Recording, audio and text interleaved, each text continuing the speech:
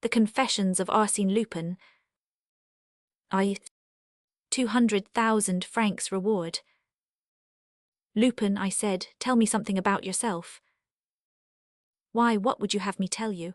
Everybody knows my life, replied Lupin, who lay drowsing on the sofa in my study. Nobody knows it, I protested. People know from your letters in the newspapers that you were mixed up in this case, that you started that case. But the part which you played in it all, the plain facts of the story, the upshot of the mystery, these are things of which they know nothing. Pooh, a heap of uninteresting twaddle. What, your present of 50,000 francs to Nicolas Dugrival's wife? Do you call that uninteresting? And what about the way in which you solved the puzzle of the 3 pictures? Lupin laughed. Yes, that was a queer puzzle, certainly. I can suggest a title for you if you like. What do you say to the sign of the shadow? And your successes in society and with the fair sex, I continued, the dashing Arsène's love affairs, and the clue to your good actions, those chapters in your life to which you have so often alluded under the names of the wedding ring, shadowed by death, and so on. Why delay these confidences and confessions, my dear Lupin? Come, do what I ask you. It was at the time when Lupin, though already famous, had not yet fought his biggest battles, the time that preceded the great adventures of the Hollow Needle and 813. He had not yet dreamt of annexing the accumulated treasures of the French royal house, nor of changing the map of Europe under the Kaiser's noseby. He contented himself with milder surprises and humbler profits, making his daily effort, doing evil from day to day and doing a little good as well, naturally and for the love of the thing, like a whimsical and compassionate Don Quixote. He was silent, and I insisted. Lupin, I wish you would. To my astonishment he replied, Take a sheet of paper, old fellow, and a pencil.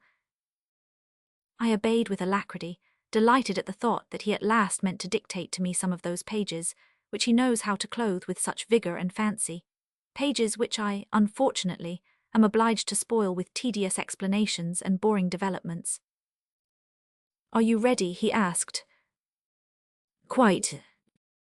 Write down 21, 11, 5, 14, 15. What? Write it down, I tell you. He was now sitting up, with his eyes turned to the open window and his fingers rolling a Turkish cigarette. He continued. Write down 21, 14, 14, 5. He stopped, then he went on. 3, 5, 19, 19.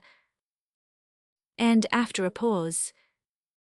5, 18, 25. Was he mad?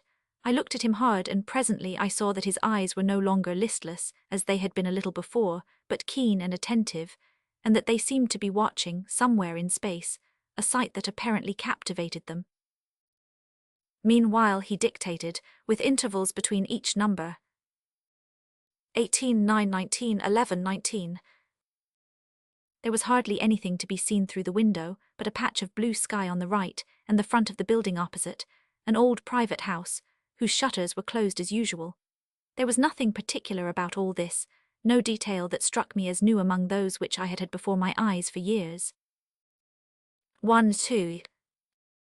And suddenly I understood, or rather I thought I understood, for how could I admit that Lupin, a man so essentially level-headed under his mask of frivolity, could waste his time upon such childish nonsense? What he was counting was the intermittent flashes of a ray of sunlight playing on the dingy front of the opposite house, at the height of the 2nd floor. 15, 22, said Lupin. The flash disappeared for a few seconds, and then struck the house again, successively, at regular intervals, and disappeared once more.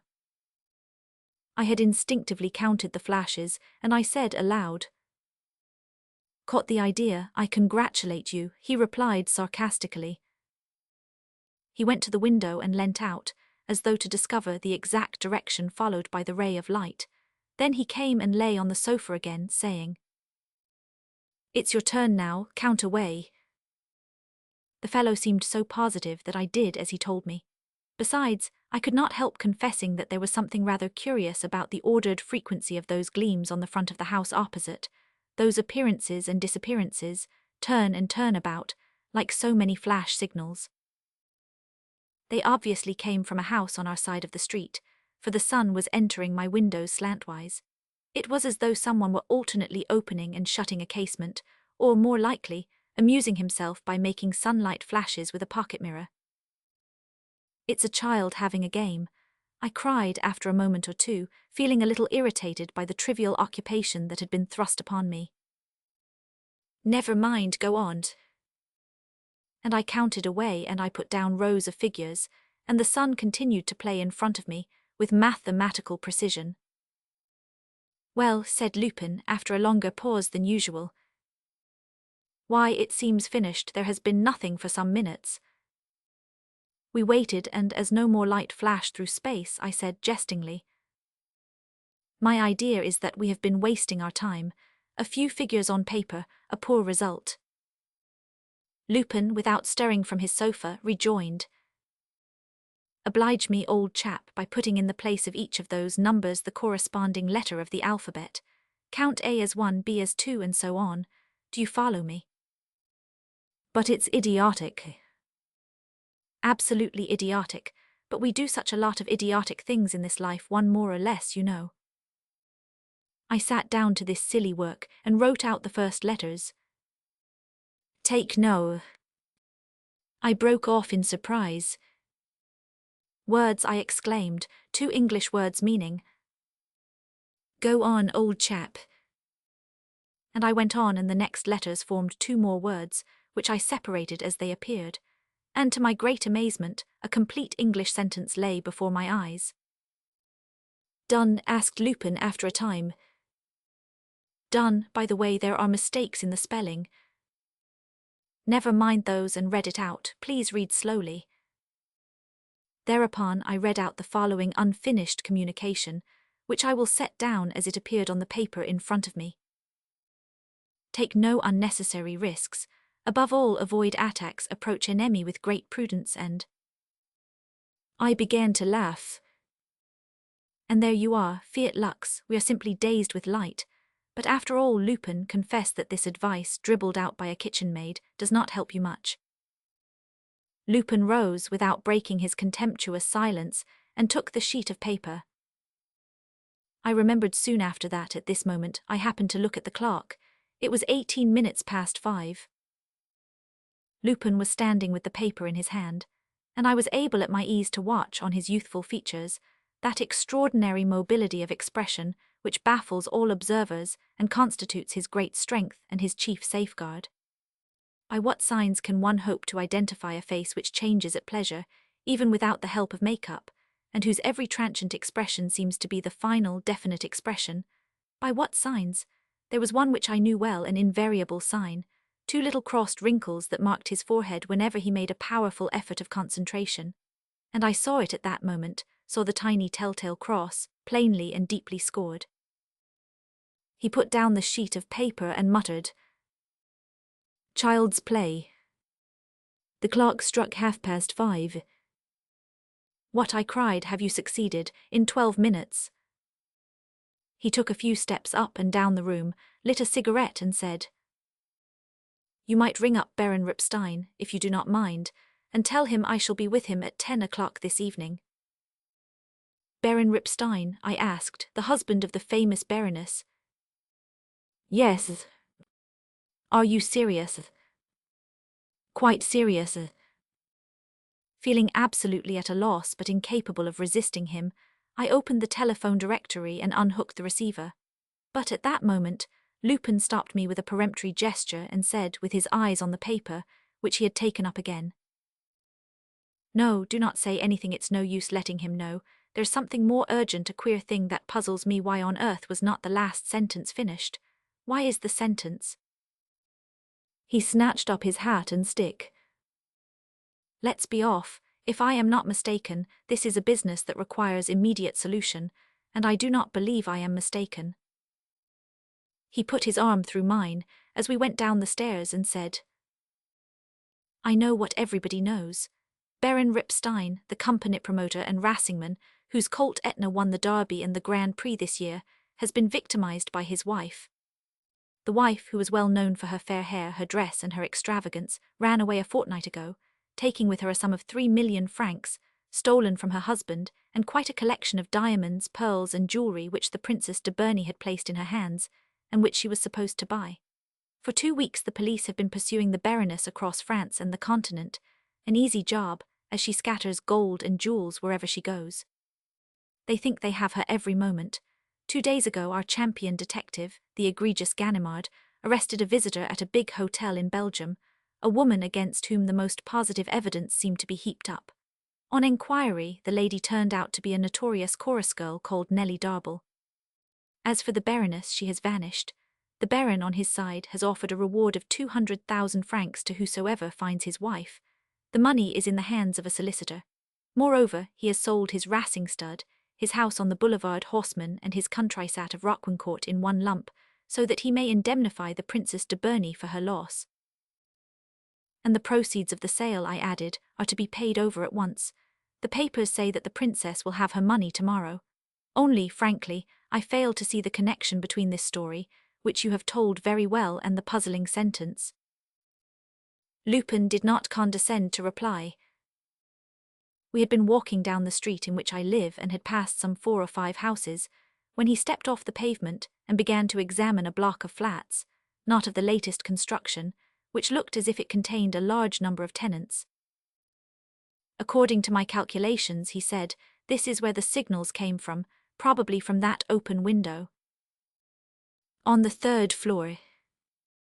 Yes. He went to the portress and asked her, does one of your tenants happen to be acquainted with Baron Repstein? Why, of course, replied the woman, we have 1,000. Lavernoux here, such a nice gentleman, he is the Baron's secretary and agent, I look after his flat. And can we see him? See him, the poor gentleman is very 99, ill. He's been ill a fortnight, ever since the trouble with the Baroness. He came home the next day with a temperature, and took to his bed. But he gets up surely? Ah, that I cannot say. How do you mean you cannot say? No, his doctor will not let anyone into his room. He took my key from me. Who did? The doctor. He comes and sees to his wants, 2 or 3 times a day. He left the house only 20 minutes ago. An old gentleman with a grey beard and spectacles walks quite bent. But where are you going, sir? I am going up. Show me the way, said Lupin with his foot on the stairs. It's the 3rd floor, is not it, on the left? But I must not, moaned the portress, running after him. Besides, I have not the key. The doctor. They climbed the 3 flights, one behind the other. On the landing, Lupin took a tool from his pocket and, disregarding the woman's protests, inserted it in the lock. The door yielded almost immediately. We went in. At the back of a small dark room, we saw a streak of light filtering through a door that had been left ajar. Lupin ran across the room, and on reaching the threshold, gave a cry. Too late, oh, hang it all. The portress fell on her knees as though fainting. I entered the bedroom in my turn, and saw a man lying half-dressed on the carpet, with his legs drawn up under him, his arms contorted and his face quite white, an emaciated, fleshless face, with the eyes still staring in terror, and the mouth twisted into a hideous grin. He's dead, said Lupin, after a rapid examination. But why, I exclaimed, there's not a trace of blood. Yes, yes, there is, replied Lupin, pointing to 2 or 3 drops that showed on the chest, through the open shirt. Look, they must have taken him by the throat with one hand and pricked him to the heart with the other. I say pricked, because really the wound cannot be seen. It suggests a hole made by a very long needle. Lupin took a tool from his pocket and inserted it in the lock. Lupin took a tool from his pocket and inserted it in the lock. He looked on the floor all round the corpse. There was nothing to attract his attention except a little pocket mirror, the little mirror with which 1,000. Lavernoux had amused himself by making the sunbeams dance through space. But suddenly, as the portress was breaking into lamentations and calling for help, Lupin flung himself on her and shook her. Stop that, listen to me, you can call out later, listen to me and answer me. It is most important, 1,000. Lavernoux had a friend living in this street, had he not? On the same side to the right, an intimate friend. Yes. a friend whom he used to meet at the café in the evening, and with whom he exchanged the illustrated papers. Yes. Was the friend an Englishman? Yes. What's his name? Mr. Hargrove. Where does he live? At number 92 in this street. One word more, had that old doctor been attending him long? No, I did not know him. He came on the evening when 1000. Lavernoux was taken 99. Without another word, Lupin dragged me away once more, ran down the stairs and once in the street turned to the right, which took us past my flat again. 4 doors further, he stopped at number 92, a small, low-storied house, of which the ground floor was occupied by the proprietor of a dram shop, who stood smoking in his doorway, next to the entrance passage. Lupin asked if Mr. Hargrove was at home. Mr. Hargrove went out about half an hour ago, said the publican. He seemed very much excited and took a taxicab, a thing he does not often do. And you do not know where he was going? Well, there's no secret about it, he shouted it loud enough. Prefecture of police is what he said to the driver. Lupin was himself just hailing a taxi when he changed his mind, and I heard him mutter, "What's the good, he's got too much start of us." He asked if anyone called after Mr. Hargrove had gone. Yes, an old gentleman with a grey beard and spectacles. He went up to Mr. Hargrove's, rang the bell and went away again. "I am much obliged," said Lupin, touching his hat. He walked away slowly without speaking to me, wearing a thoughtful air. There was no doubt that the problem struck him as very difficult, and that he saw none too clearly in the darkness through which he seemed to be moving with such certainty. He himself, for that matter, confessed to me. These are cases that require much more intuition than reflection, but this one, I may tell you, is well worth taking pains about. We had now reached the boulevards. Lupin entered a public reading room and spent a long time consulting the last fortnight's newspapers. Now and again he mumbled, Yes, of course, it's only a guess, but it explains everything well. A guess that answers every question is not far from being the truth." It was now dark. We dined at a little restaurant, and I noticed that Lupin's face became gradually more animated. His gestures were more decided. He recovered his spirits, his liveliness. When we left, during the walk which he made me take along the Boulevard Haussmann towards Baron Ripstein's house, he was the real Lupin of the great occasions, the Lupin who had made up his mind to go in and win. We slackened our pace just short of the Rue de Courcelles. Baron Ripstein lived on the left-hand side, between this street and the Faubourg Saint-Honor, in a 3-storied private house of which we could see the front, decorated with columns and caryatides. "Stop," said Lupin suddenly. "What is it?" "Another proof to confirm my supposition." "What proof? I see nothing." "I do, that's enough." He turned up the collar of his coat, lowered the brim of his soft hat and said, "By Jove, it will be a stiff fight. Go to bed, my friend. I will tell you about my expedition tomorrow if it does not cost me my life." "What are you talking about?" "Oh, I know what I am saying. I am risking a lot. First of all, getting arrested, which is not much. Next, getting killed, which is worse." But he gripped my shoulder. "But there's a third thing I am risking, which is getting hold of 2 millions, and once I possess a capital of 2 millions, I will show people what I can do. Good night, old chap, and if you never see me again," he spouted Musset's lines. "Plant a willow by my grave. The weeping willow that I love." I walked away. 3 minutes later I am continuing the narrative as he told it to me next day. 3 minutes later, Lupin rang at the door of the Hotel Ripstein. "Is Monsieur le Baron at home?" "Yes," replied the butler, examining the intruder with an air of surprise, "but Monsieur le Baron does not see people as late as this." "Does Monsieur le Baron know of the murder of 1000, Lavernoux, his land agent?" "Certainly." "Well, please tell Monsieur le Baron that I have come about the murder, and that there is not a moment to lose." A voice called from above, "Show the gentleman up, Antoine." In obedience to this peremptory order, the butler led the way to the first floor. In an open doorway stood a gentleman whom Lupin recognized from his photograph in the papers as Baron Ripstein, husband of the famous Baroness and owner of Etna, the horse of the year. He was an exceedingly tall, square-shouldered man. His clean-shaven face wore a pleasant, almost smiling expression, which was not affected by the sadness of his eyes. He was dressed in a well-cut morning coat, with a tan waistcoat and a dark tie fastened with a pearl pin, the value of which struck Lupin as considerable. He took Lupin into his study, a large three-windowed room, lined with bookcases, sets of pigeonholes, an American desk and a safe, and he at once asked with ill-concealed eagerness, "Do you know anything?" "Yes, Monsieur le Baron." "About the murder of that poor Lavernoux?" "Yes, Monsieur le Baron, and about Madame le Baron also." "Do you really mean it? Quick, I entreat you." He pushed forward a chair. Lupin sat down and began. "Monsieur le Baron, the circumstances are very serious. I will be brief." "Yes, do, please." "Well, Monsieur le Baron, in a few words it amounts to this. 5 or 6 hours ago, Lavernoux, who, for the last fortnight, had been kept in a sort of enforced confinement by his doctor, Lavernaux, how shall I put it, telegraphed certain revelations by means of signals which were partly taken down by me, and which put me on the track of this case. He himself was surprised in the act of making this communication, and was murdered." "But by whom? By whom's?"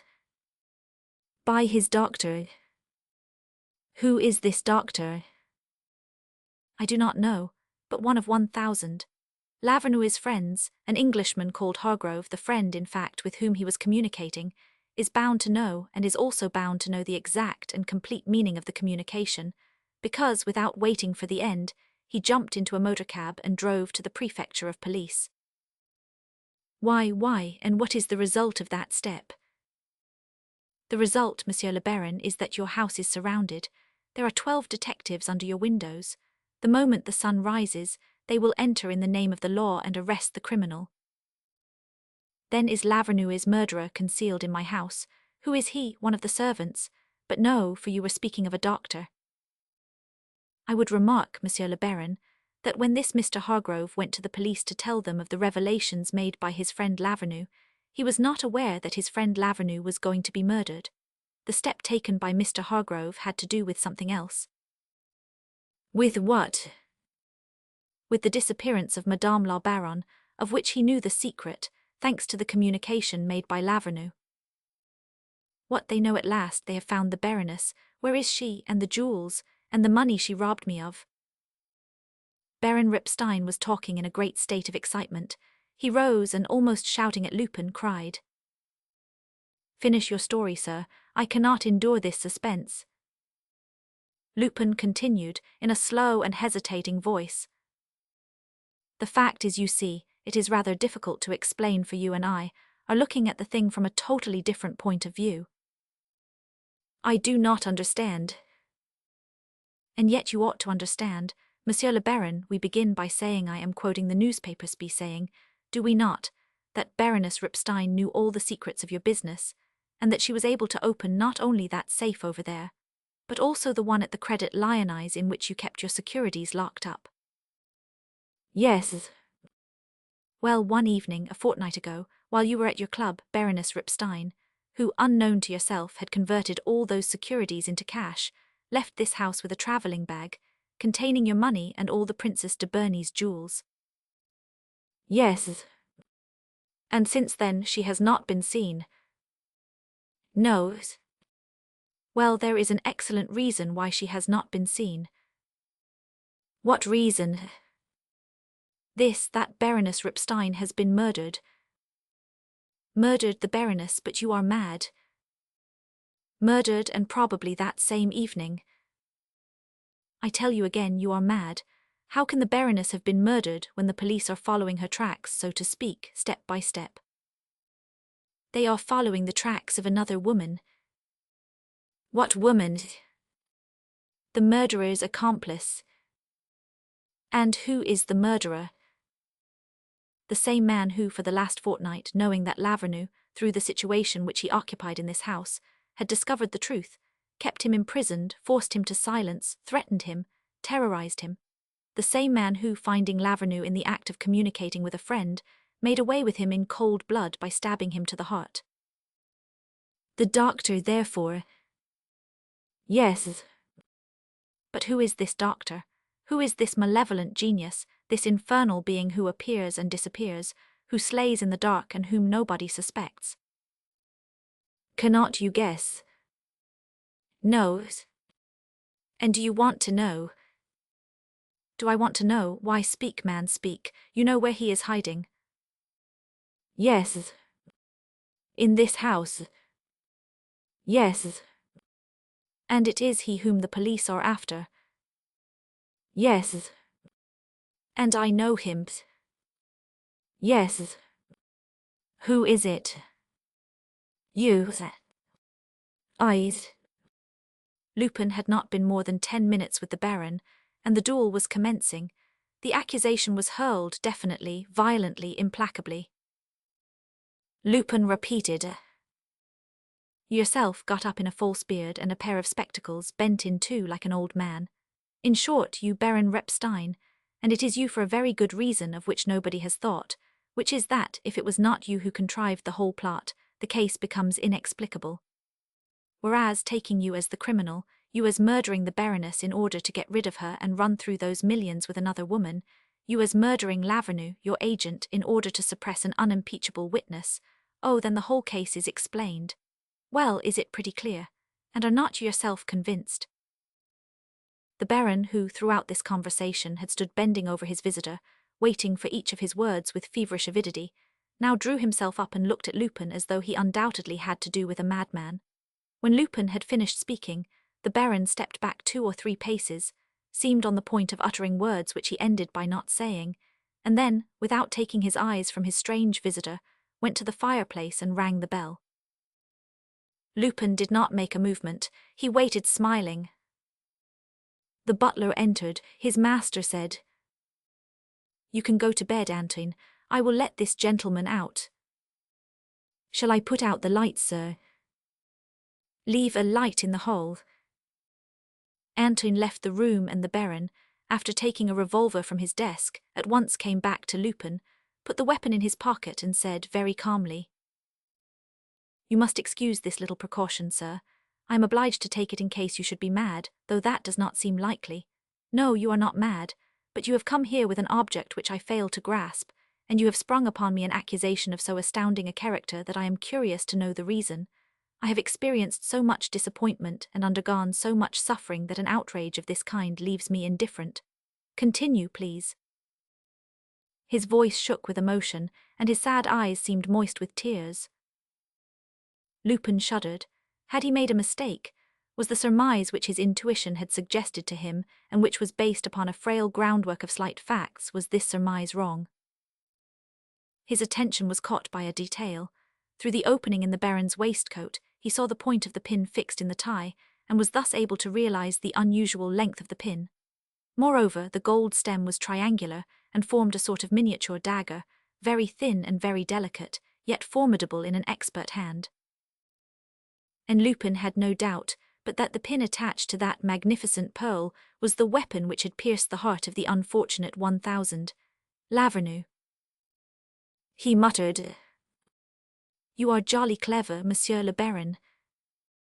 The other, maintaining a rather scornful gravity, kept silence, as though he did not understand, and as though waiting for the explanation to which he felt himself entitled. And in spite of everything, this impassive attitude worried Arsène Lupin. Nevertheless, his conviction was so profound, and besides, he had staked so much on the adventure that he repeated, "Yes, jolly clever, for it is evident that the Baroness only obeyed your orders in realizing your securities, and also in borrowing the princess's jewels on the pretence of buying them. And it is evident that the person who walked out of your house with a bag was not your wife, but an accomplice, that chorus girl probably, and that it is your chorus girl who is deliberately allowing herself to be chased across the continent by our worthy Ganimard. And I look upon the trick as marvellous. What does the woman risk, seeing that it is the Baroness who is being looked for? And how could they look for any other woman than the Baroness, seeing that you have promised a reward of 200,000 francs to the person who finds the Baroness? Oh, that 200,000 francs lodged with a solicitor! What a stroke of genius! It has dazzled the police. It has thrown dust in the eyes of the most clear-sighted. A gentleman who lodges 200,000 francs with a solicitor is a gentleman who speaks the truth, so they go on hunting the Baroness. And they leave you quietly to settle your affairs, to sell your stud and your 2 houses to the highest bidder, and to prepare your flight. Heavens, what a joke! The Baron did not wince. He walked up to Lupin and asked, without abandoning his imperturbable coolness, "Who are you?" Lupin burst out laughing. "What can it matter who I am? Take it that I am an emissary of fate, looming out of the darkness for your destruction." He sprang from his chair, seized the Baron by the shoulder and jerked out. "Yes, for your destruction, my bold Baron. Listen to me. Your wife's 3 millions, almost all the princess's jewels, the money you received today from the sale of your stud and your real estate. It's all there in your pocket or in that safe. Your flight is prepared.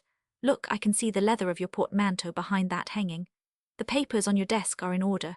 This very night you would have done a guy. This very night, disguised beyond recognition, after taking all your precautions, you would have joined your chorus girl, the creature for whose sake you have committed murder, that same Nellie Darble, no doubt, whom Ganimard arrested in Belgium.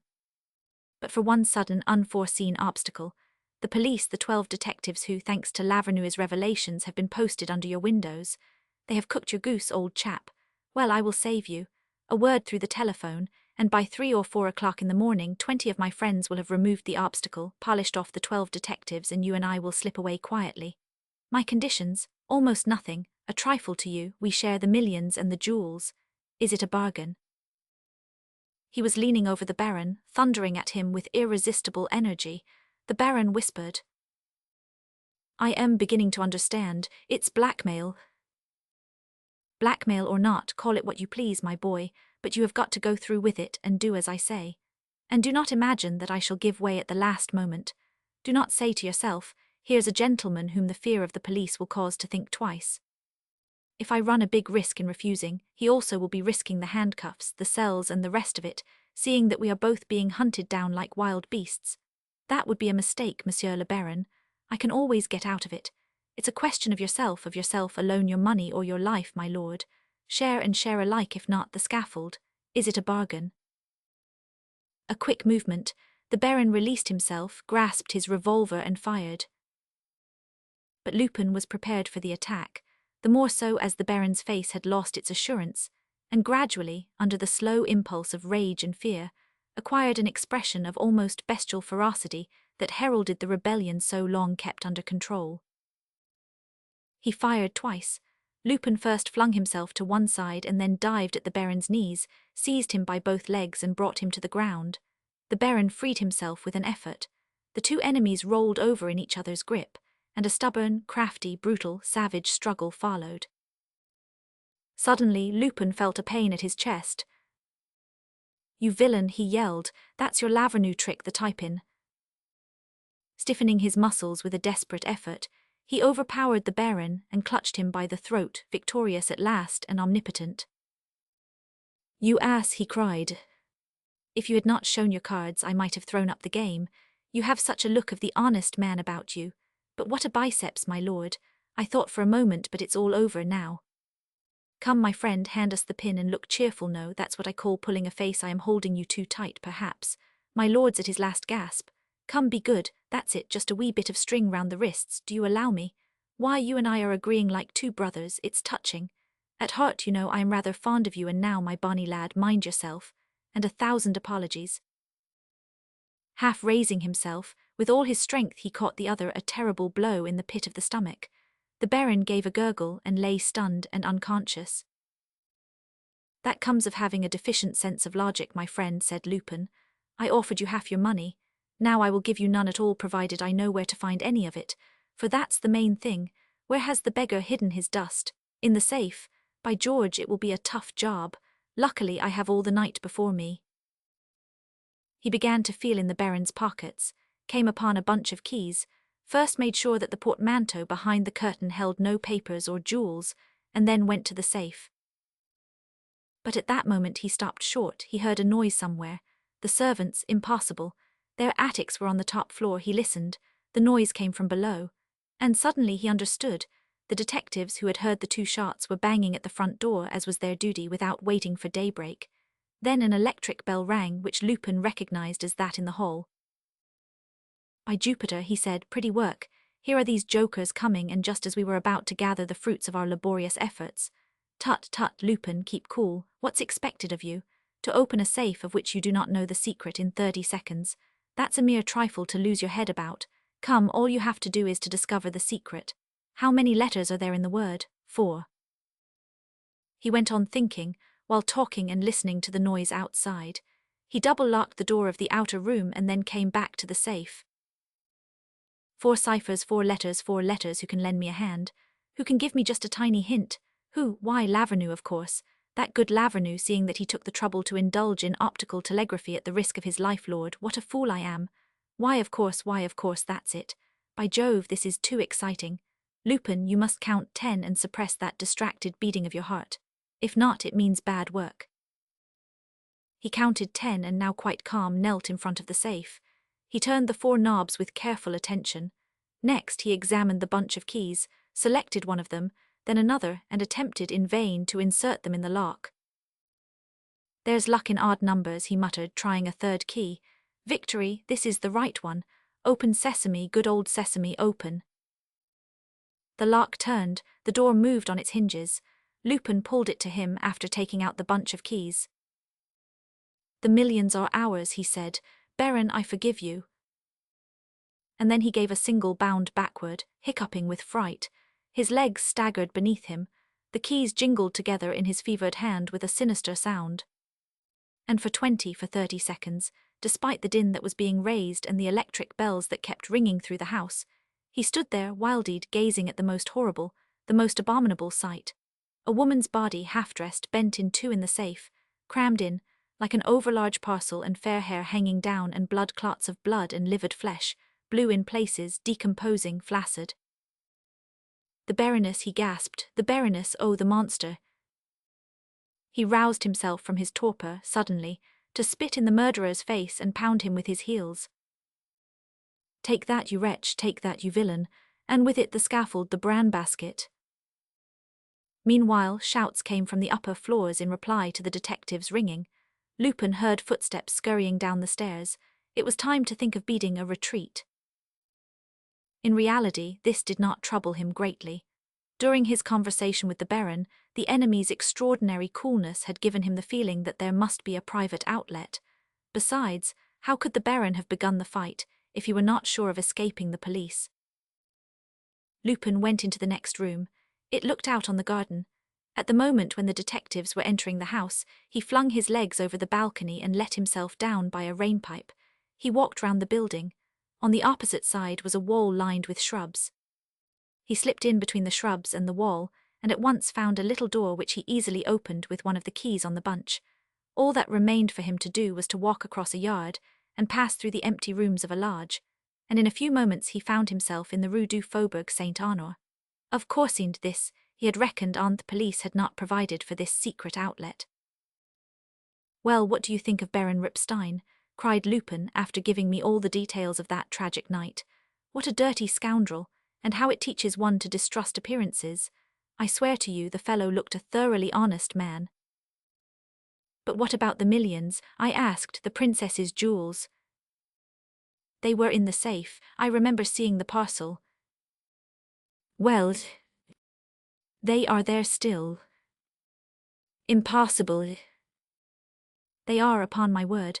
I might tell you that I was afraid of the detectives or else plead a sudden attack of delicacy. But the truth is simpler and more prosaic. The smell was too awful." "What?" "Yes, my dear fellow, the smell that came from that safe, from that coffin, no. I could not do it, my head swam another second, and I should have been Roman 99, is not it silly? Look, this is all I got from my expedition. The type in the bedrock value of the pearl is 30,000 francs, but all the same, I feel jolly well annoyed. What a sell." "One more question," I said, "the word that opened the safe." "Well, how did you guess it?" "Oh, quite easily. In fact, I am surprised that I did not think of it sooner." "Well, tell me." It was contained in the revelations telegraphed by that poor Lavernoux. What? Just think, my dear chap, the mistakes in spelling. The mistakes in spelling. Why, of course, they were deliberate. Surely you do not imagine that the agent, the private secretary of the Baron, who was a company promoter, mind you, and a Racing man, did not know English better than to spell necessary with an E, attack with one T, enemy with two N's, and prudence with an A.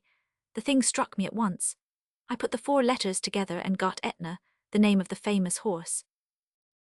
And was that one word enough? Of course, it was enough to start with, to put me on the scent of the Ripstein case, of which all the papers were full, and next to make me guess that it was the keyword of the safe, because, on the one hand, Lavernoux knew the gruesome contents of the safe, and on the other he was denouncing the Baron. And it was in the same way that I was led to suppose that Lavernoux had a friend in the street, that they both frequented the same café, that they amused themselves by working out the problems and cryptograms in the illustrated papers, and that they had contrived a way of exchanging telegrams from window to window. That makes it all quite simple, I exclaimed. Very simple, and the incident once more shows that, in the discovery of crimes, there is something much more valuable than the examination of facts, than observations, deductions, inferences, and all that stuff and nonsense.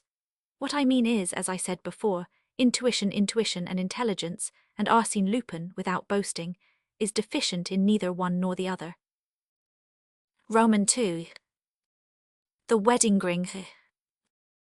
Yvonne d'Origny kissed her son and told him to be good. You know your grandmother d'Origny is not very fond of children. Now that she has sent for you to come and see her, you must show her what a sensible little boy you are. And, turning to the governess, do not forget, Fraulein, to bring him home immediately after dinner. Is Monsieur still in the house? Yes, madame, Monsieur le Comte is in his study. As soon as she was alone, Yvonne d'Origny walked to the window to catch a glimpse of her son as he left the house. He was out in the street in a moment, raised his head and blew her a kiss, as was his custom every day. Then the governess took his hand with, as Yvonne remarked to her surprise, a movement of unusual violence. Yvonne leant further out of the window, and when the boy reached the corner of the boulevard, she suddenly saw a man step out of a motor car and go up to him. The man, in whom she recognized Bernard, her husband's confidential servant, took the child by the arm, made both him and the governess get into the car, and ordered the chauffeur to drive off. The whole incident did not take 10 seconds. Yvonne, in her trepidation, ran to her bedroom, seized a wrap and went to the door. The door was locked, and there was no key in the lock. She hurried back to the boudoir. The door of the boudoir also was locked. Then suddenly the image of her husband appeared before her, that gloomy face which no smile ever lit up, those pitiless eyes in which, for years, she had felt so much hatred and malice. It's he, she said to herself. He has taken the child. Oh, it's horrible. She beat against the door with her fists, with her feet, then flew to the mantelpiece and pressed the bell fiercely. The shrill sound rang through the house from top to bottom. The servants would be sure to come. Perhaps a crowd would gather in the street, and impelled by a sort of despairing hope, she kept her finger on the button. A key turned in the lock, the door was flung wide open. The Count appeared on the threshold of the boudoir, and the expression of his face was so terrible that Yvonne began to tremble.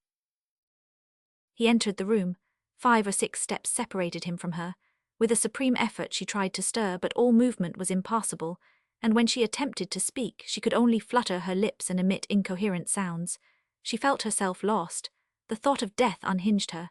Her knees gave way beneath her, and she sank into a huddled heap with a moan. The Count rushed at her and seized her by the throat. "Hold your tongue, do not call out," he said in a low voice. "That will be best for you." Seeing that she was not attempting to defend herself, he loosened his hold of her and took from his pocket some strips of canvas ready rolled, and of different lengths. In a few minutes, Yvonne was lying on a sofa, with her wrists and ankles bound, and her arms fastened close to her body. It was now dark in the boudoir. The Count switched on the electric light and went to a little writing desk where Yvonne was accustomed to keep her letters. Not succeeding in opening it, he picked the lock with a bent wire, emptied the drawers and collected all the contents into a bundle, which he carried off in a cardboard file. Waste of time, eh? He grinned. Nothing but bills and letters of no importance, no proof against Utah. I will keep my son for all that, and I swear before heaven that I will not let him go. As he was leaving the room, he was joined near the door by his man Bernard. The two stopped and talked in a low voice, but Yvonne heard these words spoken by the servant. I have had an answer from the working jeweler. He says he holds himself at my disposal. And the Count replied, The thing is put off until 12 o'clock midday tomorrow. My mother has just telephoned to say that she could not come before. Then Yvonne heard the key turn in the lock and the sound of steps going down to the ground floor, where her husband's study was. She long lay inert, her brain reeling with vague, swift ideas that burnt her in passing like flames. She remembered her husband's infamous behavior, his humiliating conduct to her, his threats, his plans for a divorce, and she gradually came to understand that she was the victim of a regular conspiracy, that the servants had been sent away until the following evening by their master's orders, that the governess had carried off her son by the Count's instructions, and with Bernard's assistance, that her son would not come back, and that she would never see him again. My son, she cried, my son. Exasperated by her grief, she stiffened herself, with every nerve, with every muscle tense, to make a violent effort, and she was astonished to find that her right hand, which the Count had fastened too hurriedly, still retained a certain freedom. Then a mad hope invaded her, and slowly, patiently, she began the work of self-deliverance. It was long in the doing. She needed a deal of time to widen the knot sufficiently, and a deal of time afterward, when the hand was released, to undo those other bonds which tied her arms to her body, and those which fastened her ankles. Still the thought of her son sustained her, and the last shackle fell as the clock struck 8. She was free. She was no sooner on her feet than she flew to the window and flung back the latch with the intention of calling the first passer-by. At that moment a policeman came walking along the pavement. She leant out, but the brisk evening air striking her face calmed her. She thought of the scandal of the judicial investigation, of the cross-examination of her son. Oh heaven, what could she do to get him back? How could she escape? The Count might appear at the least sound, and who knew but that in a moment of fury? She shivered from head to foot, seized with a sudden terror. The horror of death mingled in her poor brain with the thought of her son, and she stammered with a choking throat. Help, help. She stopped and said to herself several times over in a low voice, help, help, as though the word awakened an idea, a memory within her, and as though the hope of assistance no longer seemed to her impossible. For some minutes she remained absorbed in deep meditation, broken by fears and starts. Then, with an almost mechanical series of movements, she put out her arm to a little set of shelves hanging over the writing desk, took down 4 books, one after the other, turned the pages with a distraught air, replaced them, and ended by finding, between the pages of the 5th, a visiting card on which her eyes spelt the name.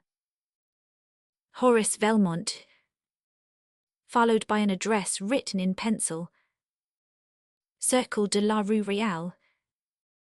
And her memory conjured up the strange thing which that man had said to her, a few years before in that same house, on a day when she was at home to her friends.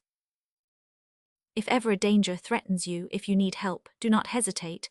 Post this card which you see me put into this book, and whatever the hour, whatever the obstacles, I will come. With what a curious air he had spoken these words, and how well he had conveyed the impression of certainty, of strength, of unlimited power, of indomitable daring. Abruptly, unconsciously, acting under the impulse of an irresistible determination, the consequences of which she refused to anticipate, Yvonne, with the same automatic gestures, took a pneumatic delivery envelope, slipped in the card, sealed it, directed it to Horace Velmont, Cercle de la Rue Reale, and went to the open window. The policeman was walking up and down outside. She flung out the envelope, trusting to fate. Perhaps it would be picked up, treated as a lost letter, and posted. She had hardly completed this act when she realized its absurdity. It was mad to suppose that the message would reach the address, and madder still to hope that the man to whom she was sending could come to her assistance, whatever the hour, whatever the obstacles. A reaction followed which was all the greater inasmuch as the effort had been swift and violent. Yvonne staggered, leant against a chair and, losing all energy, let herself fall. The hours passed by, the dreary hours of winter evenings when nothing but the sound of carriages interrupts the silence of the street. The clock struck pitilessly. In the half-sleep that numbed her limbs, Yvonne counted the strokes. She also heard certain noises on different floors of the house, which told her that her husband had dined, that he was going up to his room, that he was going down again to his study. But all this seemed very shadowy to her, and her torpor was such that she did not even think of lying down on the sofa, in case he should come in. The 12 strokes of midnight, then 12:30, then 1. Yvonne thought of nothing, awaiting the events which were preparing and against which rebellion was useless. She pictured her son and herself as one pictures those beings who have suffered much and who suffer no more and who take each other in their loving arms. But a nightmare shattered this dream. For now those two beings were to be torn asunder, and she had the awful feeling in her delirium that she was crying and choking. She leapt from her seat. The key had turned in the lock. The Count was coming, attracted by her cries. Yvonne glanced round for a weapon with which to defend herself, but the door was pushed back quickly, and astounded, as though the sight that presented itself before her eyes seemed to her the most inexplicable prodigy, she stammered, You. A man was walking up to her in dress clothes with his opera hat and cape under his arm, and this man, young, slender and elegant, she had recognized as Horace Belmont. You, she repeated. He said with a bow, I beg your pardon, madame, but I did not receive your letter until very late. Is it possible that this is you, that you were able to? He seemed greatly surprised. Did I not promise to come in answer to your call? Yes, but... Well, here I am, he said with a smile. He examined the strips of canvas from which Yvonne had succeeded in freeing herself and nodded his head, while continuing his inspection. So those are the means employed. The Comte d'Origny, I presume. I also saw that he locked you in, but then the pneumatic letter. Ah, through the window, how careless of you not to close it. He pushed both sides to. Yvonne took fright. Suppose they hear. There is no one in the house, I have been over it. Still. Your husband went out 10 minutes ago. Where is he? With his mother, the Comtesse d'Origny. How do you know? Oh, it's very simple. He was rung up by telephone and I awaited the result at the corner of this street and the boulevard. As I expected, the Count came out hurriedly, followed by his man. I at once entered with the aid of special keys. He told this in the most natural way, just as one tells a meaningless anecdote in a drawing-room. But Yvonne, suddenly seized with fresh alarm, asked, Then it's not true, his mother is not ill, in that case my husband will be coming back. Certainly the Count will see that a trick has been played on him, and in 3/4 of an hour at the latest. Let us go, I do not want him to find me here, I must go to my son. One moment, but do not you know that they have taken him from me, that they are hurting him, perhaps? With set face and feverish gestures, she tried to push Belmont back. He, with great gentleness, compelled her to sit down, and leaning over her in a respectful attitude, said, in a serious voice, Listen, madame, and let us not waste time, when every minute is valuable. First of all, remember this. We met 4 times, 6 years ago, and on the 4th occasion, when I was speaking to you in the drawing-room of this house, with too much, what shall I say, with too much feeling, you gave me to understand that my visits were no longer welcome.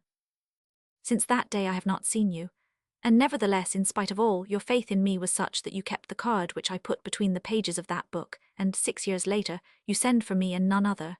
That faith in me I ask you to continue. You must obey me blindly. Just as I surmounted every obstacle to come to you, so I will save you, whatever the position may be. Horace Belmont's calmness, his masterful voice with the friendly intonation, gradually quieted the Countess. Though still very weak, she gained a fresh sense of ease and security in that man's presence. Have no fear, he went on. The Comtesse d'Origny lives at the other end of the Bois de Vincennes. Allowing that your husband finds a motor cab, it is impossible for him to be back before 3:15. Well, it is 25 to 3 now. I swear to take you away at 3 o'clock exactly and to take you to your son, but I will not go before I know everything. What am I to do? She asked, Answer me, and very plainly. We have 20 minutes, it is enough, but it is not too much. Ask me what you want to know. Do you think that the Count had any murderous intentions?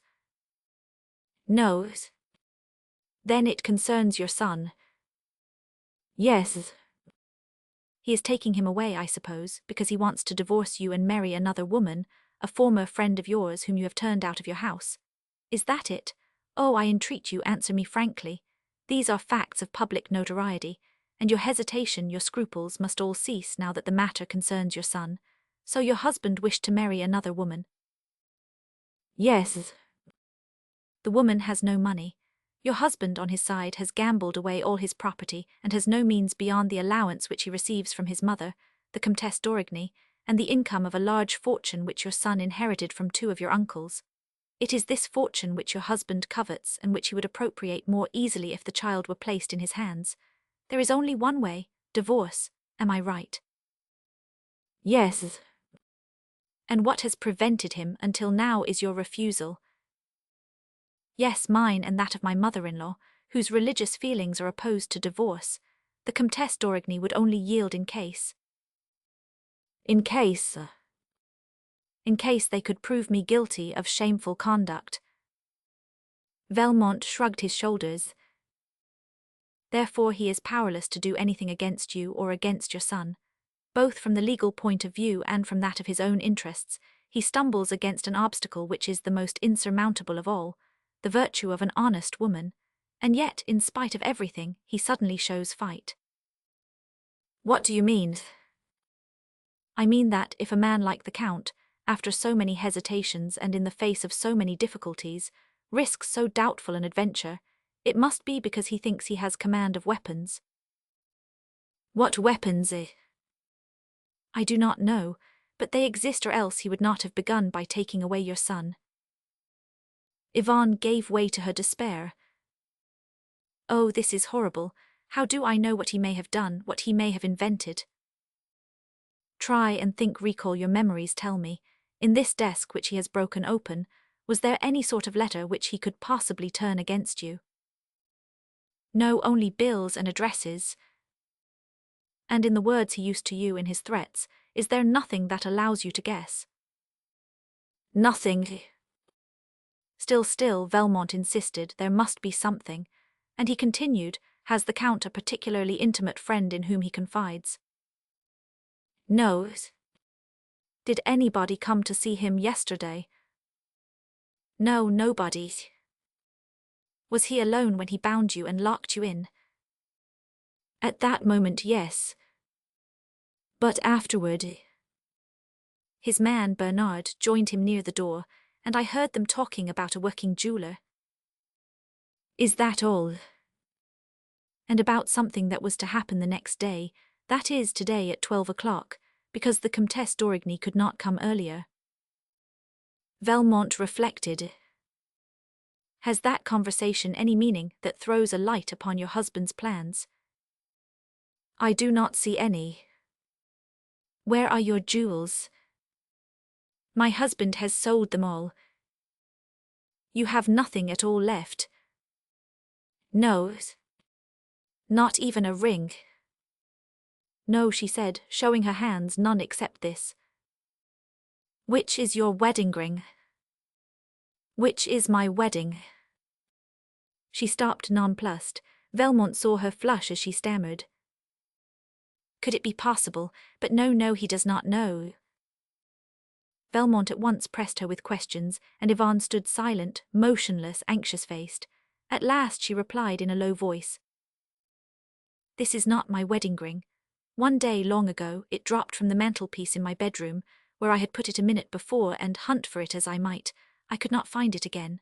So I ordered another without saying anything about it, and this is the one on my hand. Did the real ring bear the date of your wedding? Yes, the 23rd of October. And the second? This one has no date. He perceived a slight hesitation in her, and a confusion which, in point of fact, she did not try to conceal.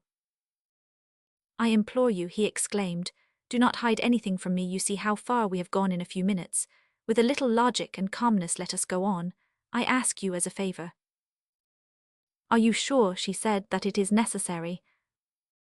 I am sure that the least detail is of importance and that we are nearly attaining our object. But we must hurry. This is a crucial moment.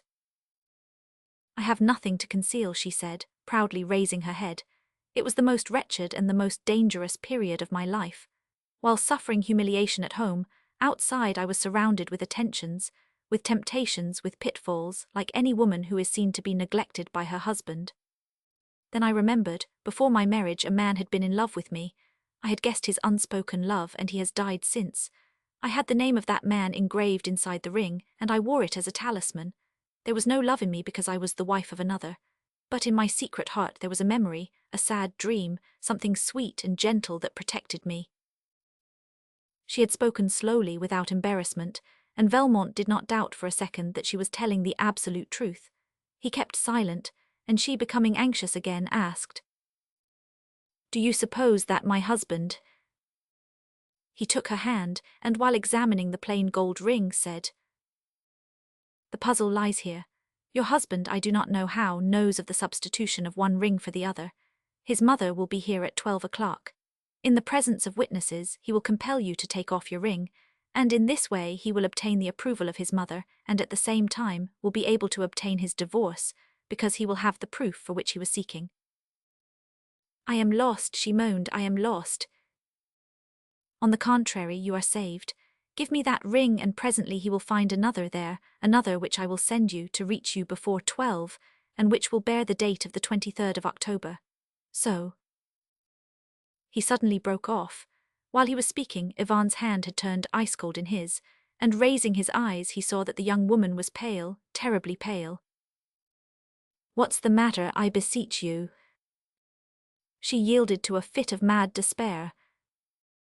"This is the matter, that I am lost. This is the matter, that I cannot get the ring off. It has grown too small for me. Do you understand? It made no difference and I did not give it a thought, but today this proof, this accusation, oh, what torture. Look, it forms part of my finger, it has grown into my flesh, and I cannot. She pulled at the ring vainly with all her might at the risk of injuring herself, but the flesh swelled up around the ring, and the ring did not budge. "Oh," she cried, seized with an idea that terrified her. "I remember the other night a nightmare I had. It seemed to me that someone entered my room and caught hold of my hand, and I could not wake up. It was he. It was he. He had put me to sleep, I was sure of it, and he was looking at the ring, and presently he will pull it off before his mother's eyes. Ah, I understand everything. That working jeweler. He will cut it from my hand tomorrow. You see, I am lost." She hid her face in her hands and began to weep. But amid the silence the clock struck once and twice and yet once more, and Yvonne drew herself up with a jerk. "There he is," she cried. "He is coming. It is 3 o'clock. Let us go." She grabbed at her cloak and ran to the door. Valmont barred the way, and in a masterful tone, "You shall not go. My son, I want to see him, to take him back. You do not even know where he is. I want to go. You shall not go, it would be madness." He took her by the wrists. She tried to release herself, and Valmont had to employ a little force to overcome her resistance. In the end, he succeeded in getting her back to the sofa, then in laying her at full length, and at once, without heeding her lamentations, he took the canvas strips and fastened her wrists and ankles. "Yes," he said, "it would be madness. Who would have set you free? Who would have opened that door for you? An accomplice. What an argument against you, and what a pretty use your husband would make of it with his mother. And besides, what's the good? To run away means accepting divorce, and what might that not lead to? You must stay here." She sobbed. I am frightened. This ring burns me. Break it, take it away. Do not let him find it. And if it is not found on your finger, who will have broken it? Again an accomplice, no. You must face the music and face it boldly. For I answer for everything, believe me, I answer for everything if I have to tackle the Comtesse d'Origny bodily. And thus delay the interview if I had to come myself before noon. It is the real wedding ring that shall be taken from your finger, that I swear, and your son shall be restored to you. Swayed and subdued, Yvonne instinctively held out her hands to the bonds. When he stood up, she was bound as she had been before. He looked round the room to make sure that no trace of his visit remained. Then he stooped over the Countess again and whispered, "Think of your son, and whatever happens, fear nothing, I am watching over you." She heard him open and shut the door of the boudoir, and a few minutes later the hall door. At 3:30 a motor-cab drew up. The door downstairs was slammed again, and almost immediately after Yvonne saw her husband hurry in with a furious look in his eyes. He ran up to her, felt to see if she was still fastened, and snatching her hand, examined the ring. Yvonne fainted. She could not tell when she woke how long she had slept, but the broad light of day was filling the boudoir, and she perceived at the first movement which she made that her bonds were cut. Then she turned her head and saw her husband standing beside her, looking at her. My son," she moaned. "I want my son." He replied, in a voice of which she felt the jeering insolence. "Our son is in a safe place, and for the moment it's a question not of him but of you. We are face to face with each other, probably for the last time, and the explanation between us will be a very serious one. I must warn you that it will take place before my mother. Have you any objection?" Yvonne tried to hide her agitation and answered, "None at all." "Can I send for her?" "Yes, leave me in the meantime. I shall be ready when she comes." "My mother is here." "Your mother is here," cried Yvonne in dismay, remembering Horace Velmont's promise. "What is there to astonish you in that? And is it at once that you want to?" "Yes." Why not this evening? Why not tomorrow?" "Today and now," declared the Count. "A rather curious incident happened in the course of last night, an incident which I cannot account for, and which decided me to hasten the explanation. Do not you want something to eat first?" No. "Then I will go and fetch my mother." He turned to Yvonne's bedroom. Yvonne glanced at the clock. It marked 25 minutes to 11. "Ah," she said with a shiver of fright. 25 minutes to 11. Horace Velmont would not save her, and nobody in the world, and nothing in the world would save her, for there was no miracle that could place the wedding ring upon her finger. The Count, returning with the Comtesse d'Origny, asked her to sit down. She was a tall, lank, angular woman who had always displayed a hostile feeling to Yvonne. She did not even bid her daughter-in-law good morning, showing that her mind was made up as regards the accusation. "I do not think," she said, "that we need speak at length. In 2 words my son maintains." "I do not maintain, mother," said the Count, "I declare. I declare on my oath that 3 months ago, during the holidays, the upholsterer, when laying the carpet in this room and the boudoir, found the wedding ring which I gave my wife lying in a crack in the floor. Here is the ring. The date of the 23rd of October is engraved inside." "Then," said the Countess, "the ring which your wife carries—" "That is another ring, which she ordered in exchange for the real one.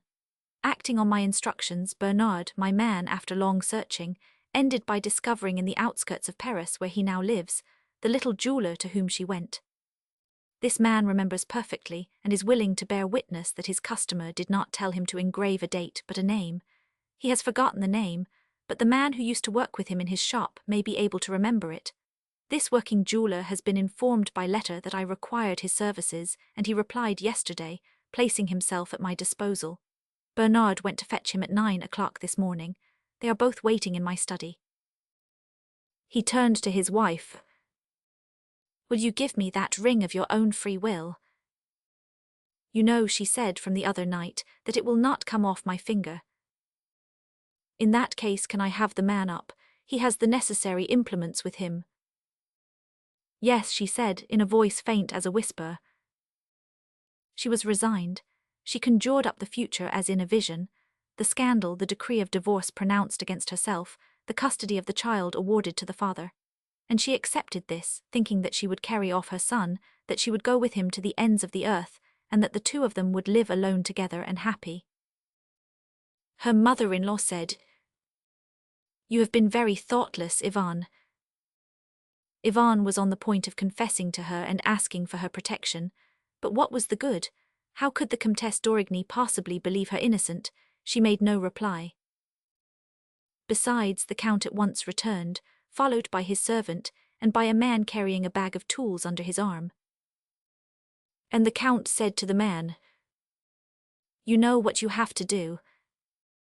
"Yes," said the workman, "it's to cut a ring that's grown too small that's easily done a touch of the nippers." "And then you will see," said the Count, "if the inscription inside the ring was the one you engraved." Yvonne looked at the clock. It was 10 minutes to 11.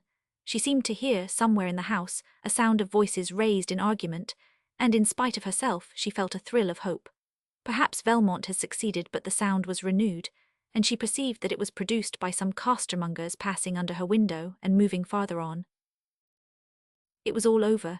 Horace Velmont had been unable to assist her, and she understood that to recover her child she must rely upon her own strength, for the promises of others are vain. She made a movement of recoil. She had felt the workman's heavy hand on her hand, and that hateful touch revolted her. The man apologized awkwardly. The Count said to his wife, "You must make up your mind, you know." Then she put out her slim and trembling hand to the workman, who took it, turned it over and rested it on the table with the palm upward. Yvonne felt the cold steel. She longed to die then and there, and at once attracted by that idea of death, she thought of the poisons which she would buy and which would send her to sleep almost without her knowing it. The operation did not take long.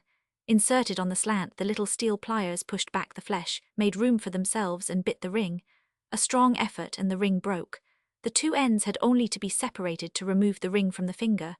The workman did so. The Count exclaimed in triumph, "At last, now we shall see, the proof is there, and we are all witnesses." He snatched up the ring and looked at the inscription. A cry of amazement escaped him. The ring bore the date of his marriage to Yvonne, 23rd of October. We were sitting on the terrace at Monte Carlo.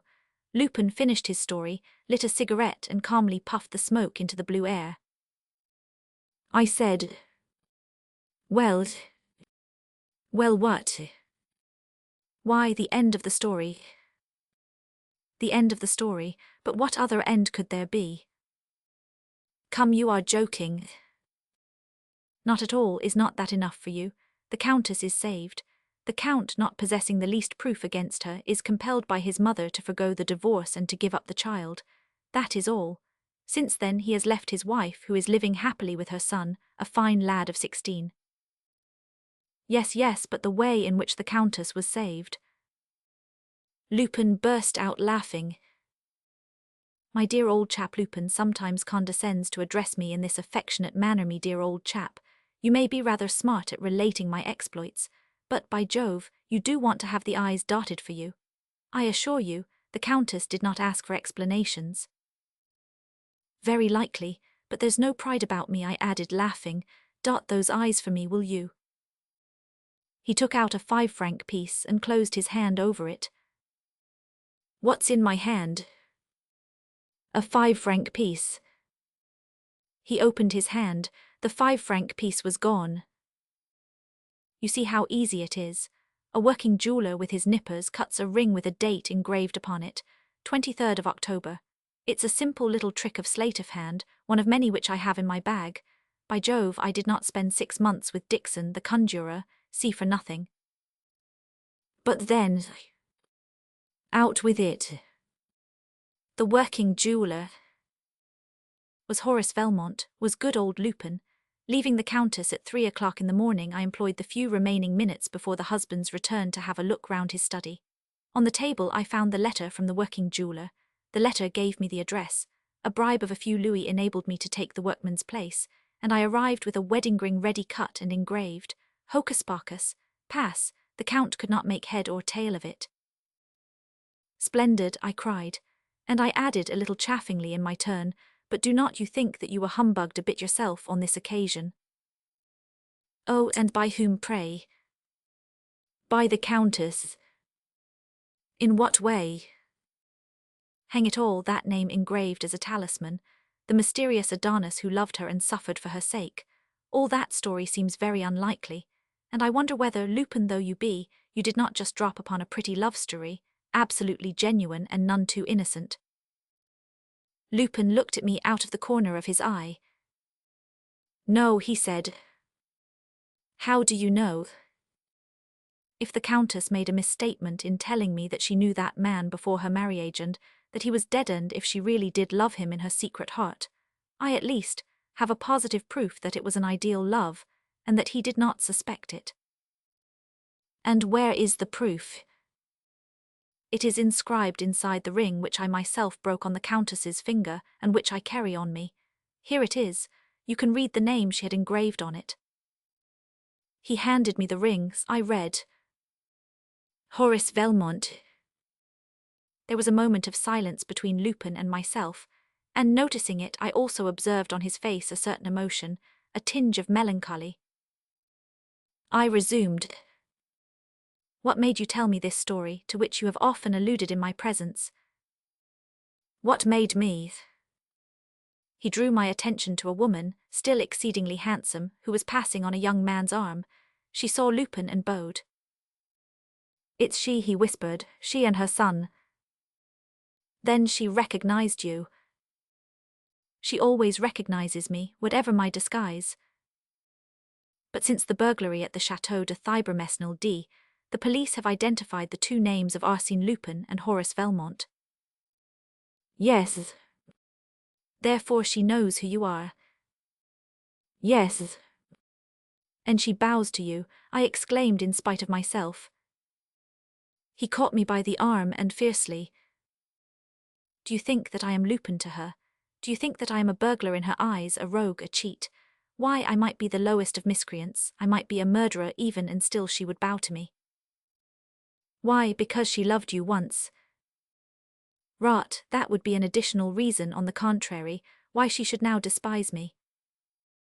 What then? I am the man who gave her back her son. Roman 3. The sign of the shadow. I received your telegram, and here I am, said a gentleman with a grey moustache who entered my study, dressed in a dark brown frock coat and a wide-brimmed hat, with a red ribbon in his buttonhole. What's the matter? Had I not been expecting Arsène Lupin, I should certainly never have recognized him in the person of this old half-pay officer. What's the matter? I echoed. Oh, nothing much, a rather curious coincidence, that's all, and as I know that you would just as soon clear up a mystery as plan one. Well, you seem in a great hurry. I am, unless the mystery in question is worth putting myself out for, so let us get to the point.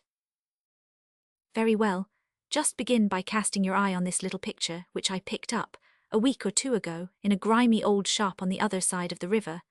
I bought it for the sake of its empire frame, with the palm leaf ornaments on the mouldings, for the painting is execrable.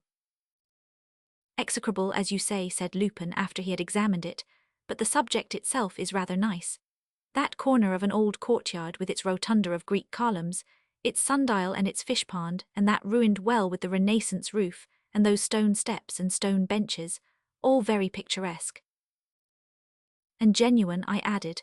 The picture, good or bad, has never been taken out of its empire frame. Besides, it is dated there in the left-hand bottom corner, those red figures 1542, which obviously stand for 15 April, 1802. I dare say, but you were speaking of a coincidence, and so far I fail to see. I went to a corner of my study, took a telescope, fixed it on its stand and pointed it through the open window at the open window of a little room facing my flat, on the other side of the street, and I asked Lupin to look through it. He stooped forward. The slanting rays of the morning sun lit up the room opposite, revealing a set of mahogany furniture, all very simple, a large bed and a child's bed hung with cretonne curtains. Ah, cried Lupin suddenly, the same picture. Exactly the same, I said, and the date, do you see the date in red, 1542? Yes, I see, and who lives in that room? A lady, or rather a workwoman, for she has to work for her living needlework, hardly enough to keep herself and her child. What is her name? Louise d'Ernemont, from what I hear. She is the great-granddaughter of a farmer general who was guillotined during the Terror. Yes, on the same day as André Chenier, said Lupin. According to the memoirs of the time, this d'Ernemont was supposed to be a very rich man. He raised his head and said, It's an interesting story, why did you wait before telling me? Because this is the 15th of April. Well, I discovered yesterday I heard them talking about it in the porter's box that the 15th of April plays an important part in the life of Louise d'Ernemont. Nonsense. Contrary to her usual habits, this woman who works every day of her life, who keeps her 2 rooms tidy, who cooks the lunch which her little girl eats when she comes home from the parish school, this woman, on the 15th of April, goes out with the child at 10 o'clock in the morning and does not return until nightfall, and this has happened for years and in all weathers. You must admit that there is something queer about this date which I find on an old picture, which is inscribed on another, similar picture, and which controls the annual movements of the descendant of d'Ernemont, the farmer general. Yes, it's curious, you are quite right, said Lupin slowly. And do not you know where she goes to? Nobody knows, she does not confide in a soul. As a matter of fact, she talks very little. Are you sure of your information? Absolutely, and the best proof of its accuracy is that here she comes. A door had opened at the back of the room opposite, admitting a little girl of 7 or 8 who came and looked out of the window. A lady appeared behind her, tall, good-looking still, and wearing a sad and gentle air. Both of them were ready and dressed, in clothes which were simple in themselves, but which pointed to a love of neatness and a certain elegance on the part of the mother. You see, I whispered, they are going out. And presently the mother took the child by the hand, and they left the room together. Lupin caught up his hat. Are you coming? My curiosity was too great for me to raise the least objection. I went downstairs with Lupin. As we stepped into the street, we saw my neighbor enter a baker's shop. She bought 2 rolls and placed them in a little basket which her daughter was carrying, and which seemed already to contain some other provisions. Then they went in the direction of the outer boulevards and followed them as far as the Place de l'Etelle, where they turned down the Avenue Kléber to walk toward Passy. Lupin strolled silently along, evidently obsessed by a train of thought which I was glad to have provoked. From time to time, he uttered a sentence which showed me the thread of his reflections, and I was able to see that the riddle remained as much a mystery to him as to myself. Louise d'Ernemont, meanwhile, had branched off to the left, along the Rue Raynouard, a quiet old street in which Franklin and Balzac once lived, one of those streets which, lined with old-fashioned houses and walled gardens, give you the impression of being in a country town. The Seine flows at the foot of the slope which the street crowns, and a number of lanes run down to the river. My neighbor took one of these narrow, winding, deserted lanes. The first building on the right was a house the front of which faced the Rue Raynouard. Next came a moss-grown wall, of a height above the ordinary, supported by buttresses and bristling with broken glass. Halfway along the wall was a low, arched door. Louise d'Ernemont stopped in front of this door and opened it with a key which seemed to us enormous. Mother and child entered and closed the door. In any case, said Lupin, she has nothing to conceal, for she has not looked round once. He had hardly finished his sentence when we heard the sound of footsteps behind us. It was 2 old beggars, a man and a woman, tattered, dirty, squalid, covered in rags. They passed us without paying the least attention to our presence. The man took from his wallet a key similar to my neighbor's and put it into the lock. The door closed behind them. And suddenly at the top of the lane came the noise of a motor car stopping. Lupin dragged me 50 yards lower down, to a corner in which we were able to hide. And we saw coming down the lane, carrying a little dog under her arm, a young and very much overdressed woman, wearing a quantity of jewelry, a young woman whose eyes were too dark, her lips too red, her hair too fair. In front of the door, the same performance with the same key, the lady and the dog disappeared from view. This promises to be most amusing, said Lupin, chuckling. What earthly connection can there be between those different people? There hove in sight successively 2 elderly ladies, lean and rather poverty-stricken in appearance, very much alike, evidently sisters, a footman in livery, an infantry corporal, a fat gentleman in a soiled and patched jacket suit, and lastly a workman's family, father, mother, and 4 children, all 6 of them pale and sickly, looking like people who never eat their fill. And each of the newcomers carried a basket or string bag filled with provisions. It's a picnic, I cried. It grows more and more surprising, said Lupin, and I shan't be satisfied till I know what is happening behind that wall. To climb it was out of the question. We also saw that it finished, at the lower as well as at the upper end, at a house none of whose windows overlooked the enclosure which the wall contained. During the next hour no one else came along. We vainly cast about for a stratagem, and Lupin, whose fertile brain had exhausted every possible expedient, was about to go in search of a ladder, when suddenly the little door opened and one of the workmen's children came out. The boy ran up the lane to the Rue Raynouard. A few minutes later he returned, carrying 2 bottles of water, which he set down on the pavement to take the big key from his pocket. By that time Lupin had left me and was strolling slowly along the wall. When the child, after entering the enclosure, pushed back the door, Lupin sprang forward and stuck the point of his knife into the staple of the lock. The bolt failed to catch, and it became an easy matter to push the door ajar. "That's done the trick," said Lupin. He cautiously put his hand through the doorway, and then, to my great surprise, entered boldly. But on following his example I saw that, 10 yards behind the wall, a clump of laurels formed a sort of curtain which allowed us to come up unobserved. Lupin took his stand right in the middle of the clump. I joined him and, like him, pushed aside the branches of one of the shrubs. And the sight which presented itself to my eyes was so unexpected that I was unable to suppress an exclamation, while Lupin, on his side, muttered between his teeth, "By Jupiter, this is a funny job." We saw before us, within the confined space that lay between the 2 windowless houses, the identical scene represented in the old picture which I had bought at a second-hand dealer's. The identical scene. At the back, against the opposite wall, the same Greek rotunda displayed its slender columns. In the middle, the same stone benches topped a circle of 4 steps that ran down to a fish pond with moss-grown flags. On the left, the same well raised its wrought-hewn roof, and close at hand, the same sundial showed its slanting gnomon and its marble face. The identical scene. And what added to the strangeness of the sight was the memory, obsessing Lupin and myself, of that date of the 15th of April, inscribed in a corner of the picture, and the thought that this very day was the 15th of April, and that 16 or 17 people, so different in age, condition, and manners, had chosen the 15th of April to come together in this forgotten corner of Paris. All of them, at the moment when we caught sight of them, were sitting in separate groups on the benches and steps, and all were eating. Not very far from my neighbour and her daughter, the workman's family and the beggar couple were sharing their provisions, while the footman, the gentleman in the soiled suit, the infantry corporal, and the 2 lean sisters were making a common stock of their sliced ham, their tins of sardines, and their Gruyere cheese. The lady with the little dog alone, who had brought no food with her, sat apart from the others, who made a show of turning their backs upon her. But Louise d'Ernemont offered her a sandwich, whereupon her example was followed by the 2 sisters, and the corporal at once began to make himself as agreeable to the young person as he could.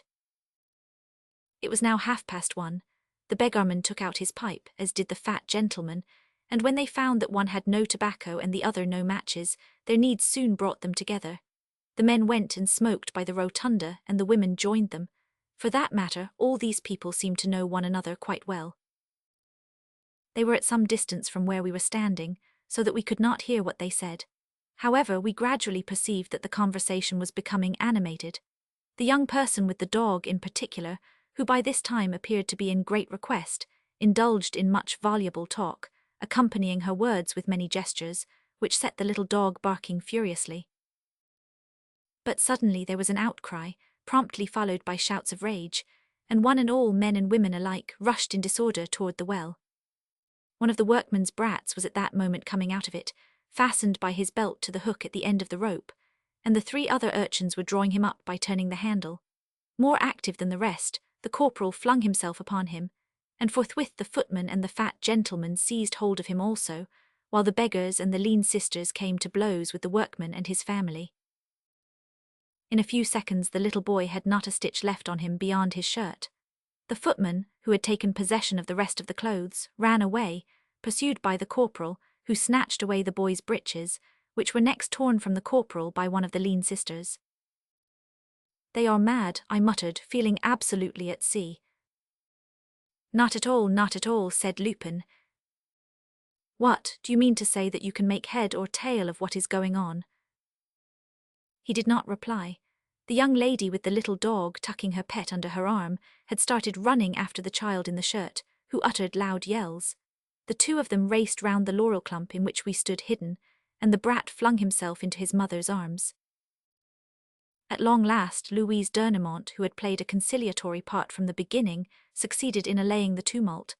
Everybody sat down again, but there was a reaction in all those exasperated people, and they remained motionless and silent, as though worn out with their exertions. And time went by. Losing patience and beginning to feel the pangs of hunger, I went to the Rue Rainoir to fetch something to eat, which we divided while watching the actors in the incomprehensible comedy that was being performed before our eyes. They hardly stirred. Each minute that passed seemed to load them with increasing melancholy, and they sank into attitudes of discouragement, bent their backs more and more and sat absorbed in their meditations. The afternoon wore on in this way, under a grey sky that shed a dreary light over the enclosure. "Are they going to spend the night here?" I asked in a bored voice. But at 5 o'clock or so, the fat gentleman in the soiled jacket suit took out his watch. The others did the same, and all, watch in hand, seemed to be anxiously awaiting an event of no little importance to themselves. The event did not take place, for in 15 or 20 minutes the fat gentleman gave a gesture of despair, stood up and put on his hat. Then lamentations broke forth. The two lean sisters and the workman's wife fell upon their knees and made the sign of the cross. The lady with the little dog and the beggar woman kissed each other and sobbed, and we saw Louise d'Ernemont pressing her daughter sadly to her. "Let's go," said Lupin. "You think it's over?" "Yes, and we have only just time to make ourselves scarce." We went out unmolested. At the top of the lane, Lupin turned to the left and, leaving me outside, entered the first house in the Rue Rainoir, the one that backed on to the enclosure. After talking for a few seconds to the porter, he joined me and we stopped a passing taxicab. "Number 34 Rue de Turin," he said to the driver. The ground floor of number 34 was occupied by a notary's office, and we were shown in, almost without waiting, to Maître Valandier, a smiling, pleasant-spoken man of a certain age. Lupin introduced himself by the name of Captain Geniot, retired from the army. He said that he wanted to build a house to his own liking, and that someone had suggested to him a plot of ground situated near the Rue Rainoir. "But that plot is not for sale," said Maître Valandier. "Oh, I was told." "You have been misinformed, I fear." The lawyer rose, went to a cupboard and returned with a picture which he showed us. I was petrified. It was the same picture which I had bought, the same picture that hung in Louise d'Ernemont's room. "This is a painting," he said, "of the plot of ground to which you refer. It is known as the Clos d'Ernemont." "Precisely." "Well, this close," continued the notary, "once formed part of a large garden belonging to d'Ernemont, the farmer general, who was executed during the Terror. All that could be sold has been sold piecemeal by the heirs, but this last plot has remained and will remain in their joint possession unless—" The notary began to laugh. "Unless what?" asked Lupin. "Well, it's quite a romance, a rather curious romance, in fact. I often amuse myself by looking through the voluminous documents of the case." "Would it be indiscreet if I asked?" "Not at all, not at all," declared Maître Valandier, who seemed delighted, on the contrary, to have found a listener for his story. And without waiting to be pressed, he began. At the outbreak of the Revolution, Louis Agrippa d'Ernemont, on the pretence of joining his wife, who was staying at Geneva with their daughter Pauline, shut up his mansion in the Faubourg Saint-Germain, dismissed his servants, and with his son Charles, came and took up his abode in his pleasure house at Passy, where he was known to nobody except an old and devoted serving woman. He remained there in hiding for 3 years, and he had every reason to hope that his retreat would not be discovered, when one day after luncheon, as he was having a nap, the old servant burst into his room. She had seen at the end of the street a patrol of armed men who seemed to be making for the house. Louis d'Ernemont got ready quickly, and at the moment when the men were knocking at the front door, disappeared through the door that led to the garden, shouting to his son, in a scared voice, to keep them talking, if only for 5 minutes. He may have intended to escape and found the outlets through the garden watched. In any case, he returned in 6 or 7 minutes, replied very calmly to the questions put to him, and raised no difficulty about accompanying the men. His son Charles, although only 18 years of age, was arrested also. "When did this happen?" asked Lupin. "It happened on the 26th day of Germinal, year Roman II, that is to say, on the—" Maître Valandier stopped, with his eyes fixed on a calendar that hung on the wall, and exclaimed, "Why, it was on this very day. This is the 15th of April, the anniversary of the Farmer General's arrest." "What an odd coincidence," said Lupin, "and considering the period at which it took place, the arrest no doubt had serious consequences." "Oh, most serious," said the notary, laughing. 3 months later, at the beginning of Thermidor, the Farmer General mounted the scaffold. His son Charles was forgotten in prison, and their property was confiscated. "The property was immense, I suppose," said Lupin. "Well, there you are. That's just where the thing becomes complicated. The property, which was in fact immense, could never be traced. It was discovered that the Faubourg Saint-Germain mansion had been sold, before the Revolution, to an Englishman, together with all the countrysats and estates and all the jewels, securities and collections belonging to the Farmer General. The convention instituted minute inquiries, as did the Directory afterward, but the inquiries led to no result. There remained, at any rate, the Passy house," said Lupin. "The house at Passy was bought for a mere song by a delegate of the Commune, the very man who had arrested Dernimont, one Citizen Braquet. Citizen Braquet shut himself up in the house, barricaded the doors, fortified the walls, and when Charles Dernimont was at last set free and appeared outside, received him by firing a musket at him. Charles instituted one lawsuit after another, lost them all, and then proceeded to offer large sums of money. But Citizen Braquet proved intractable. He had bought the house, and he stuck to the house, and he would have stuck to it until his death if Charles had not obtained the support of Bonaparte. Citizen Braquet cleared out on the 12th of February, 1803, but Charles Dernimont's joy was so great, and his brain, no doubt, had been so violently unhinged by all that he had gone through, that on reaching the threshold of the house of which he had at last recovered the ownership, even before opening the door he began to dance and sing in the street. He had gone clean off his head. "By Jove," said Lupin, "and what became of him?" "His mother and his sister Pauline, who had ended by marrying a cousin of the same name at Geneva, were both dead. The old servant woman took care of him, and they lived together in the Passy house. Years passed without any notable event, but suddenly in 1812 an unexpected incident happened. The old servant made a series of strange revelations on her deathbed, in the presence of 2 witnesses whom she sent for. She declared that the Farmer General had carried to his house at Passy a number of bags filled with gold and silver, and that those bags had disappeared a few days before the arrest. According to earlier confidences made by Charles Dernimont, who had them from his father, the treasures were hidden in the garden, between the rotunda, the sundial and the well. In proof of her statement, she produced 3 pictures, or rather, for they were not yet framed, 3 canvases which the Farmer General had painted during his captivity and which he had succeeded in conveying to her, with instructions to hand them to his wife, his son and his daughter. Tempted by the lure of wealth, Charles and the old servant had kept silence. Then came the lawsuits, the recovery of the house, Charles's madness, the servant's own useless searches, and the treasures were still there. "And they are there now," chuckled Lupin. "And they will be there always," exclaimed Maître Valandier, unless Citizen Braquet, who no doubt smelt a rat, succeeded in ferreting them out. But this is an unlikely supposition, for Citizen Braquet died in extreme poverty. So then everybody began to hunt. The children of Pauline, the sister, hastened from Geneva. It was discovered that Charles had been secretly married and that he had sons. All these heirs set to work. But Charles himself? Charles lived in the most absolute retirement. He did not leave his room. Never.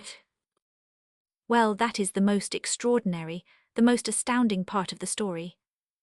Once a year, Charles Dernimont, impelled by a sort of subconscious willpower, came downstairs, took the exact road which his father had taken, walked across the garden and sat down either on the steps of the rotunda, which you see here in the picture, or on the curb of the...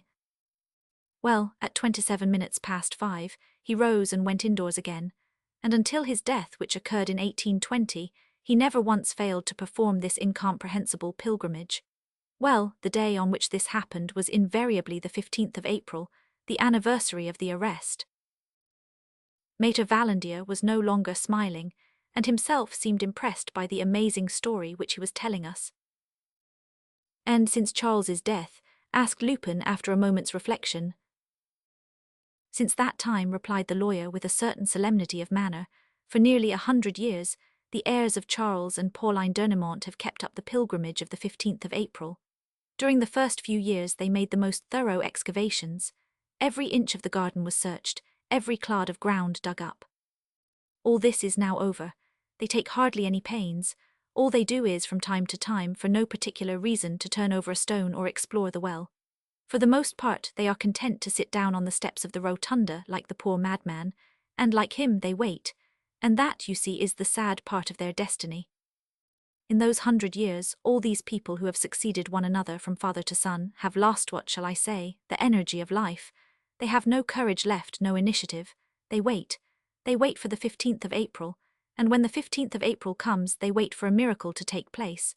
Poverty has ended by overtaking every one of them. My predecessors and I have sold first the house, in order to build another which yields a better rent, followed by bits of the garden and further bits. But as to that corner over there, pointing to the picture, they would rather die than sell it. On this they are all agreed. Louise d'Ernemont, who is the direct heiress of Pauline, as well as the beggars, the workmen, the footman, the circus rider, and so on, who represent the unfortunate Charles. There was a fresh pause, and Lupin asked, "What is your own opinion, Maître Valandier?"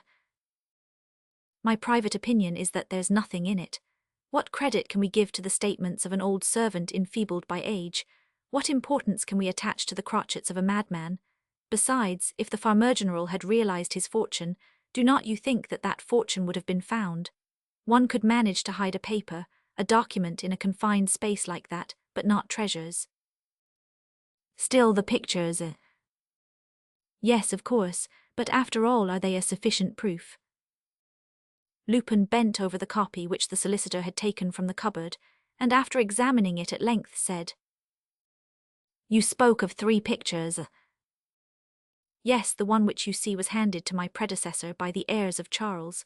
Louise d'Ernemont possesses another. As for the third, no one knows what became of it." Lupin looked at me and continued, "And do they all bear the same date?" "Yes, the date inscribed by Charles d'Ernemont when he had them framed, not long before his death, the same date, that is to say the 15th of April, year Roman II, according to the revolutionary calendar, as the arrest took place in April, 1794. "Oh yes, of course," said Lupin, "the figure 2 means..." He thought for a few moments and resumed, "One more question, if I may. Did no one ever come forward to solve the problem?" Maître Valandier threw up his arms. "Goodness gracious me," he cried. "Why, it was the plague of the office. One of my predecessors, Maître Turban, was summoned to Passy no fewer than 18 times, between 1820 and 1843, by the groups of heirs, whom fortune-tellers, clairvoyants, visionaries, impostors of all sorts had promised that they would discover the farmer general's treasures. At last we laid down a rule. Any outsider applying to institute a search was to begin by depositing a certain sum." "What sum?" "1,000 francs. "And did this have the effect of frightening them off?" "No, 4 years ago an Hungarian hypnotist tried the experiment and made me waste a whole day. After that we fixed the deposit at 5,000 francs.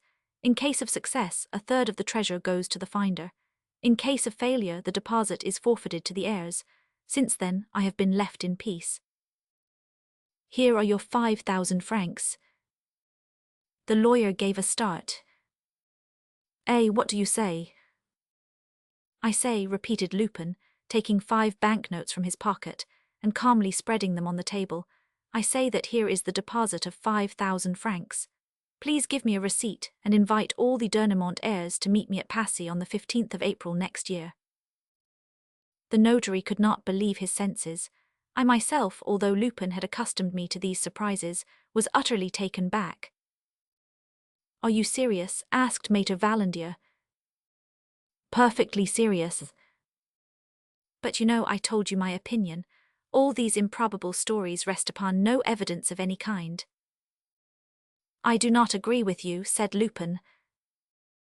The notary gave him the look which we give to a person who is not quite right in his head. Then, accepting the situation, he took his pen and drew up a contract on stamped paper, acknowledging the payment of the deposit by Captain Geniot, and promising him a third of such moneys as he should discover. If you change your mind, he added, you might let me know a week before the time comes. I shall not inform the Dernimont family until the last moment, so as not to give those poor people too long a spell of hope. You can inform them this very day, Mater Valandier. It will make them spend a happier year. We said goodbye. Outside in the street I cried. So you have hit upon something. I, replied Lupin, not a bit of it, and that's just what amuses me. But they have been searching for 100 years. It is not so much a matter of searching as of thinking. Now I have 365 days to think in.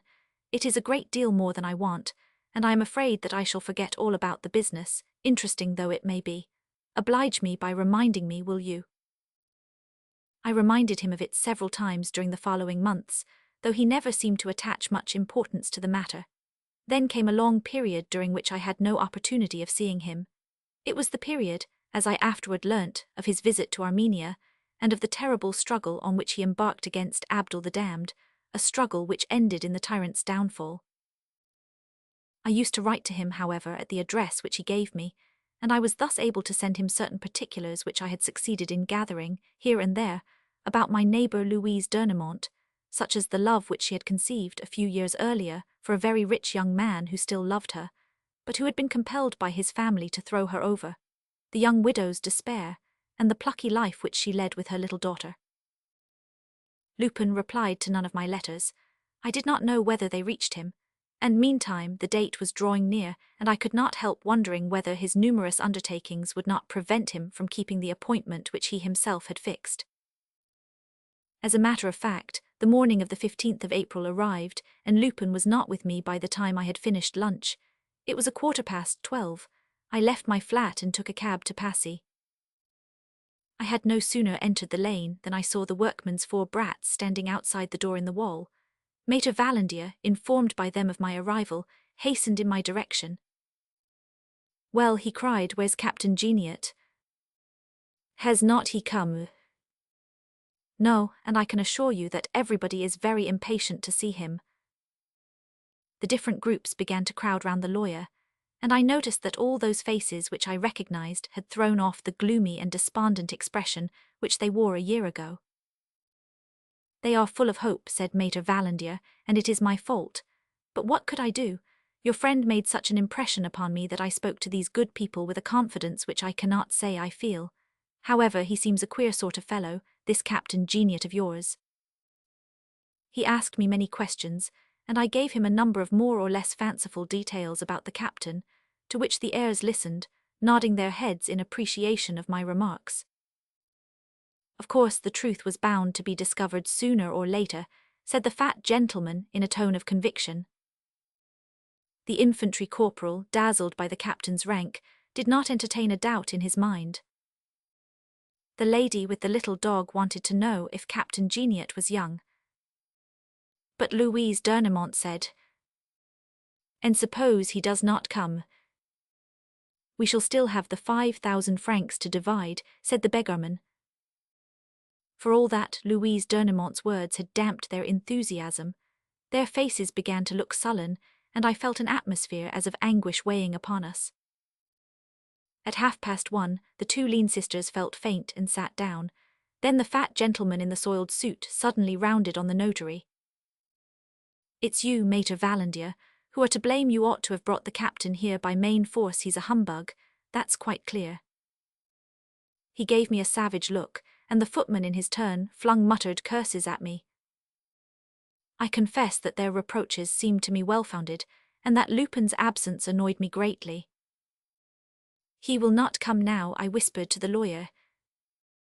And I was thinking of beating a retreat, when the eldest of the brats appeared at the door, yelling, "There's someone coming, a motorcycle." A motor was throbbing on the other side of the wall. A man on a motorbicycle came tearing down the lane at the risk of breaking his neck. Suddenly, he put on his brakes, outside the door, and sprang from his machine.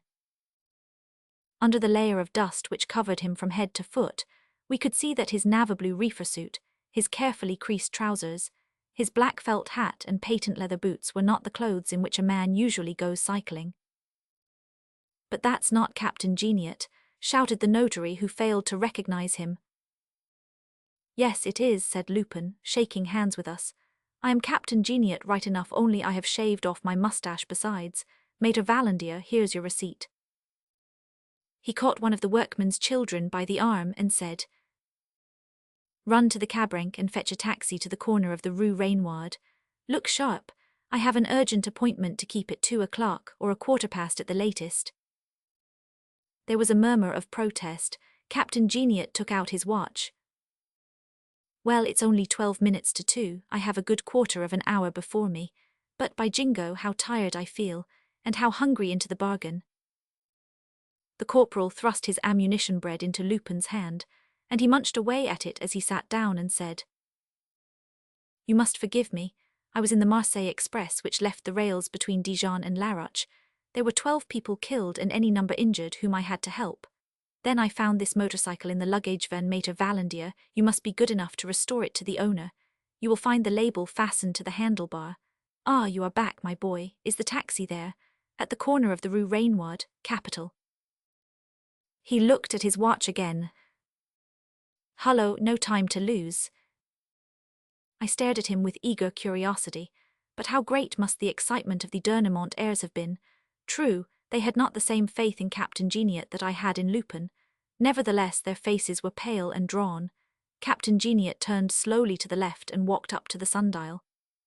The pedestal represented the figure of a man with a powerful torso, who bore on his shoulders a marble slab the surface of which had been so much worn by time that we could hardly distinguish the engraved lines that marked the hours. Above the slab, a cupid with outspread wings held an arrow that served as an omen. The captain stood leaning forward for a minute with attentive eyes. Then he said, "Somebody lend me a knife, please." A clock in the neighborhood struck 2. At that exact moment, the shadow of the arrow was thrown upon the sunlit dial along the line of a crack in the marble, which divided the slab very nearly in half. The captain took the knife handed to him, and with the point very gently, he began to scratch the mixture of earth and moss that filled the narrow cleft. Almost immediately, at a couple of inches from the edge, he stopped, as though his knife had encountered an obstacle, inserted his thumb and forefinger and withdrew a small object which he rubbed between the palms of his hands and gave to the lawyer. "Here, Maître Valandier, something to go on with." It was an enormous diamond, the size of a hazelnut and beautifully cut. The captain resumed his work. The next moment a fresh stop. A second diamond, magnificent and brilliant as the first, appeared in sight. And then came a third and a fourth. In a minute's time, following the crack from one edge to the other, and certainly without digging deeper than half an inch, the captain had taken out 18 diamonds of the same size. During this minute there was not a cry, not a movement around the sundial. The heirs seemed paralyzed with a sort of stupor.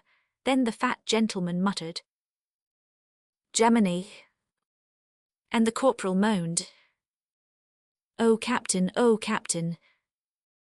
The 2 sisters fell in a dead faint. The lady with the little dog dropped on her knees and prayed, while the footman, staggering like a drunken man, held his head in his 2 hands, and Louise Dernamont wept. When calm was restored and all became eager to thank Captain Geniot, they saw that he was gone. Some years passed before I had an opportunity of talking to Lupin about this business. He was in a confidential vein and answered, "The business of the 18 diamonds. By Jove, when I think that 3 or 4 generations of my fellow men had been hunting for the solution, and the 18 diamonds were there all the time, under a little mud and dust." "But how did you guess?" "I did not guess, I reflected. I doubt if I need even have reflected. I was struck from the beginning by the fact that the whole circumstance was governed by one primary question, the question of time. When Charles Dernamont was still in possession of his wits, he wrote a date upon the 3 pictures. Later, in the gloom in which he was struggling, a faint glimmer of intelligence led him every year to the center of the old garden, and the same faint glimmer led him away from it every year at the same moment, that is to say, at 27 minutes past 5. Something must have acted on the disordered machinery of his brain in this way. What was the superior force that controlled the poor madman's movements? Obviously, the instinctive notion of time represented by the sundial in the Farmer-General's pictures. It was the annual revolution of the earth around the sun that brought Charles d'Ernemont back to the garden at a fixed date, and it was the earth's daily revolution upon its own axis that took him from it at a fixed hour, that is to say, at the hour most likely when the sun, concealed by objects different from those of today, ceased to light the Passy garden. Now of all this the sundial was the symbol, and that is why I at once knew where to look. But how did you settle the hour at which to begin looking? Simply by the pictures. A man living at that time, such as Charles d'Ernemont, would have written either 26 Germinal, year Roman 2, or else 15 April, 1794, but not 15 April, year 2. I was astounded that no one had thought of that. Then the figure 2 stood for 2 o'clock. Evidently, and what must have happened was this: the Farmer-General began by turning his fortune into solid gold and silver money. Then, by way of additional precaution, with this gold and silver he bought 18 wonderful diamonds. When he was surprised by the arrival of the patrol, he fled into his garden. Which was the best place to hide the diamonds? Chance caused his eyes to light upon the sundial. It was 2 o'clock. The shadow of the arrow was then falling along the crack in the marble. He obeyed this sign of the shadow, rammed his 18 diamonds into the dust, and calmly went back and surrendered to the soldiers. But the shadow of the arrow coincides with the crack in the marble every day of the year, and not only on the 15th of April. You forget, my dear chap, that we are dealing with a lunatic, and that he remembered only this date of the 15th of April. Very well, but you, once you had solved the riddle, could easily have made your way into the enclosure and taken the diamonds. Quite true, and I should not have hesitated if I had had to do with people of another description, but I really felt sorry for those poor wretches, and then you know the sort of idiot that Lupin is. The idea of appearing suddenly as a benevolent genius and amazing his kind would be enough to make him commit any sort of folly. "Ta," I cried, "the folly was not so great as all that. 6 magnificent diamonds. How delighted the d'Ernemont heirs must have been to fulfill their part of the contract." Lupin looked at me and burst into uncontrollable laughter. "So you have not heard? Oh, what a joke, the delight of the d'Ernemont heirs. Why, my dear fellow, on the next day that worthy Captain Geniot had so many mortal enemies. On the very next day the 2 lean sisters and the fat gentleman organized an opposition. A contract, not worth the paper it was written on, because, as could easily be proved, there was no such person as Captain Geniot. Where did that adventurer spring from?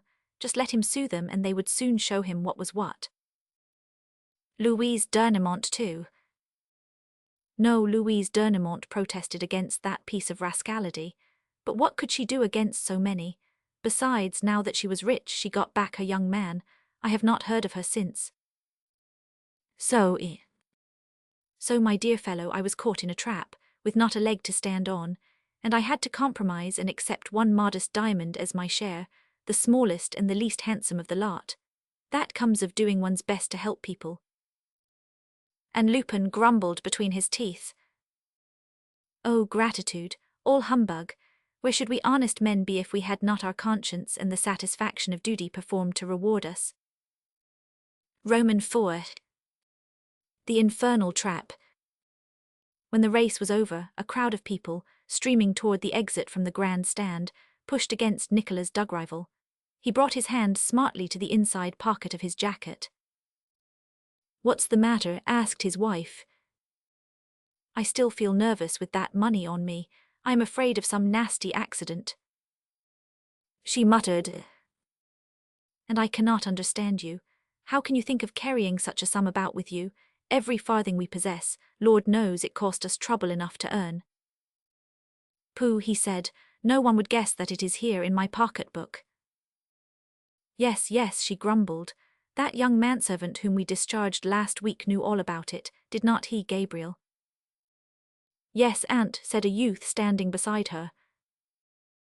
"Nicola's dug rival, His wife and his nephew Gabriel were well-known figures at the Reci meetings, where the regular frequenters saw them almost every day.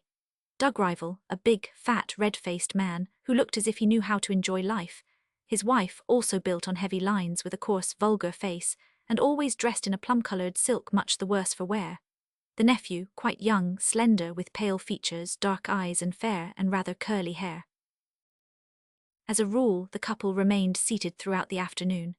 It was Gabriel who betted for his uncle, watching the horses in the paddock, picking up tips to right and left among the jockeys and stable lads, running backward and forward between the stands and the paramutal. Luck had favoured them that day, for 3 times Doug Rival's neighbours saw the young man come back and hand him money. The 5th race was just finishing. Doug Rival lit a cigar. At that moment a gentleman in a tight-fitting brown suit, with a face ending in a peaked grey beard, came up to him and asked in a confidential whisper, "Does this happen to belong to you, sir?" And he displayed a gold watch and chain. Doug Rival gave a start. "Why, yes, it's mine. Look, here are my initials, N.G., Nicholas Doug Rival." And he at once, with a movement of terror, clapped his hand to his jacket pocket. The note case was still there. "Ah," he said, greatly relieved, "that's a piece of luck. But all the same, how on earth was it done? Do you know the scoundrel?" "Yes, we have got him locked up. Pray come with me and we will soon look into the matter." "Whom have I the honours?" 1,000, Delangle, Detective Inspector. I have sent to let 1,000, Marquen the magistrate know. Nicholas Doug Rival went out with the inspector, and the 2 of them started for the commissary's office, some distance behind the grand stand. They were within 50 yards of it, when the inspector was accosted by a man who said to him, hurriedly, "The fellow with the watch has blabbed. We are on the tracks of a whole gang. 1,000. Marquen wants you to wait for him at the paramutal and to keep a lookout near the 4th booth." There was a crowd outside the betting booths, and Inspector Delangle muttered, "It's an absurd arrangement. Whom am I to look out for? That's just like 1,000, Marquen." He pushed aside a group of people who were crowding too close upon him. "By Jove, one has to use one's elbows here and keep a tight hold on one's purse. That's the way you got your watch pinched, 1,000, Doug Rival." "I cannot understand." "Oh, if you knew how those gentry go to work, one never guesses what they are up to next. One of them treads on your foot, another gives you a poke in the eye with his stick, and the third picks your pocket before you know where you are. I have been had that way myself." He stopped and then continued angrily, "But bother it, what's the use of hanging about here? What a mob, it's unbearable. Ah, there's 1,000, Marquen making signs to us. One moment, please, and be sure and wait for me here." He shouldered his way through the crowd. Nicholas Doug Rival followed him for a moment with his eyes. Once the inspector was out of sight, he stood a little to one side to avoid being hustled. A few minutes passed. The 6th race was about to start, when Doug Rival saw his wife and nephew looking for him. He explained to them that Inspector Delangle was arranging matters with the magistrate. "Have you your money still?" asked his wife. "Why, of course I have," he replied. "The inspector and I took good care, I assure you, not to let the crowd jostle us." He felt his jacket, gave a stifled cry, thrust his hand into his pocket and began to stammer inarticulate syllables, while Doug Rival gasped in dismay. "What is it? What's the matter?" "Stolen," he moaned, "the pocketbook, the 50 notes." "It's not true," she screamed, "it's not true." "Yes, the inspector, a common sharper, he's the man." She uttered absolute yells. "Thief, thief, stop thief, my husband's been robbed, 50,000 francs, we are ruined, thief, thief." In a moment they were surrounded by policemen and taken to the commissary's office. Doug Rival went like a lamb, absolutely bewildered. His wife continued to shriek at the top of her voice, piling up explanations, railing against the inspector. "Have him looked for, have him found. A brown suit, a pointed beard, oh, the villain, to think what he's robbed us of, 50,000 francs. Why, Doug Rival, what are you doing?" With one bound she flung herself upon her husband. Too late, he had pressed the barrel of a revolver against his temple. A shot rang out. Doug Rival fell, he was dead. The reader cannot have forgotten the commotion made by the newspapers in connection with this case, nor how they jumped at the opportunity once more to accuse the police of carelessness and blundering. Was it conceivable that a pickpocket could play the part of an inspector like that, in broad daylight and in a public place, and rob a respectable man with impunity?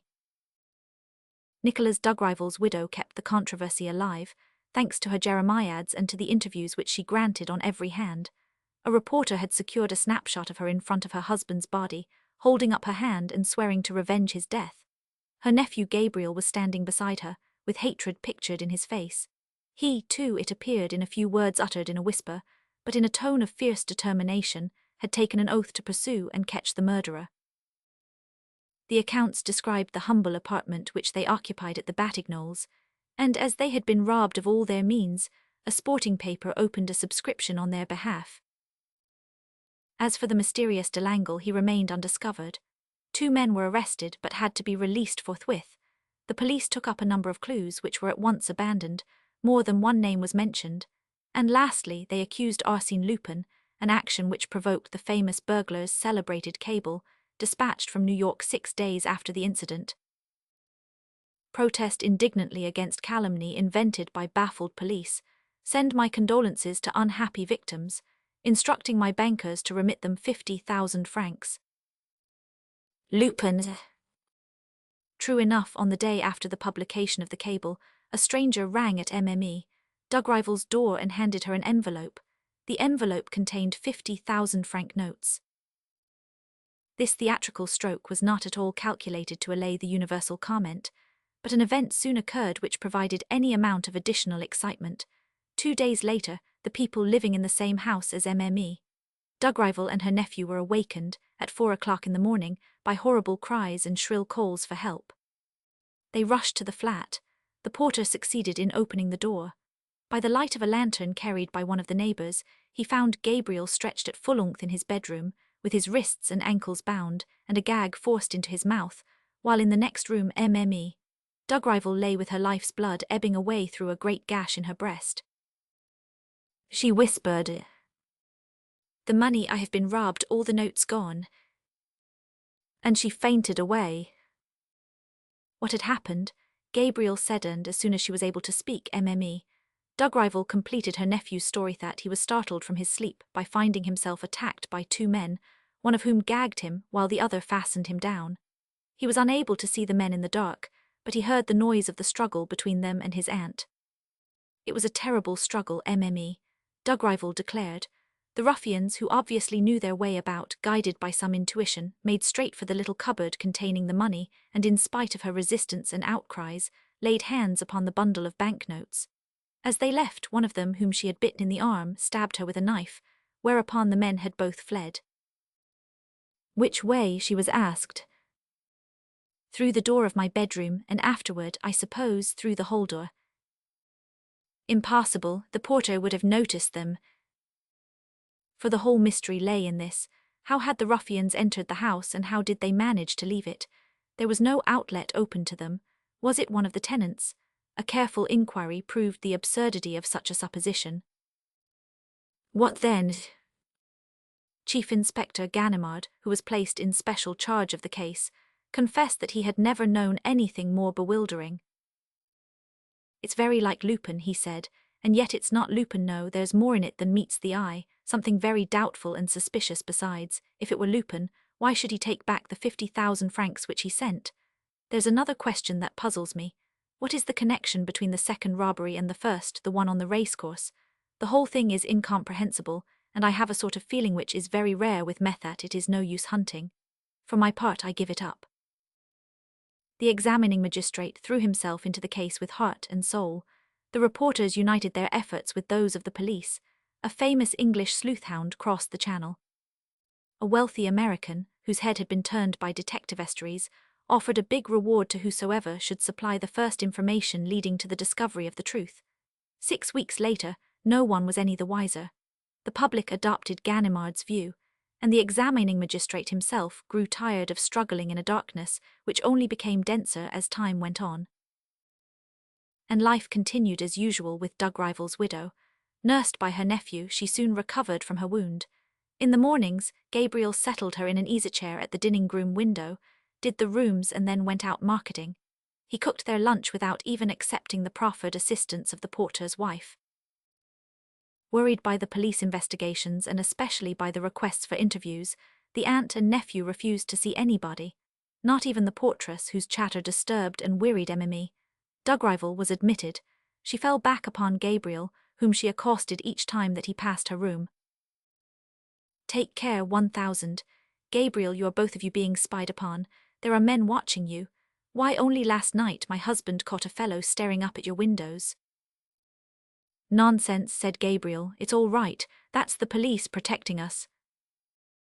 One afternoon, at about 4 o'clock, there was a violent altercation between two costermongers at the bottom of the street.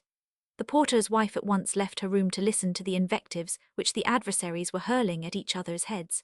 Her back was no sooner turned than a man, young, of medium height, and dressed in a grey suit of irreproachable cut, slipped into the house and ran up the staircase.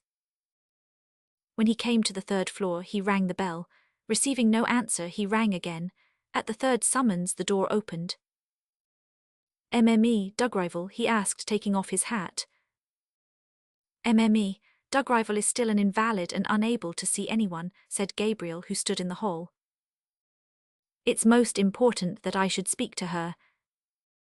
I am her nephew, and perhaps I could take her a message."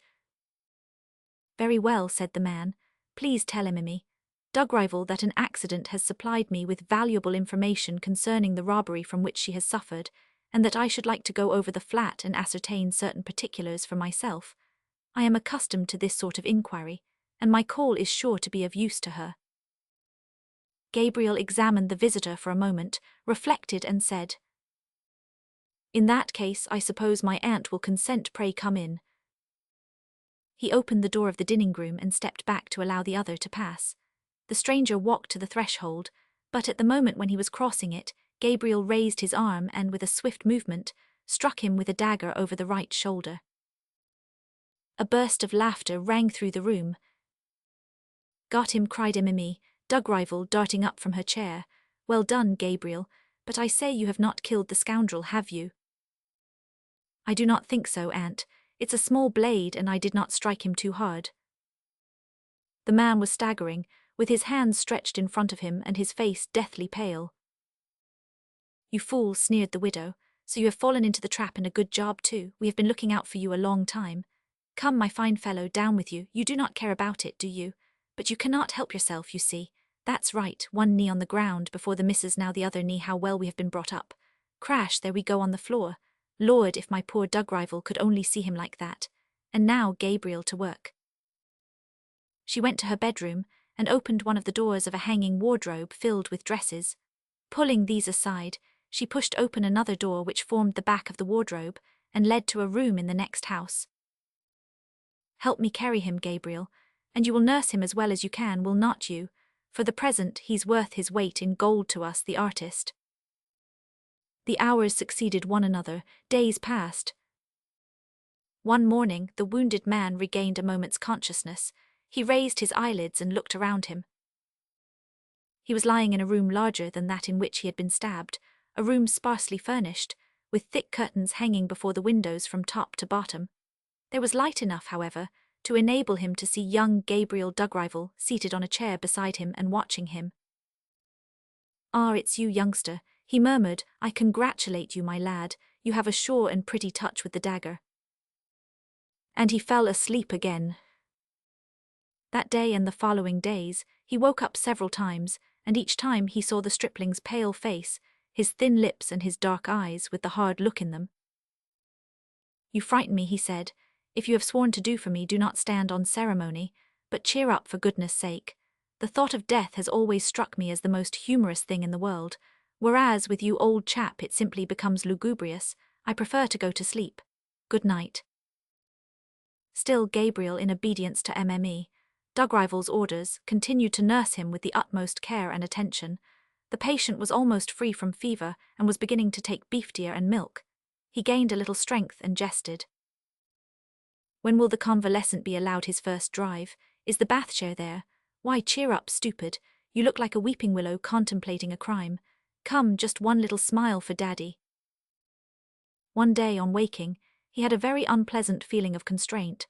After a few efforts, he perceived that, during his sleep, his legs, chest, and arms had been fastened to the bedstead with thin wire strands that cut into his flesh at the least movements. Ah, he said to his keeper, this time it's the great performance. The chicken's going to be bled. Are you operating, Angel Gabriel? If so, see that your razor's nice and clean, old chap.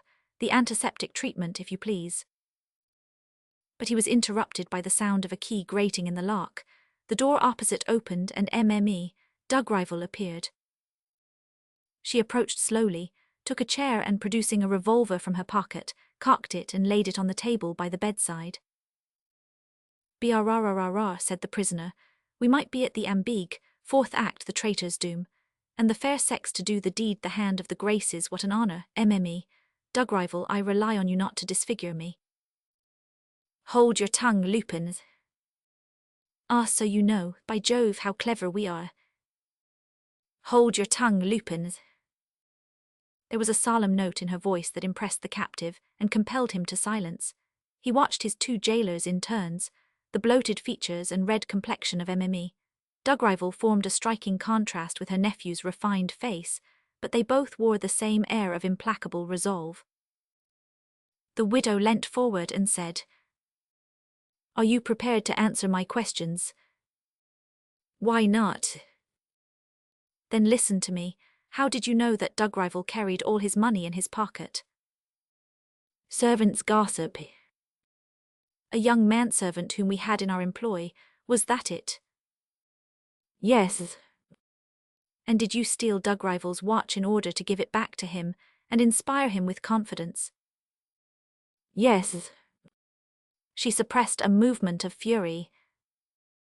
You fool, you fool. What, you rob my man, you drive him to kill himself, and instead of making tracks to the uttermost ends of the earth and hiding yourself, you go on playing Lupin in the heart of Paris.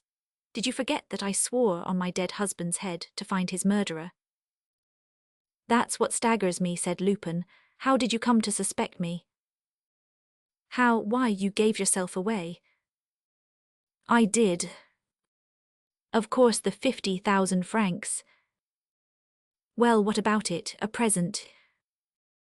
"Yes, a present which you gave cabled instructions to have sent to me, so as to make believe that you were in America on the day of the races. A present, indeed. What humbug! The fact is, you did not like to think of the poor fellow whom you had murdered. So you restored the money to the widow, publicly, of course, because you love playing to the gallery and ranting and posing like the mountebank that you are. That was all very nicely thought out. Only, my fine fellow, you ought not to have sent me the self-same notes that were stolen from Dugrival. Yes, you silly fool, the self-same notes and no others. We knew the numbers, Dugrival and I, 999, and you were stupid enough to send the bundle to me. Now do you understand your folly?" Lupin began to laugh. "It was a pretty blunder, I confess. I am not responsible. I gave different orders. But all the same I cannot blame anyone except myself." "Ah, so you admit it. You signed your theft and you signed your ruin at the same time. There was nothing left to be done but to find you." "Find you? No, better than that. Sensible people do not find Lupin, they make him come to them. That was a masterly notion. It belongs to my young nephew, who loathes you as much as I do, if possible, and who knows you thoroughly, through reading all the books that have been written about you. He knows your prying nature, your need to be always plotting, your mania for hunting in the dark and unravelling what others have failed to unravel. He also knows that sort of sham kindness of yours, the drivelling sentimentality that makes you shed crocodile tears over the people you victimize, and he planned the whole farce. He invented the story of the two burglars, the second theft of 50,000 francs. Oh, I swear to you before heaven that the stab which I gave myself with my own hands never hurt me. And I swear to you before heaven that we spent a glorious time waiting for you, the boy and I, peeping out at your confederates who prowled under our windows, taking their bearings. And there was no mistake about it. You were bound to come. Seeing that you had restored the widow Dugrival's 50,000 francs, it was out of the question that you should allow the widow Dugrival to be robbed of her 50,000 francs. You were bound to come, attracted by the scent of the mystery. You were bound to come for swagger out of vanity, and you come." The widow gave a strident laugh. "Well played, was not it? The Lupin of Lupins, the master of masters, inaccessible and invisible, caught in a trap by a woman and a boy. Here he is in flesh and bone, here he is with hands and feet tied, no more dangerous than a sparrow, here is he, here he is. She shook with joy and began to pace the room, throwing sidelong glances at the bed, like a wild beast that does not for a moment take its eyes from its victim. And never had Lupin beheld greater hatred and savagery in any human being. Enough of this prattle, she said. Suddenly restraining herself, she stalked back to him and in a quite different tone, in a hollow voice, laying stress on every syllable. Thanks to the papers in your pocket, Lupin, I have made good use of the last 12 days. I know all your affairs, all your schemes, all your assumed names, all the organization of your band, all the lodgings which you possess in Paris and elsewhere. I have even visited one of them, the most secret, the one where you hide your papers, your ledgers, and the whole story of your financial operations. The result of my investigations is very satisfactory. Here are 4 checks, taken from 4 checkbooks and corresponding with 4 accounts which you keep at 4 different banks under 4 different names. I have filled in each of them for 10,000 francs. A larger figure would have been too risky. And now sign. By Jove, said Lupin sarcastically, this is blackmail, my worthy MME, Dugrival. That takes your breath away, what? It takes my breath away, as you say.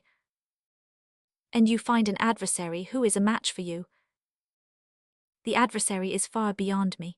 So the trap, let us call it infernal, the infernal trap, into which I have fallen was laid not merely by a widow thirsting for revenge, but also by a first-rate business-woman anxious to increase her capital.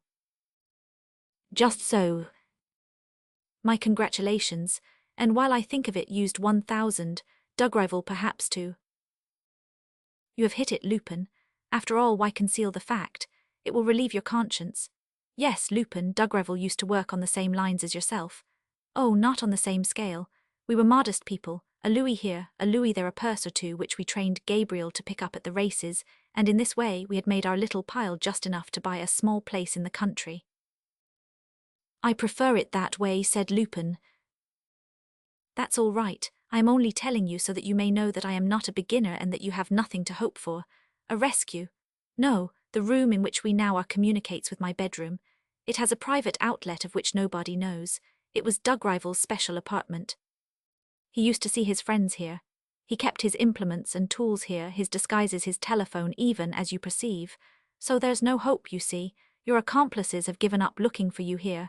I have sent them off on another track. Your goose is cooked. Do you begin to realize the position? Yes. Then sign the checks. And when I have signed them, shall I be free? I must cash them first. And after that? After that, on my soul, as I hope to be saved, you will be free. I do not trust you. Have you any choice? That's true, hand me the checks. She unfastened Lupin's right hand, gave him a pen and said, Do not forget that the 4 checks require 4 different signatures, and that the handwriting has to be altered in each case. Never fear. He signed the checks. Gabriel, said the widow, it is 10 o'clock. If I am not back by 12, it will mean that this scoundrel has played me one of his tricks. At 12 o'clock, blow out his brains. I am leaving you the revolver with which your uncle shot himself. There are 5 bullets left out of the 6. That will be ample. She left the room, humming a tune as she went. Lupin mumbled, I would not give 2pence for my life. He shut his eyes for an instant, and then suddenly said to Gabriel, How much? And when the other did not appear to understand, he grew irritated. I mean what I say, how much? Answer me, cannot you? We drive the same trade, you and one. I steal, thou stealest, we steal. So we ought to come to terms, that's what we are here for. Well, is it a bargain? Shall we clear out together? I will give you a post in my gang, an easy, well-paid post. How much do you want for yourself? 10,000, 20,000. Fix your own price, do not be shy. There's plenty to be had for the asking. An angry shiver passed through his frame, as he saw the impassive face of his keeper. Oh, the beggar will not even answer. Why, you cannot have been so fond of old Dugrival as all that. Listen to me. if you consent to release me. But he interrupted himself. The young man's eyes wore the cruel expression which he knew so well. What was the use of trying to move him? Hang it all, he snarled, I am not going to croak here like a dog. Oh, if I could only. Stiffening all his muscles, he tried to burst his bonds, making a violent effort that drew a cry of pain from him, and he fell back upon his bed, exhausted. Well, well, he muttered after a moment, it's as the widow said, my goose is cooked, nothing to be done, de profundis Lupin. A quarter of an hour passed, half an hour. Gabriel, moving closer to Lupin, saw that his eyes were shut and that his breath came evenly like that of a man sleeping. But Lupin said, Do not imagine that I am asleep, youngster. No, people do not sleep at a moment like this. Only I am consoling myself. Needs must, and then I am thinking of what is to come after exactly. I have a little theory of my own about that. You would not think it to look at me, but I believe in metempsychosis, in the transmigration of souls. It would take too long to explain, however I say, boy, suppose we shook hands before we part. You will not? Then goodbye. Good health and a long life to you, Gabriel. He closed his eyelids and did not stir again before Dugrival's return. The widow entered with a lively step at a few minutes before 12. She seemed greatly excited. I have the money, she said to her nephew. Run away, I will join you in the motor down below. But I do not want your help to finish him off. I can do that alone. Still, if you feel like seeing the sort of a face a rogue can pull, pass me the weapon. Gabriel handed her the revolver and the widow continued. Have you burnt our papers? Yes. Then to work, and as soon as he's done for, be off. The shots may bring the neighbors, they must find both the flats empty. She went up to the bed. Are you ready, Lupins? Ready's not the word, I am burning with impatience. Have you any request to make of me? None. Then. One word, though. What is it? If I meet Dugrival in the next world, what message am I to give him from you? She shrugged her shoulders and put the barrel of the revolver to Lupin's temple. That's it, he said, and be sure your hand does not shake, my dear lady. It will not hurt you, I swear. Are you ready? At the word of command, 1, 2, 3. The widow pulled the trigger. A shot rang out. Is this death? Said Lupin. That's funny. I should have thought it was something much more different from life. There was a second shot. Gabriel snatched the weapon from his aunt's hands and examined it. Ah, he exclaimed, the bullets have been removed. There are only the percussion caps left. His aunt and he stood motionless for a moment and confused. Impossible, she blurted out. Who could have done it? An inspector, the examining magistrate. She stopped and in a low voice. Hark, I hear a noise. They listened and the widow went into the hall. She returned, furious, exasperated by her failure and by the scare which she had received. There's nobody there, it must have been the neighbors going out, we have plenty of time. Ah, Lupin, you were beginning to make merry. The knife, Gabriel. It's in my room. Go and fetch it. Gabriel hurried away. The widow stamped with rage. I have sworn to do it. You have got to suffer, my fine fellow. I swore to Dugrival that I would do it, and I have repeated my oath every morning and evening since I have taken it on my knees, yes, on my knees, before heaven that listens to me. It's my duty and my right to revenge my dead husband. By the way, Lupin, you do not look quite as merry as you did. Lord, one would almost think you were afraid. He's afraid, I can see it in his eyes. Come along, Gabriel, my boy, look at his eyes, look at his lips, he's trembling. Give me the knife so that I may dig it into his heart while he's shivering. Oh, you coward. Quick, quick, Gabriel, the knife. I cannot find it anywhere, said the young man, running back in dismay. It has gone from my room. I cannot make it out. Never mind, cried the widow Dugrival, half demented. All the better, I will do the business myself. She seized Lupin by the throat, clutched him with her 10 fingers, digging her nails into his flesh, and began to squeeze with all her might. Lupin uttered a hoarse rattle and gave himself up for lost. Suddenly there was a crash at the window. One of the panes was smashed to pieces. "What's that? What is it?" stammered the widow, drawing herself erect in alarm. Gabriel, who had turned even paler than usual, murmured, "I do not know, I cannot think." "Who can have done it?" said the widow. She dared not move, waiting for what would come next. And one thing above all terrified her, the fact that there was no missile on the floor around them, although the pane of glass, as was clearly visible, had given way before the crash of a heavy and fairly large object, a stone probably.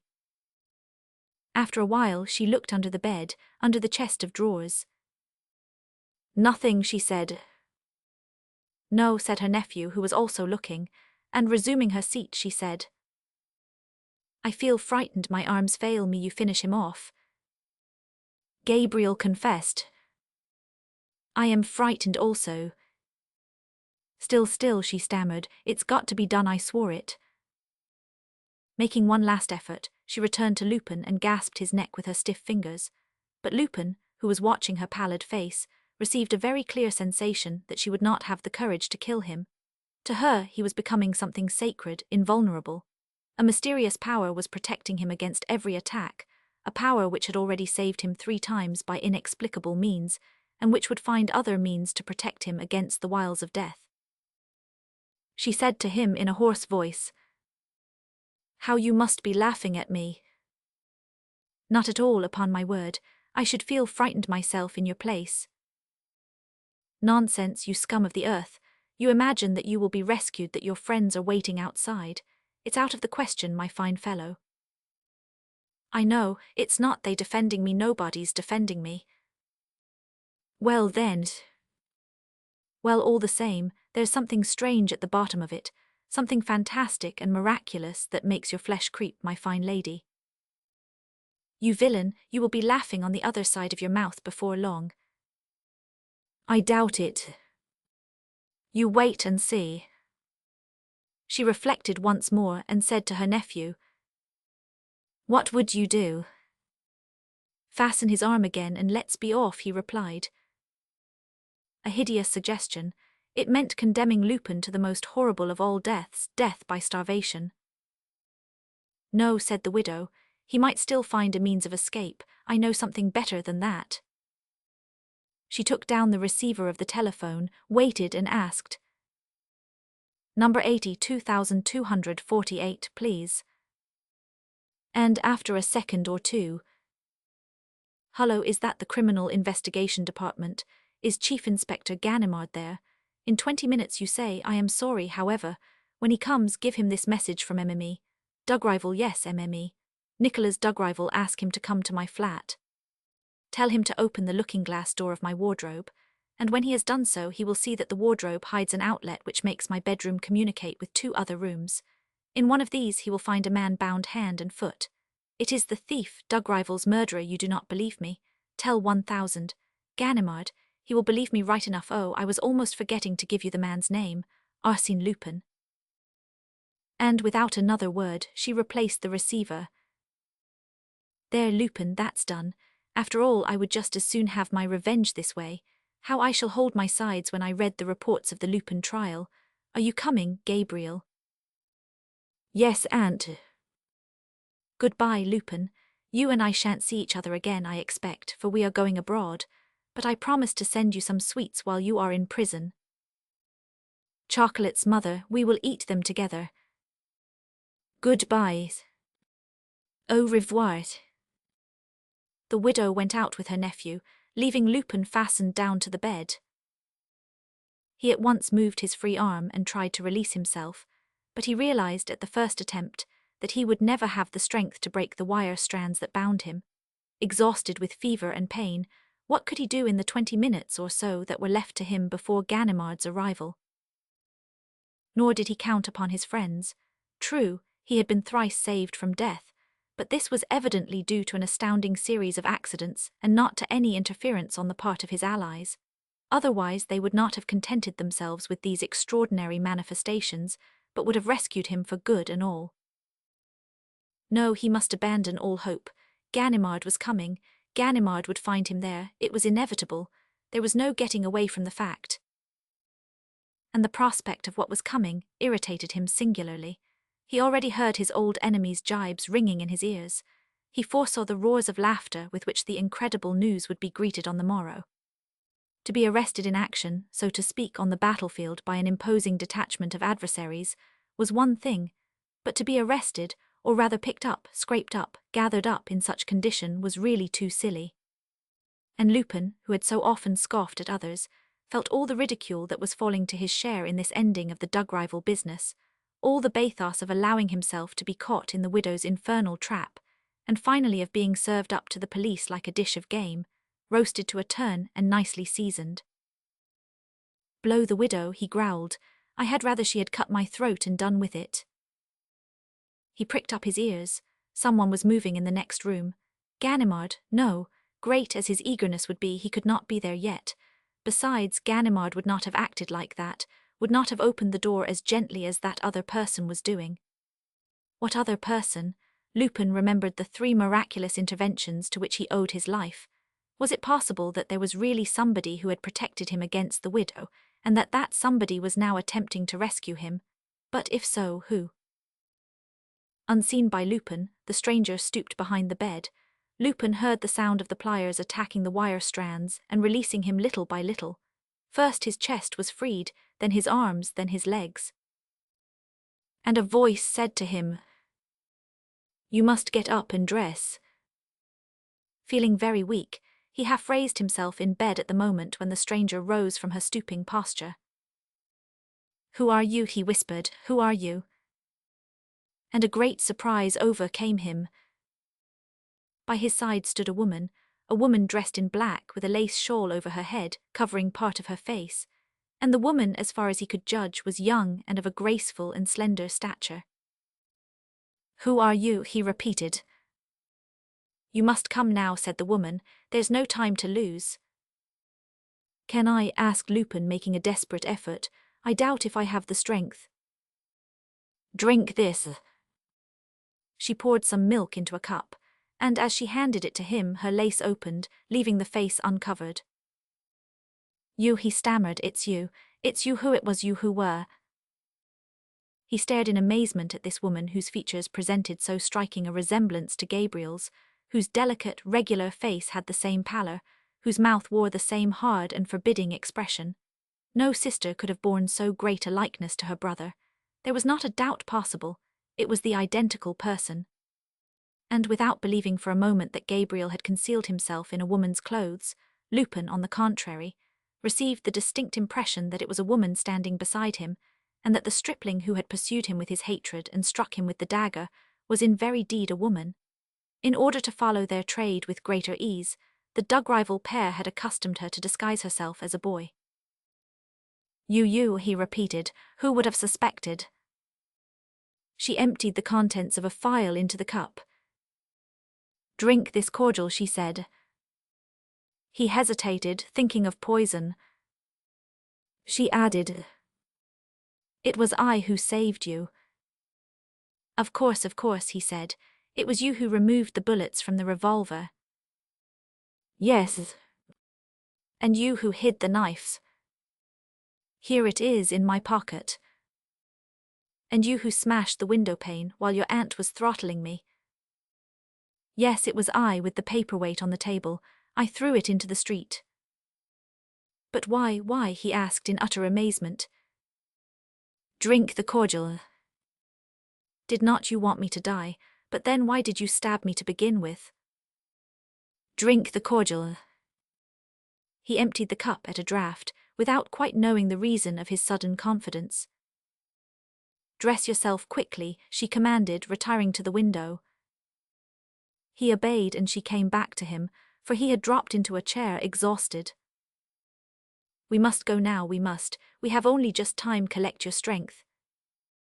She bent forward a little, so that he might lean on her shoulder, and turned toward the door and the staircase. And Lupin walked as one walks in a dream, one of those queer dreams in which the most inconsequent things occur, a dream that was the happy sequel of the terrible nightmare in which he had lived for the past fortnight. A thought struck him, however. He began to laugh. "Poor Ganimard, upon my word the fellow has no luck. I would give twopence to see him coming to arrest me. After descending the staircase with the aid of his companion, who supported him with incredible vigor, he found himself in the street, opposite a motor car into which she helped him to mount. "Right away," she said to the driver. Lupin, dazed by the open air and the speed at which they were travelling, hardly took stock of the drive and of the incidents on the road. He recovered all his consciousness when he found himself at home in one of the flats which he occupied, looked after by his servant, to whom the girl gave a few rapid instructions. "You can go," he said to the man. But when the girl turned to go as well, he held her back by a fold of her dress. No, you must first explain. Why did you save me? Did you return unknown to your aunt? But why did you save me? Was it from pity?" She did not answer. With her figure drawn up and her head flung back a little, she retained her hard and impenetrable air. Nevertheless, he thought he noticed that the lines of her mouth showed not so much cruelty as bitterness. Her eyes, her beautiful dark eyes, revealed melancholy, and Lupin, without as yet understanding, received a vague intuition of what was passing within her. He seized her hand. She pushed him away with a start of revolt in which he felt hatred, almost repulsion, and when he insisted, she cried, "Let me be, will you? Let me be, cannot you see that I detest you?" They looked at each other for a moment, Lupin disconcerted, she quivering and full of uneasiness, her pale face all flushed with unwonted colour. He said to her gently, "If you detested me, you should have let me die. It was simple enough. Why did not you?" Why, how do I know?" Her face contracted. With a sudden movement, she hid it in her two hands, and he saw tears trickle between her fingers. Greatly touched, he thought of addressing her in fond words, such as one would use to a little girl whom one wished to console, and of giving her good advice and saving her in his turn, and snatching her from the bad life which she was leading, perhaps against her better nature.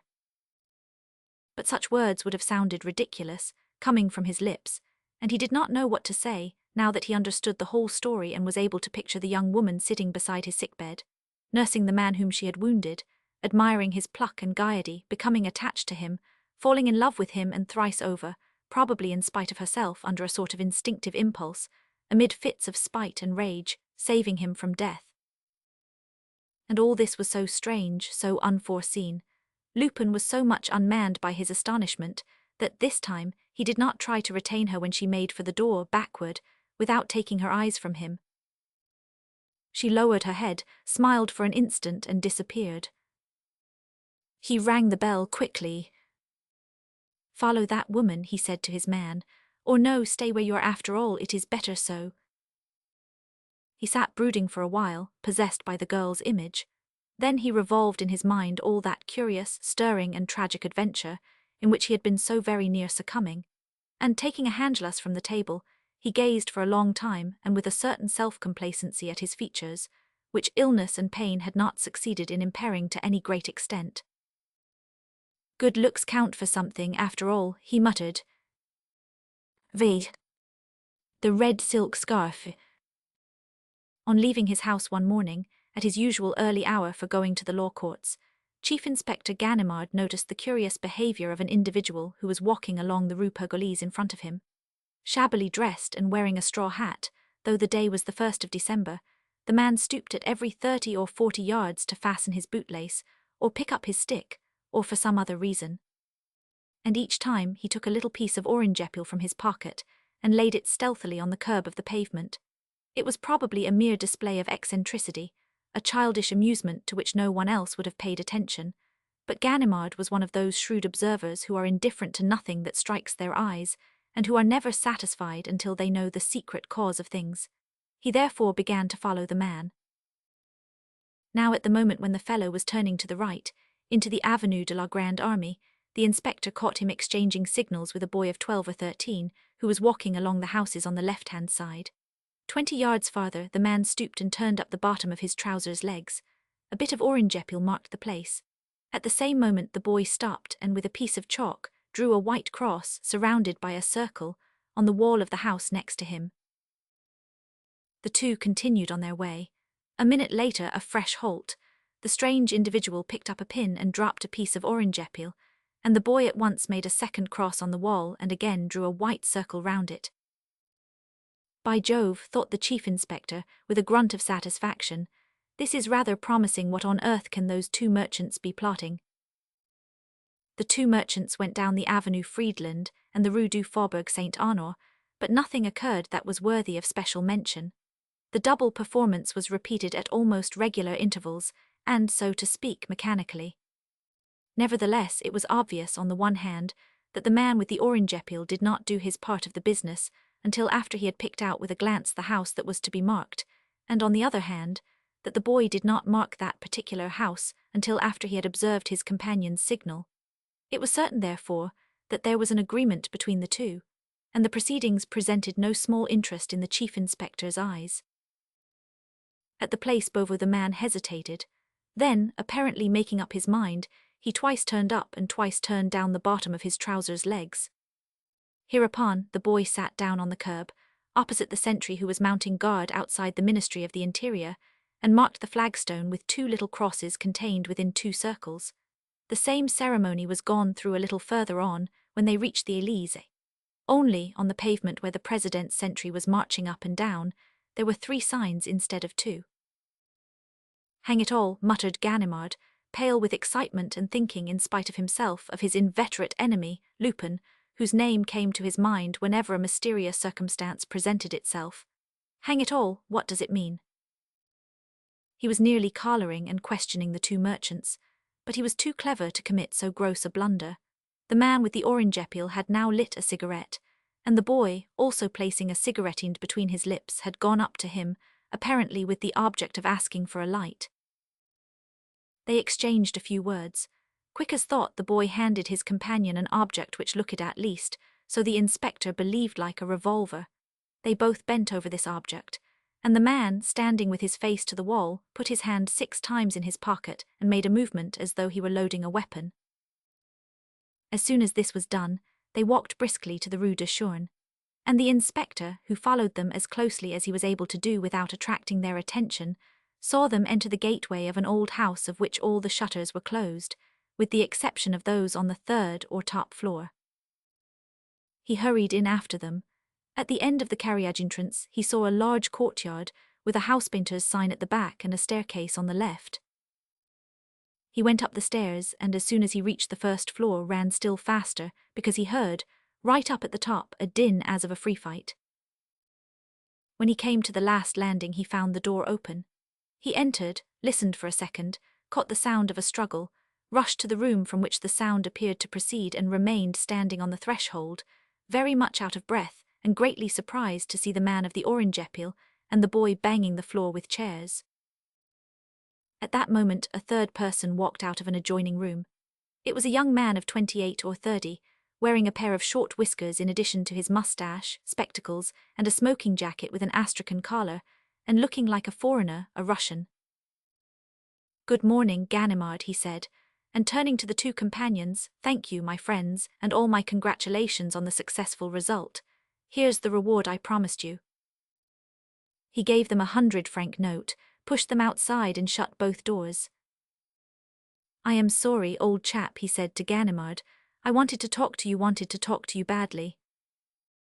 He offered him his hand, and, seeing that the inspector remained flabbergasted, and that his face was still distorted with anger, he exclaimed, "Why, you do not seem to understand, and yet it's clear enough I wanted to see you particularly, so what could I do?" And pretending to reply to an objection, "No, old chap," he continued, "you are quite wrong. If I had written or telephoned, you would not have come, or else you would have come with a regiment.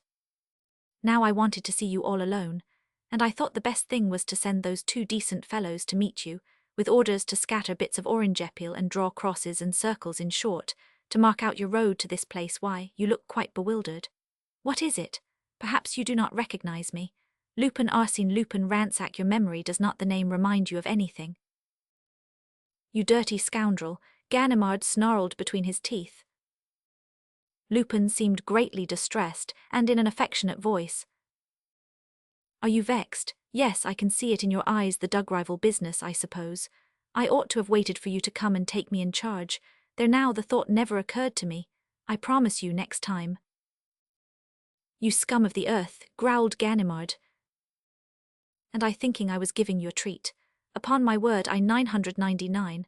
I said to myself, that dear old Ganimard, we have not met for an age, he will simply rush at me when he sees me. Ganimard, who had not yet stirred a limb, seemed to be waking from his stupor. He looked around him, looked at Lupin, visibly asked himself whether he would not do well to rush at him in reality, and then, controlling himself, took hold of a chair and settled himself in it, as though he had suddenly made up his mind to listen to his enemy. Speak, he said, and do not waste my time with any nonsense. I am in a hurry. That's it, said Lupin, let's talk. You cannot imagine a quieter place than this. It's an old manor house, which once stood in the open country, and it belongs to the Duc de Rochelaure. The Duke, who has never lived in it, lets this floor to me and the outhouses to a painter and decorator. I always keep up a few establishments of this kind. It's a sound, practical plan. Here, in spite of my looking like a Russian nobleman, I am 1,000. Dobruil, an ex-cabinet minister, you understand. I had to select a rather overstocked profession, so as not to attract attention. Do you think I care a hang about all this? Said Ganimard, interrupting him. Quite right, I am wasting words and you are in a hurry. Forgive me. I shan't be long now, 5 minutes, that's all. I will start at once. Have a cigar? No, very well, no more will one. He sat down also, drummed his fingers on the table while thinking, and began in this fashion. On the 17th of October, 1599, on a warm and sunny autumn day, do you follow me? But now that I come to think of it, is it really necessary to go back to the reign of Henry Roman IV, and tell you all about the building of the Pont Neuf? No, I do not suppose you are very well up in French history, and I should only end by muddling you. Suffice it, then, for you to know that last night at 1 o'clock in the morning, a boatman passing under the last arch of the Pont Neuf aforesaid, along the left bank of the river, heard something drop into the front part of his barge. The thing had been flung from the bridge, and its evident destination was the bottom of the Seine. The bargee's dog rushed forward, barking, and when the man reached the end of his craft, he saw the animal worrying a piece of newspaper that had served to wrap up a number of objects. He took from the dog such of the contents as had not fallen into the water, went to his cabin and examined them carefully. The result struck him as interesting, and as the man is connected with one of my friends, he sent to let me know. This morning I was waked up and placed in possession of the facts and of the objects which the man had collected. Here they are. He pointed to them, spread out on a table. There were first of all the torn pieces of a newspaper. Next came a large cut-glass inkstand, with a long piece of string fastened to the 549. There was a bit of broken glass and a sort of flexible cardboard, reduced to shreds. Lastly, there was a piece of bright scarlet silk, ending in a tassel of the same material and colour. You see our exhibits, friend of my youth, said Lupin. No doubt the problem would be more easily solved if we had the other objects which went overboard owing to the stupidity of the dog. But it seems to me, all the same, that we ought to be able to manage with a little reflection and intelligence. And those are just your great qualities. How does the business strike you? Ganimard did not move a muscle. He was willing to stand Lupin's chaff, but his dignity commanded him not to speak a single word in answer, nor even to give a nod or shake of the head that might have been taken to express approval or criticism.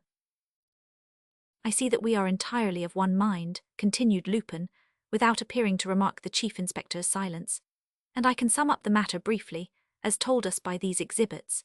Yesterday evening, between 9 and 12 o'clock, a showily dressed young woman was wounded with a knife and then caught round the throat and choked to death by a well-dressed gentleman, wearing a single eyeglass and interested in racing, with whom the aforesaid showily dressed young lady had been eating 3 meringues and a coffee eclair.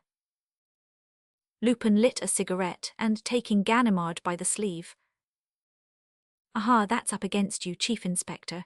You thought that in the domain of police deductions, such feats as those were prohibited to outsiders. Wrong, sir. Lupin juggles with inferences and deductions for all the world like a detective in a novel. My proofs are dazzling and absolutely simple." And pointing to the objects one by one, as he demonstrated his statement, he resumed. "I said after 9 o'clock yesterday evening. This scrap of newspaper bears yesterday's date with the words evening edition. Also, you will see here, pasted to the paper, a bit of one of those yellow wrappers in which the subscribers' copies are sent out. These copies are always delivered by the 9 o'clock post. Therefore, it was after 9 o'clock. I said, a well-dressed man. Please observe that this tiny piece of glass has the round hole of a single eyeglass at one of the edges, and that the single eyeglass is an essentially aristocratic article of wear. This well-dressed man walked into a pastrycook's shop. Here is the very thin cardboard, shaped like a box, and still showing a little of the cream of the meringues and eclairs which were packed in it in the usual way.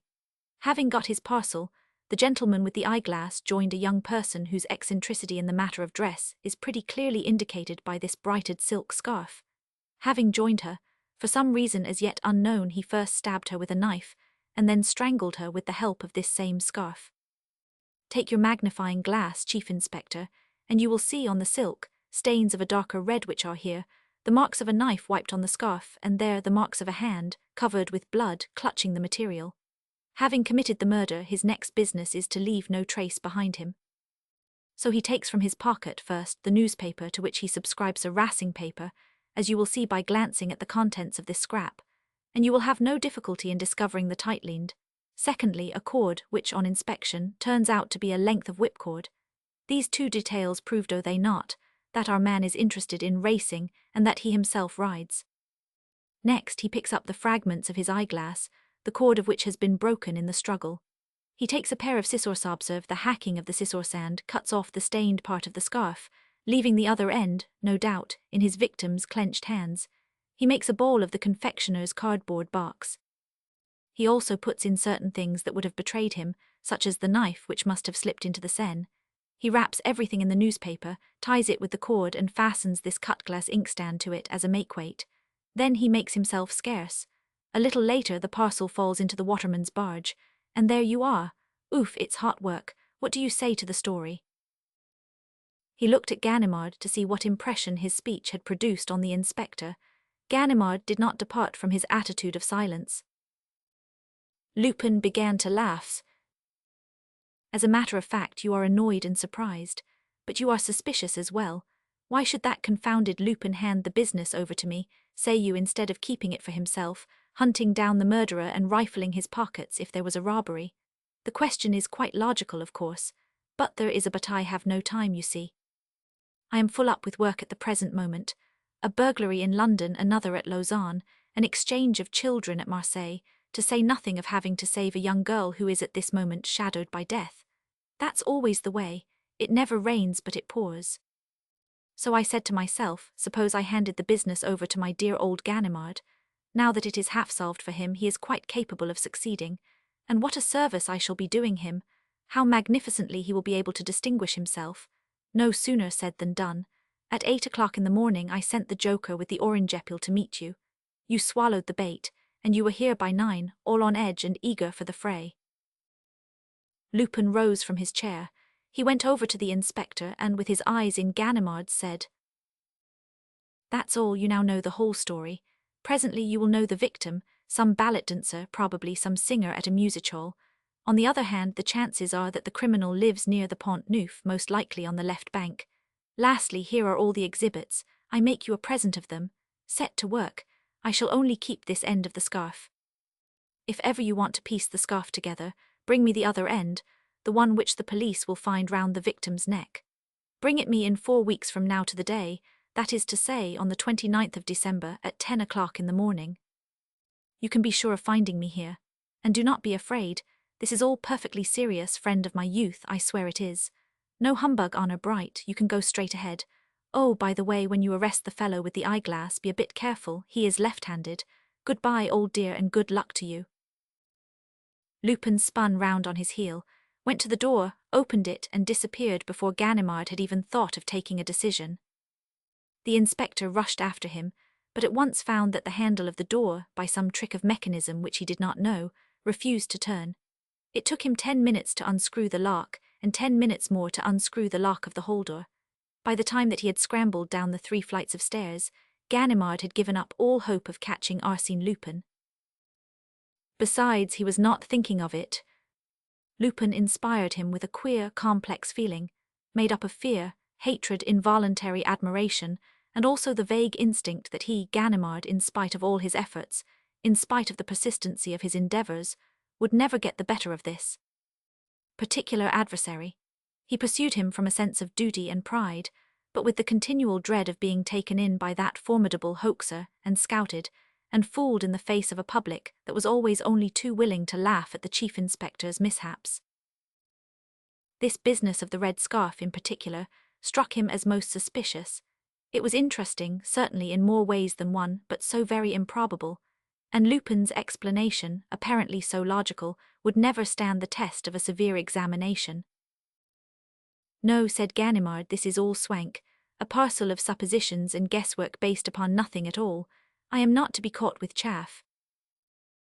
When he reached the headquarters of police, at 36 Quai des Orfèvres, he had quite made up his mind to treat the incident as though it had never happened. He went up to the Criminal Investigation Department. Here, one of his fellow inspectors said, "Seen the chief?" "No. He was asking for you just now." "Oh, was he?" "Yes, you had better go after him." "Where?" "To the Rue de Berne. There was a murder there last night." "Oh, who's the victim?" "I do not know exactly, a music-hall singer, I believe."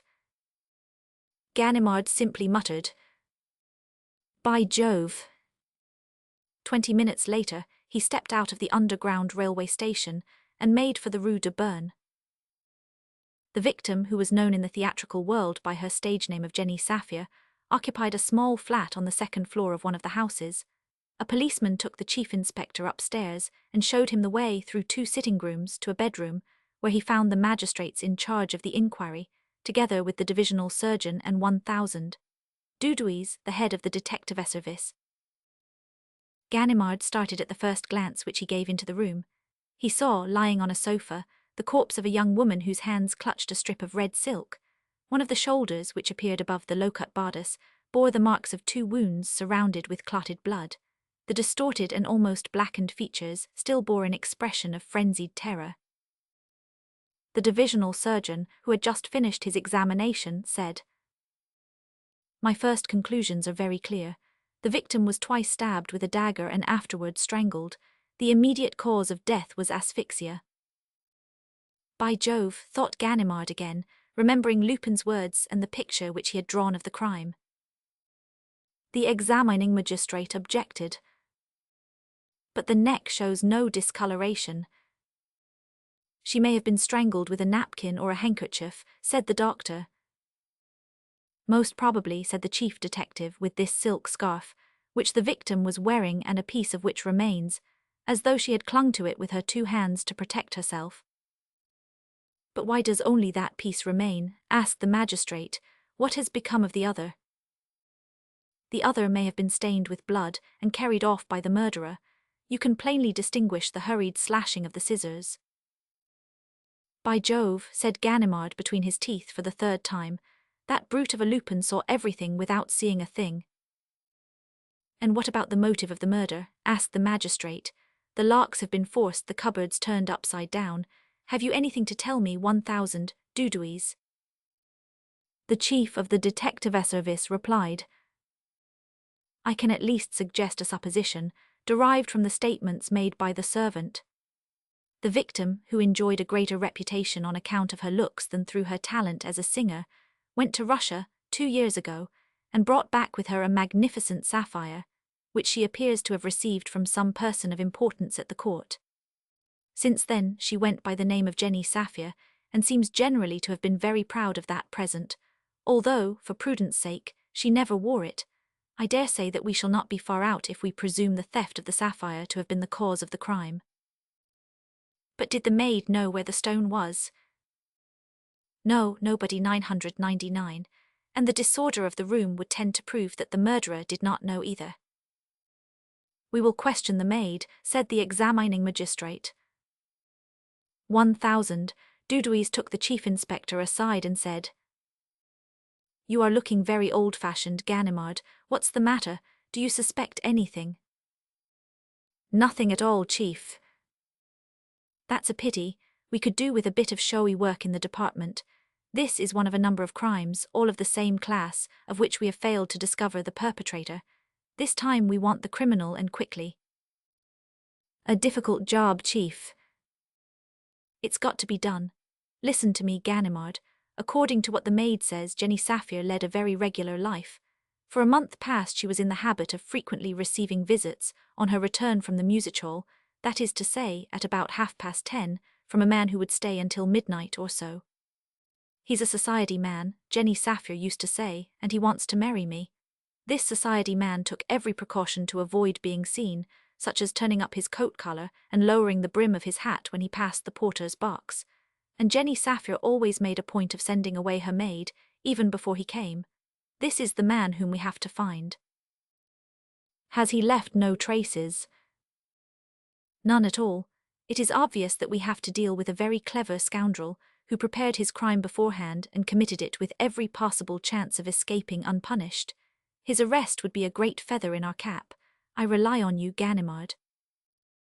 Ah, you rely on me, Chief, replied the inspector. Well, we shall see, I do not say no only. He seemed in a very nervous condition, and his agitation struck 1,000 doudouis. Only, continued Ganimard, only I swear, do you hear, Chief? I swear. What do you swear? Nothing, we shall see, Chief, we shall see. Ganimard did not finish his sentence until he was outside, alone, and he finished it aloud, stamping his foot, in a tone of the most violent anger. Only, I swear to heaven that the arrest shall be effected by my own means, without my employing a single one of the clues with which that villain has supplied me. Ah, no, ah, no. Railing against Lupin, furious at being mixed up in this business and resolved, nevertheless, to get to the bottom of it, he wandered aimlessly about the streets. His brain was seething with irritation, and he tried to adjust his ideas a little, and to discover among the chaotic facts some trifling detail, unperceived by all, unsuspected by Lupin himself, that might lead him to success. He lunched hurriedly at a bar, resumed his stroll, and suddenly stopped, petrified, astounded, and confused. He was walking under the gateway of the very house in the Rue de Chaulnes to which Lupin had enticed him a few hours earlier. A force stronger than his own will was drawing him there once more. The solution of the problem lay there. There and there alone were all the elements of the truth. Do and say what he would, Lupin's assertions were so precise, his calculations so accurate, that, worried to the innermost recesses of his being by so prodigious a display of perspicacity, he could not do other than take up the work at the point where his enemy had left it. Abandoning all further resistance, he climbed the 3 flights of stairs. The door of the flat was open. No one had touched the exhibits. He put them in his pocket and walked away. From that moment, he reasoned and acted, so to speak mechanically, under the influence of the master whom he could not choose but obey. Admitting that the unknown person whom he was seeking lived in the neighbourhood of the Pont Neuf, it became necessary to discover, somewhere between that bridge and the Rue de Berne, the first-class confectioner's shop, open in the evenings, at which the cakes were bought. This did not take long to find. A pastry-cook near the Gare Saint-Lazare showed him some little cardboard boxes, identical in material and shape with the one in Ganimard's possession. Moreover, one of the shop-girls remembered having served, on the previous evening, a gentleman whose face was almost concealed in the collar of his fur coat, but whose eyeglass she had happened to notice. That's one clue checked, thought the inspector. Our man wears an eyeglass. He next collected the pieces of the racing paper and showed them to a newsvendor, who easily recognized the Turf Illuster. Ganimard at once went to the offices of the Turf and asked to see the list of subscribers. Going through the list, he jotted down the names and addresses of all those who lived anywhere near the Pont Neuf, and principally because Lupin had said Sathos on the left bank of the river. He then went back to the Criminal Investigation Department, took 6 men, and packed them off with the necessary instructions. At 7 o'clock in the evening, the last of these men returned and brought good news with him. A certain 1,000 Prevails, a subscriber to the Turf, occupied an entresol flat on the Quai des Augustins. On the previous evening he left his place, wearing a fur coat, took his letters and his paper, the Turf Illuster, from the porter's wife, walked away and returned home at midnight. This 1,000 Prevails wore a single eyeglass. He was a regular racegoer and himself owned several hacks which he either rode himself or jobbed out. The inquiry had taken so short a time, and the results obtained were so exactly in accordance with Lupin's predictions, that Ganimard felt quite overcome on hearing the detective's report.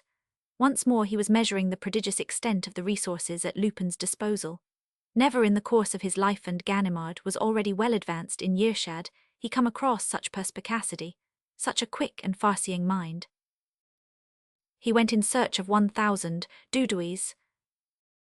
"Everything's ready, Chief. Have you a warrant?" "Eight." I said, "Everything is ready for the arrest, Chief." "You know the name of Jenny Saphir's murderer?" "Yes." "But how? Explain yourself." Ganimard had a sort of scruple of conscience, blushed a little and nevertheless replied. "An accident, Chief. The murderer threw everything that was likely to compromise him into the Seine. Part of the parcel was picked up and handed to me." "By whom?" "A boatman who refused to give his name, for fear of getting into trouble. But I had all the clues I wanted.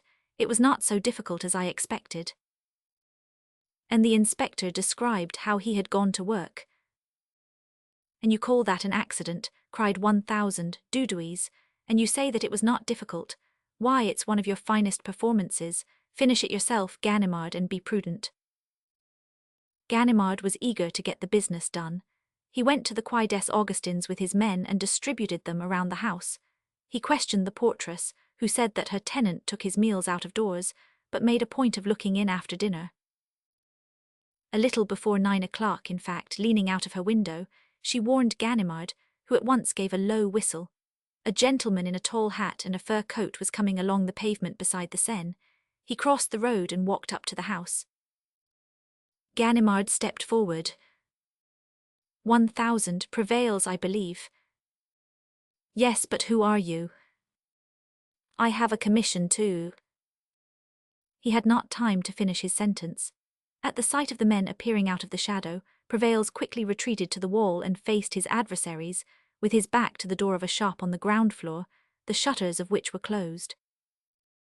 "Stand back," he cried, "I do not know you." His right hand brandished a heavy stick, while his left was slipped behind him and seemed to be trying to open the door.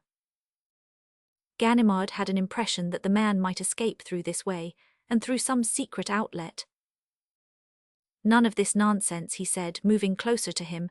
"You are caught, you had better come quietly."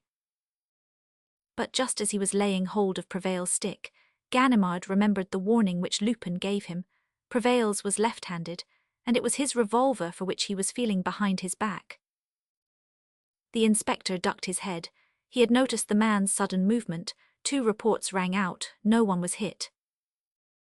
A second later, Prevail's received a blow under the chin from the butt end of a revolver, which brought him down where he stood. He was entered at the depot soon after 9 o'clock.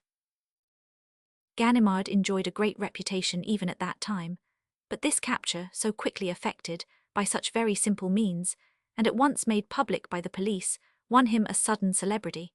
Prevail's was forthwith saddled with all the murders that had remained unpunished, and the newspapers vied with one another in extolling Ganimard's prowess. The case was conducted briskly at the start. It was first of all ascertained that Prevail's, whose real name was Thomas Derrock, had already been in trouble. Moreover, the search instituted in his rooms, while not supplying any fresh proofs, at least led to the discovery of a ball of whipcord, similar to the cord used for doing up the parcel, and also to the discovery of daggers which would have produced a wound similar to the wounds on the victim. But on the 8th day, everything was changed. Until then, Prevail's had refused to reply to the questions put to him, but now, assisted by his counsel, he pleaded a circumstantial alibi and maintained that he was at the Folies Berger on the night of the murder. As a matter of fact, the pockets of his dinner jacket contained the counterfoil of a stall ticket and a programme of the performance, both bearing the date of that evening. An alibi prepared in advance, objected the examining magistrate. "Prove it," said Prevail's. The prisoner was confronted with the witnesses for the prosecution. The young lady from the confectioner's thought she knew the gentleman with the eyeglass. The hall porter in the Rue de Berne thought he knew the gentleman who used to come to see Jenny Saphir, but nobody dared to make a more definite statement. The examination, therefore, led to nothing of a precise character, provided no solid basis whereon to found a serious accusation. The judge sent for Ganimard and told him of his difficulty. I cannot possibly persist at this rate. There is no evidence to support the charge. But surely you are convinced in your own mind, Monsieur le Juge d'instruction. Prevails would never have resisted his arrest unless he was guilty. He says that he thought he was being assaulted. He also says that he never set eyes on Jenny Saphir, and as a matter of fact, we can find no one to contradict his assertion. Then again, admitting that the sapphire has been stolen, we have not been able to find it at his flat. Nor anywhere else, suggested Ganimard. Quite true, but that is no evidence against him. I will tell you what we shall want, 1,000. Ganimard, and that very soon, the other end of this red scarf. The other end? Yes, for it is obvious that, if the murderer took it away with him, the reason was that the stuff is stained with the marks of the blood on his fingers. Ganimard made no reply. For several days he had felt that the whole business was tending to this conclusion. There was no other proof possible. Given the silk scarf and in no other circumstances, Prevail's guilt was certain. Now Ganimard's position required that Prevail's guilt should be established. He was responsible for the arrest. It had cast a glamour around him. He had been praised to the skies as the most formidable adversary of criminals, and he would look absolutely ridiculous if Prevail's were released.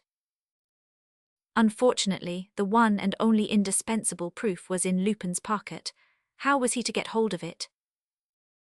Ganimard cast about, exhausted himself with fresh investigations, went over the inquiry from start to finish, spent sleepless nights in turning over the mystery of the Rue de Berne, studied the records of Prevail's life, sent 10 men hunting after the invisible sapphire. Everything was useless. On the 28th of December, the examining magistrate stopped him in one of the passages of the law courts. Well, 1,000, Ganimard, any news? No, Monsieur le Juge d'instruction. Then I shall dismiss the case. Wait 1 day longer. What's the use? We want the other end of the scarf. Have you got it? I shall have it tomorrow. Tomorrow? Yes, but please lend me the piece in your possession. What if I do? If you do, I promise to let you have the whole scarf complete. Very well, that's understood. Ganimard followed the examining magistrate to his room and came out with the piece of silk. Hang it all, he growled. Yes, I will go and fetch the proof, and I shall have it too, always presuming that Master Lupin has the courage to keep the appointment. In point of fact, he did not doubt for a moment that Master Lupin would have this courage, and that was just what exasperated him. Why had Lupin insisted on this meeting? What was his object in the circumstances?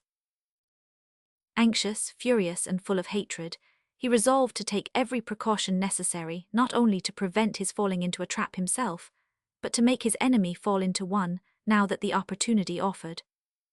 And on the next day, which was the 29th of December, the date fixed by Lupin, after spending the night in studying the old manor house in the Rue de Chaulnes, and convincing himself that there was no other outlet than the front door, he warned his men that he was going on a dangerous expedition, and arrived with them on the field of battle.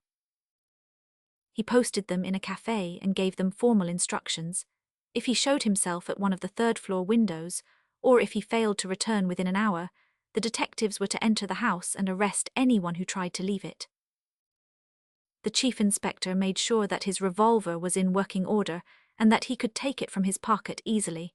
Then he went upstairs. He was surprised to find things as he had left them, the doors open and the locks broken. After ascertaining that the windows of the principal room looked out on the street, he visited the 3 other rooms that made up the flat. There was no one there. Master Lupin was afraid, he muttered, not without a certain satisfaction. Do not be silly, said a voice behind him. Turning round, he saw an old workman, wearing a housepainter's long smock, standing in the doorway. You needn't bother your head, said the man. It's I, Lupin. I have been working in the painter's shop since early morning. This is when we knock off for breakfast, so I came upstairs. He looked at Ganimard with a quizzing smile and cried, "'Pon my word, this is a gorgeous moment I owe you, old chap. I would not sell it for 10 years of your life, and yet you know how I love you. What do you think of it, artist? Was not it well thought out and well foreseen? foreseen from Alpha to Omega, did I understand the business, did I penetrate the mystery of the scarf. I'm not saying that there were no holes in my argument, no links missing in the chain, but what a masterpiece of intelligence. Ganimard, what a reconstruction of events, what an intuition of everything that had taken place and of everything that was going to take place, from the discovery of the crime to your arrival here in search of a proof. What really marvelous divination. Have you the scarf? Yes, half of it. Have you the other? Here it is, let's compare. They spread the 2 pieces of silk on the table. The cuts made by the scissors corresponded exactly. Moreover, the colors were identical. But I presume, said Lupin, that this was not the only thing you came for. What you are interested in seeing is the marks of the blood. Come with me, Ganimard, it's rather dark in here. They moved into the next room, which, though it overlooked the courtyard, was lighter, and Lupin held his piece of silk against the window pane. Look, he said, making room for Ganimard. The inspector gave a start of delight. The marks of the 5 fingers and the print of the palm were distinctly visible. The evidence was undeniable. The murderer had seized the stuff in his blood-stained hand, in the same hand that had stabbed Jenny Saphir, and tied the scarf round her neck. And it is the print of a left hand, observed Lupin. Hence my warning, which had nothing miraculous about it, you see. For though I admit, friend of my youth, that you may look upon me as a superior intelligence, I will not have you treat me as a wizard. Ganimard had quickly pocketed the piece of silk. Lupin nodded his head in approval. Quite right, old boy, it's for you. I am so glad you are glad. And you see, there was no trap about all this, only the wish to oblige a service between friends, between pals, and also, I confess, a little curiosity. Yes, I wanted to examine this other piece of silk. The one the police had. Do not be afraid. I will give it back to you just a second. Lupin, with a careless movement, played with the tassel at the end of this half of the scarf, while Ganimard listened to him in spite of himself. How ingenious these little bits of women's work are. Did you notice one detail in the maid's evidence? Jenny Saphir was very handy with her needle, and used to make all her own hats and frocks. It is obvious that she made this scarf herself besides. I noticed that from the first. I am naturally curious, as I have already told you, and I made a thorough examination of the piece of silk which you have just put in your pocket. Inside the tassel, I found a little sacred medal, which the poor girl had stitched into it to bring her luck. Touching, is not it, Ganimard? A little medal of Our Lady of Good Succor. The inspector felt greatly puzzled and did not take his eyes off the other, and Lupin continued. Then I said to myself, how interesting it would be to explore the other half of the scarf, the one which the police will find round the victim's neck. For this other half, which I hold in my hands at last, is finished off in the same way, so I shall be able to see if it has a hiding place too and what's inside it. But look, my friend, is not it cleverly made? And so simple. All you have to do is to take a skein of red cord and braid it round a wooden cup, leaving a little recess, a little empty space in the middle, very small of course, but large enough to hold a medal of a saint or anything, a precious stone, for instance such as a sapphire. At that moment he finished pushing back the silk cord, and from the hollow of a cup he took between his thumb and forefinger a wonderful blue stone, perfect in respect of size and purity. Ha, what did I tell you, friend of my youth? He raised his head. The inspector had turned livid and was staring wild-eyed, as though fascinated by the stone that sparkled before him. He at last realized the whole plot. You dirty scoundrel, he muttered, repeating the insults which he had used at the first interview. You scum of the earth. The 2 men were standing one against the other. Give me back that, said the inspector. Lupin held out the piece of silk. And the sapphire, said Ganimard in a peremptory tone. Do not be silly. Give it back or what, you idiot, cried Lupin. Look here, do you think I put you on to this soft thing for nothing? Give it back. You have not noticed what I have been about, that's plain. What, for 4 weeks I have kept you on the move like a deer, and you want to, come, Ganimard, old chap, pull yourself together. Do not you see that you have been playing the good dog for 4 weeks on end? Fetch it, Rover. There's a nice blue pebble over there which master cannot get at.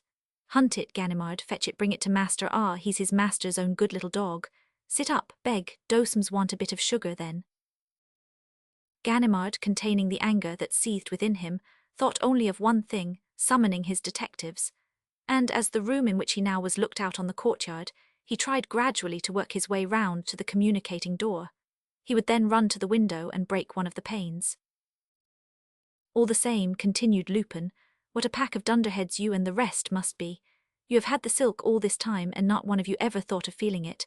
Not one of you ever asked himself the reason why the poor girl hung on to her scarf. Not one of you. You just acted at haphazard, without reflecting, without foreseeing anything. The inspector had attained his object. Taking advantage of a second when Lupin had turned away from him, he suddenly wheeled round and grasped the door handle. But an oath escaped him. The handle did not budge. Lupin burst into a fit of laughing. Not even that. You did not even foresee that. You lay a trap for me, and you will not admit that I may perhaps smell the thing out beforehand, and you allow yourself to be brought into this room without asking whether I am not bringing you here for a particular reason, and without remembering that the locks are fitted with a special mechanism. Come now, speaking frankly, what do you think of it yourself? What do I think of it? Roared Ganimard, beside himself with rage. He had drawn his revolver and was pointing it straight at Lupin's face. Hands up, he cried, that's what I think of it. Lupin placed himself in front of him and shrugged his shoulders. Sold again, he said. Hands up, I say once more. And sold again, say one. Your deadly weapon will not go off. What? Old Catherine, your housekeeper, is in my service. She damped the charges this morning while you were having your breakfast coffee. Ganimard made a furious gesture, pocketed the revolver and rushed at Lupin. Well, said Lupin, stopping him short with a well-aimed kick on the shin. Their clothes were almost touching. They exchanged defiant glances, the glances of two adversaries who mean to come to blows. Nevertheless, there was no fight. The recollection of the earlier struggles made any present struggle useless. And Ganimard, who remembered all his past failures, his vain attacks, Lupin's crushing reprisals, did not lift a limb. There was nothing to be done. He felt it. Lupin had forces at his command against which any individual force simply broke to pieces. So what was the good? I agree, said Lupin in a friendly voice, as though answering Ganimard's unspoken thought. You would do better to let things be as they are. Besides, friend of my youth, think of all that this incident has brought you. Fame, the certainty of quick promotion, and thanks to that, the prospect of a happy and comfortable old age. Surely you do not want the discovery of the sapphire and the head of poor Arsène Lupin in addition. It would not be fair. To say nothing of the fact that poor Arsène Lupin saved your life, yes, sir, who warned you at this very spot that Prevails was left-handed. And is this the way you thank me? It's not pretty of you, Ganimard. Upon my word, you make me blush for you. While chattering, Lupin had gone through the same performance as Ganimard and was now near the door. Ganimard saw that his foe was about to escape him. Forgetting all prudence, he tried to block his way and received a tremendous butt in the stomach, which sent him rolling to the opposite wall. Lupin dexterously touched a spring, turned the handle, opened the door and slipped away, roaring with laughter as he went. 20 minutes later, when Ganimard at last succeeded in joining his men, one of them said to him, "A housepainter left the house as his mates were coming back from breakfast and put a letter in my hand. 'Give that to your governor,' he said. 'Which governor?' I asked, but he was gone. I suppose it's meant for you." "Let's have it." Ganimard opened the letter. It was hurriedly scribbled in pencil and contained these words. "This is to warn you, friend of my youth, against excessive credulity. When a fellow tells you that the cartridges in your revolver are damp, however great your confidence in that fellow may be, even though his name be Arsène Lupin, never allow yourself to be taken in. Fire first, and if the fellow hops the twig, you will have acquired the proof that the cartridges are not damp, and that old Catherine is the most honest and respectable of housekeepers. One of these days, I hope to have the pleasure of making her acquaintance. Meanwhile, friend of my youth, believe me always affectionately and sincerely yours, Arsène Lupin. Romans 6. Shadowed by death. After he had been round the walls of the property, Arsène Lupin returned to the spot from which he started. It was perfectly clear to him that there was no breach in the walls, and the only way of entering the extensive grounds of the Château de Maupertuis was through a little low door, firmly bolted on the inside, or through the principal gate, which was overlooked by the lodge. "Very well," he said, "we must employ heroic methods."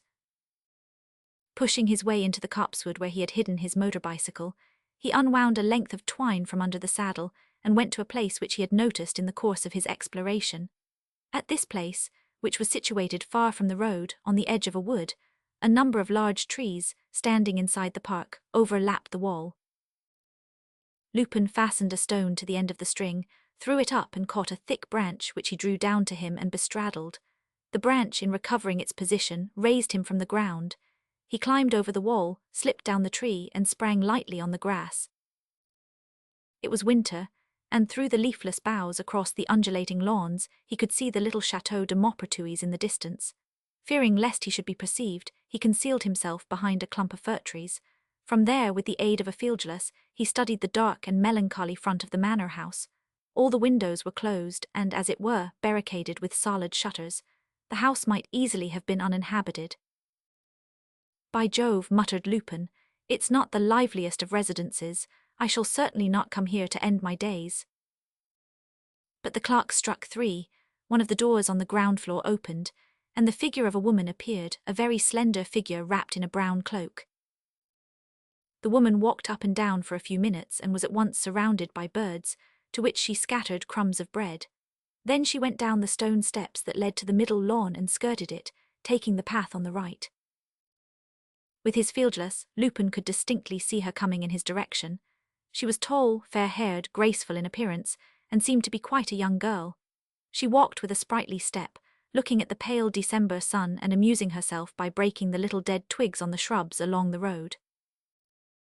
She had gone nearly 2/3 of the distance that separated her from Lupin, when there came a furious sound of barking, and a huge dog, a colossal Danish boarhound, sprang from a neighbouring kennel and stood erect at the end of the chain by which it was fastened. The girl moved a little to one side, without paying further attention to what was doubtless a daily incident. The dog grew angrier than ever, standing on its legs and dragging at its collar at the risk of strangling itself. 30 or 40 steps farther, yielding probably to an impulse of impatience, the girl turned round and made a gesture with her hand. The Great Dane gave a start of rage, retreated to the back of its kennel and rushed out again, this time unfettered. The girl uttered a cry of mad terror. The dog was covering the space between them, trailing its broken chain behind it. She began to run with all her might, and screamed out desperately for help, but the dog came up with her in a few bounds. She fell at once exhausted, giving herself up for lost. The animal was already upon her, almost touching her. At that exact moment a shot rang out. The dog turned a complete somersault, recovered its feet, tore the ground and then lay down, giving a number of hoarse, breathless howls, which ended in a dull moan and an indistinct gurgling. And that was all. "Dead," said Lupin, who had hastened up at once, prepared, if necessary, to fire his revolver a second time. The girl had risen and stood pale, still staggering. She looked in great surprise at this man whom she did not know and who had saved her life, and she whispered, "Thank you, I have had a great fright. You were in the nick of time, I thank you, monsieur." Lupin took off his hat. "Allow me to introduce myself. Mademoiselle, my name is Paul d'Aubruil, but before entering into any explanations, I must ask for one moment." He stooped over the dog's dead body and examined the chain at the part where the brute's effort had snapped it. "That's it," he said between his teeth. "It's just as I suspected. By Jupiter, things are moving rapidly. I ought to have come earlier." Returning to the girl's side, he said to her, speaking very quickly, "Mademoiselle, we have not a minute to lose. My presence in these grounds is quite irregular. I do not wish to be surprised here, and this for reasons that concern yourself alone. Do you think that the report can have been heard at the house?" The girl seemed already to have recovered from her emotion, and she replied with a calmness that revealed all her pluck, "I do not think so." "Is your father in the house today?" "My father is ill and has been in bed for months. Besides, his room looks out on the other front." "And the servants? Their quarters and the kitchen are also on the other side. No one ever comes to this part. I walk here myself, but nobody else does. It is probable, therefore, that I have not been seen either, especially as the trees hide us. It is most probable. Then I can speak to you freely.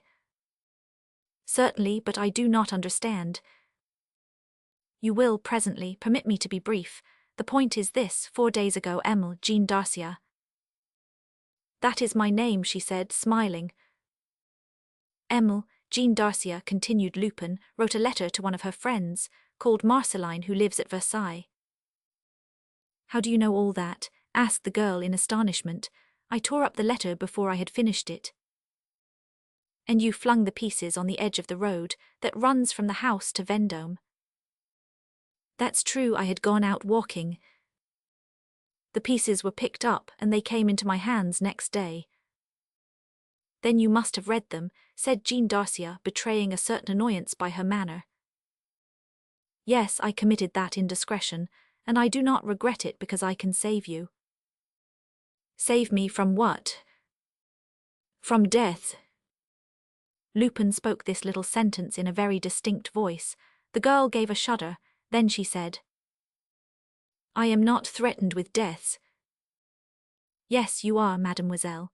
At the end of October you were reading on a bench on the terrace where you were accustomed to sit at the same hour every day, when a block of stone fell from the cornice above your head, and you were within a few inches of being crushed. An accident. One fine evening in November you were walking in the kitchen garden by moonlight. A shot was fired, the bullet whizzed past your ear. At least I thought so. Lastly, less than a week ago, the little wooden bridge that crosses the river in the park, 2 yards from the waterfall, gave way while you were on it. You were just able, by a miracle, to catch hold of the root of a tree. Jean Darcia tried to smile. Very well, but as I wrote to Marceline, these are only a series of coincidences, of accidents. No, mademoiselle, no. One accident of this sort is allowable, so are 2, and even then. But we have no right to suppose that the chapter of accidents, repeating the same act 3 times in such different and extraordinary circumstances, is a mere amusing coincidence. That is why I thought that I might presume to come to your assistance, and as my intervention can be of no use unless it remains secret, I did not hesitate to make my way in here without walking through the gate. I came in the nick of time, as you said. Your enemy was attacking you once more. What do you think? No, it is impossible, I refuse to believe. Lupin picked up the chain and, showing it to her, look at the last link. There is no question but that it has been filed. Otherwise, so powerful a chain as this would never have yielded. Besides, you can see the mark of the file here. Jean turned pale, and her pretty features were distorted with terror. But who can bear me such a grudge? She gasped. It is terrible, I have never done anyone harm, and yet you are certainly right, worse still. She finished her sentence in a lower voice. Worse still, I am wondering whether the same danger does not threaten my father. Has he been attacked also? No, for he never stirs from his room, but his is such a mysterious illness. He has no strength, he cannot walk at all. In addition to that, he is subject to fits of suffocation, as though his heart stopped beating. Oh, what an awful thing. Lupin realized all the authority which he was able to assert at such a moment, and he said, Have no fear, mademoiselle. If you obey me blindly, I shall be sure to succeed. Yes, yes, I am quite willing, but all this is so terrible. Trust me, I beg of you, and please listen to me. I shall want a few particulars. He rapped out a number of questions, which Jean Darcia answered hurriedly. That animal was never let loose, was he? Never. Who used to feed him? The lodgekeeper. He brought him his food every evening. Consequently, he could go near him without being bitten. Yes, and he only, for the dog was very savage. You do not suspect the man? Oh no, Baptiste, never. And you cannot think of anybody? No, our servants are quite devoted to us. They are very fond of me. You have no friends staying in the house? No. No brother. No. Then your father is your only protector. Yes, and I have told you the condition he is in. Have you told him of the different attempts? Yes, and it was wrong of me to do so. Our doctor, old Dr. Geralt, forbade me to cause him the least excitement. Your mother. I do not remember her. She died 16 years ago, just 16 years ago. How old were you then? I was not quite 5 years old. And were you living here? We were living in Paris. My father only bought this place the year after. Lupin was silent for a few moments, then he concluded. Very well, mademoiselle, I am obliged to you. Those particulars are all I need for the present. Besides, it would not be wise for us to remain together longer. But she said, the lodgekeeper will find the dog soon who will have killed him. You, mademoiselle, to defend yourself against an attack. I never carry firearms. I am afraid you do, said Lupin, smiling, because you killed the dog and there is no one but you who could have killed him. For that matter, let them think what they please. The great thing is that I shall not be suspected when I come to the house. To the house, do you intend to? Yes, I do not yet know how, but I shall come this very evening, so once more be easy in your mind. I will answer for everything. Jean looked at him and, dominated by him, conquered by his air of assurance and good faith, she said simply, I am quite easy. Then all will go well, till this evening, mademoiselle. Till this evening. She walked away, and Lupin, following her with his eyes until the moment when she disappeared round the corner of the house, murmured, What a pretty creature! It would be a pity if any harm were to come to her. Luckily, Arsène Lupin is keeping his weather eye open. Taking care not to be seen, with eyes and ears attentive to the least sight or sound, he inspected every nook and corner of the grounds, looked for the little low door which he had noticed outside, and which was the door of the kitchen garden, drew the bolt, took the key and then skirted the walls and found himself once more near the tree which he had climbed. 2 minutes later, he was mounting his motorcycle. The village of Maupertuis lay quite close to the estate. Lupin inquired and learnt that Dr. Geralt lived next door to the church. He rang, was shown into the consulting room, and introduced himself by his name of Paul d'Aubreuil, of the Rue de Chaulnes, Paris, adding that he had official relations with the detective service, a fact which he requested might be kept secret. He had become acquainted, by means of a torn letter, with the incidents that had endangered Emile Darcieu's life, and he had come to that young lady's assistance. Dr. Geralt, an old country practitioner, who idolized Jean, on hearing Lupin's explanations at once, admitted that those incidents constituted undeniable proofs of a plot. He showed great concern, offered his visitor hospitality, and kept him to dinner. The two men talked at length. In the evening they walked round to the manor house together.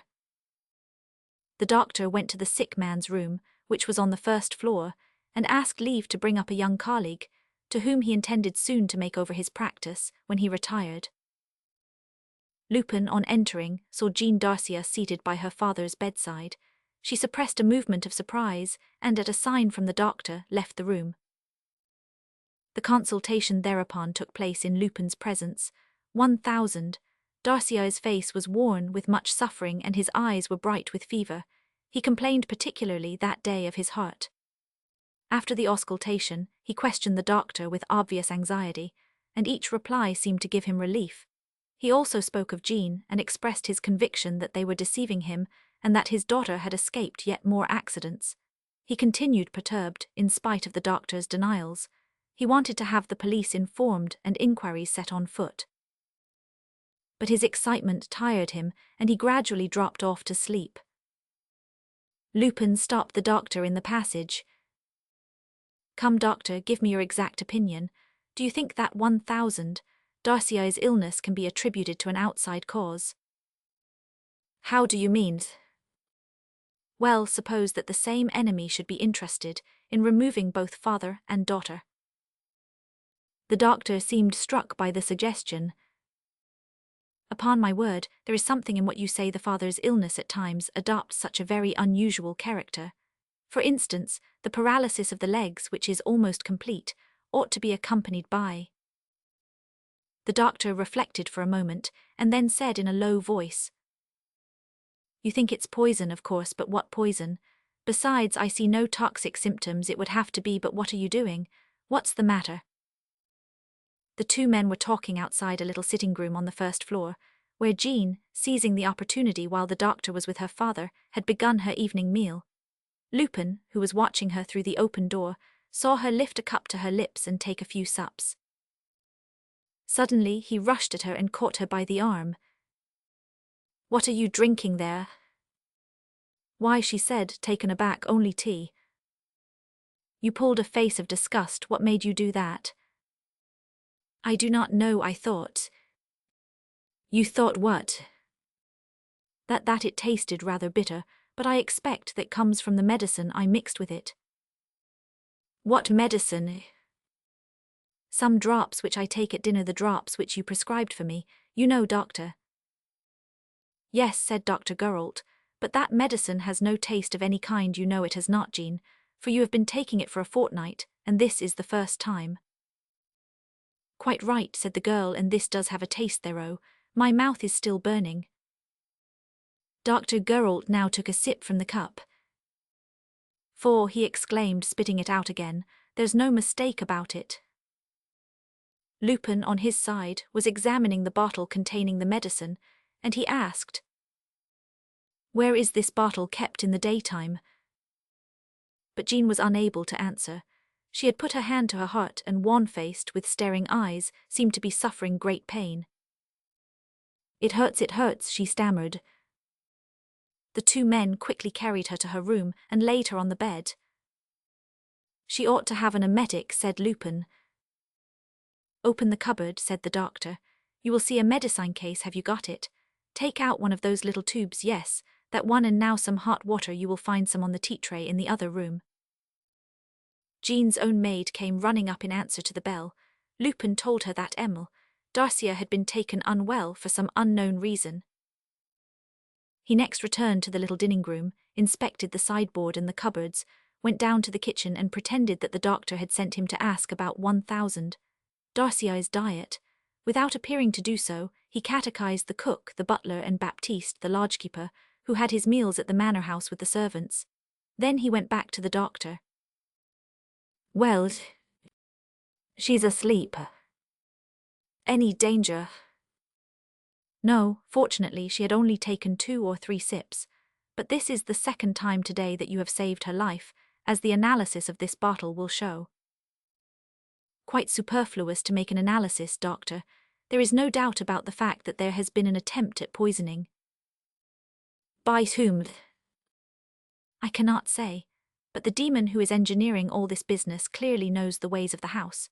He comes and goes as he pleases, walks about in the park, files the dog's chain, mixes poison with the food, and, in short, moves and acts precisely as though he were living the very life of hero, rather of those whom he wants to put away." "Ah, you really believe that 1,000 Darcia is threatened with the same danger?" "I have not a doubt of it." "Then it must be one of the servants, but that is most unlikely. Do you think?" "I think nothing, doctor. I know nothing. All I can say is that the situation is most tragic and that we must be prepared for the worst. Death is here, doctor, shadowing the people in this house, and it will soon strike at those whom it is pursuing." "What's to be done?" "Watch, doctor. Let us pretend that we are alarmed about 1,000 Darcia's health and spend the night in here. The bedrooms of both the father and daughter are close by. If anything happens, we are sure to hear." There was an easy-chair in the room. They arranged to sleep in it turn and turn about. In reality, Lupin slept for only 2 or 3 hours. In the middle of the night he left the room, without disturbing his companion, carefully looked round the whole of the house and walked out through the principal gate. He reached Paris on his motorcycle at 9 o'clock in the morning. 2 of his friends, to whom he telephoned on the road, met him there. They all 3 spent the day in making searches which Lupin had planned out beforehand. He set out again hurriedly at 6 o'clock. and never, perhaps, as he told me subsequently, did he risk his life with greater temerity than in his breakneck ride, at a mad rate of speed, on a foggy December evening, with the light of his lamp hardly able to pierce through the darkness. He sprang from his bicycle outside the gate, which was still open, ran to the house and reached the first floor in a few bounds. There was no one in the little dining room. Without hesitating, without knocking, he walked into Jean's bedroom. "Ah, here you are," he said with a sigh of relief, seeing Jean and the doctor sitting side by side talking. "What, any news?" asked the doctor, alarmed at seeing such a state of agitation in a man whose coolness he had had occasion to observe. "No," said Lupin, "no news, and here." "None here either. We have just left 1000, Darcia. He has had an excellent day and he ate his dinner with a good appetite. As for Jean, you can see for yourself she has all her pretty colour back again." "Then she must go." "Go, but it's out of the question," protested the girl. "You must go, you must," cried Lupin with real violence, stamping his foot on the floor.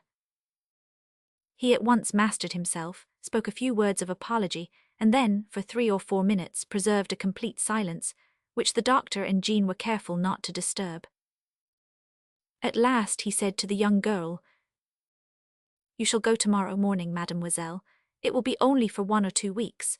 I will take you to your friend at Versailles, the one to whom you were writing. I entreat you to get everything ready tonight without concealment of any kind. Let the servants know that you are going on the other hand. The doctor will be good enough to tell 1000. Darcia, and give him to understand, with every possible precaution, that this journey is essential to your safety. Besides, he can join you as soon as his strength permits. That's settled, is it not?" "Yes," she said, absolutely dominated by Lupin's gentle and imperious voice. "In that case," he said, "be as quick as you can and do not stir from your room." "But," said the girl with a shudder, "am I to stay alone tonight?" "Fear nothing. Should there be the least danger, the doctor and I will come back. Do not open your door unless you hear 3 very light taps."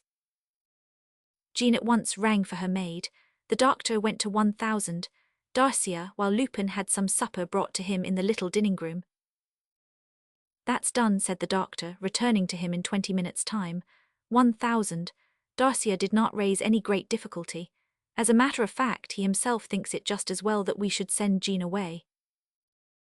They then went downstairs together and left the house. On reaching the lodge, Lupin called the keeper.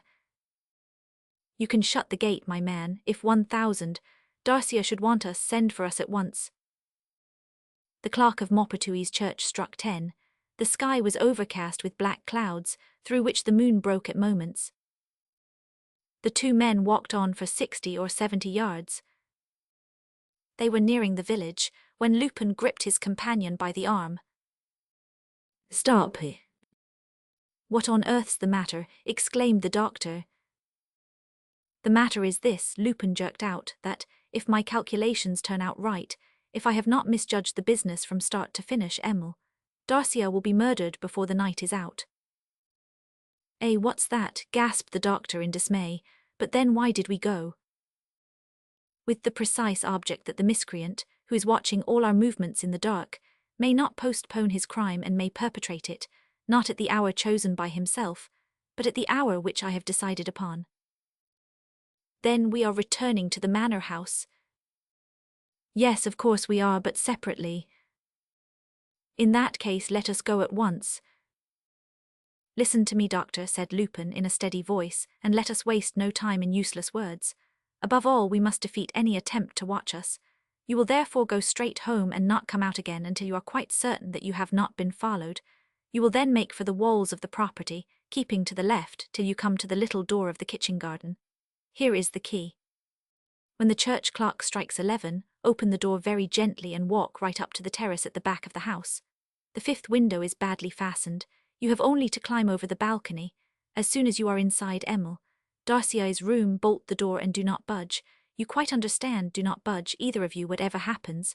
I have noticed that Darcia leaves her dressing-room window ajar, is not that so?"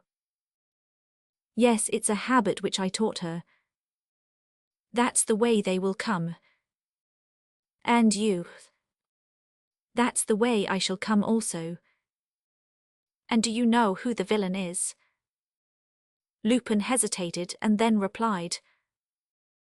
No, I do not know, and that is just how we shall find out. But I implore you, keep cool.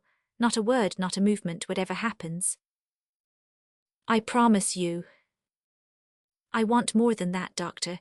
You must give me your word of honor. I give you my word of honor. The doctor went away.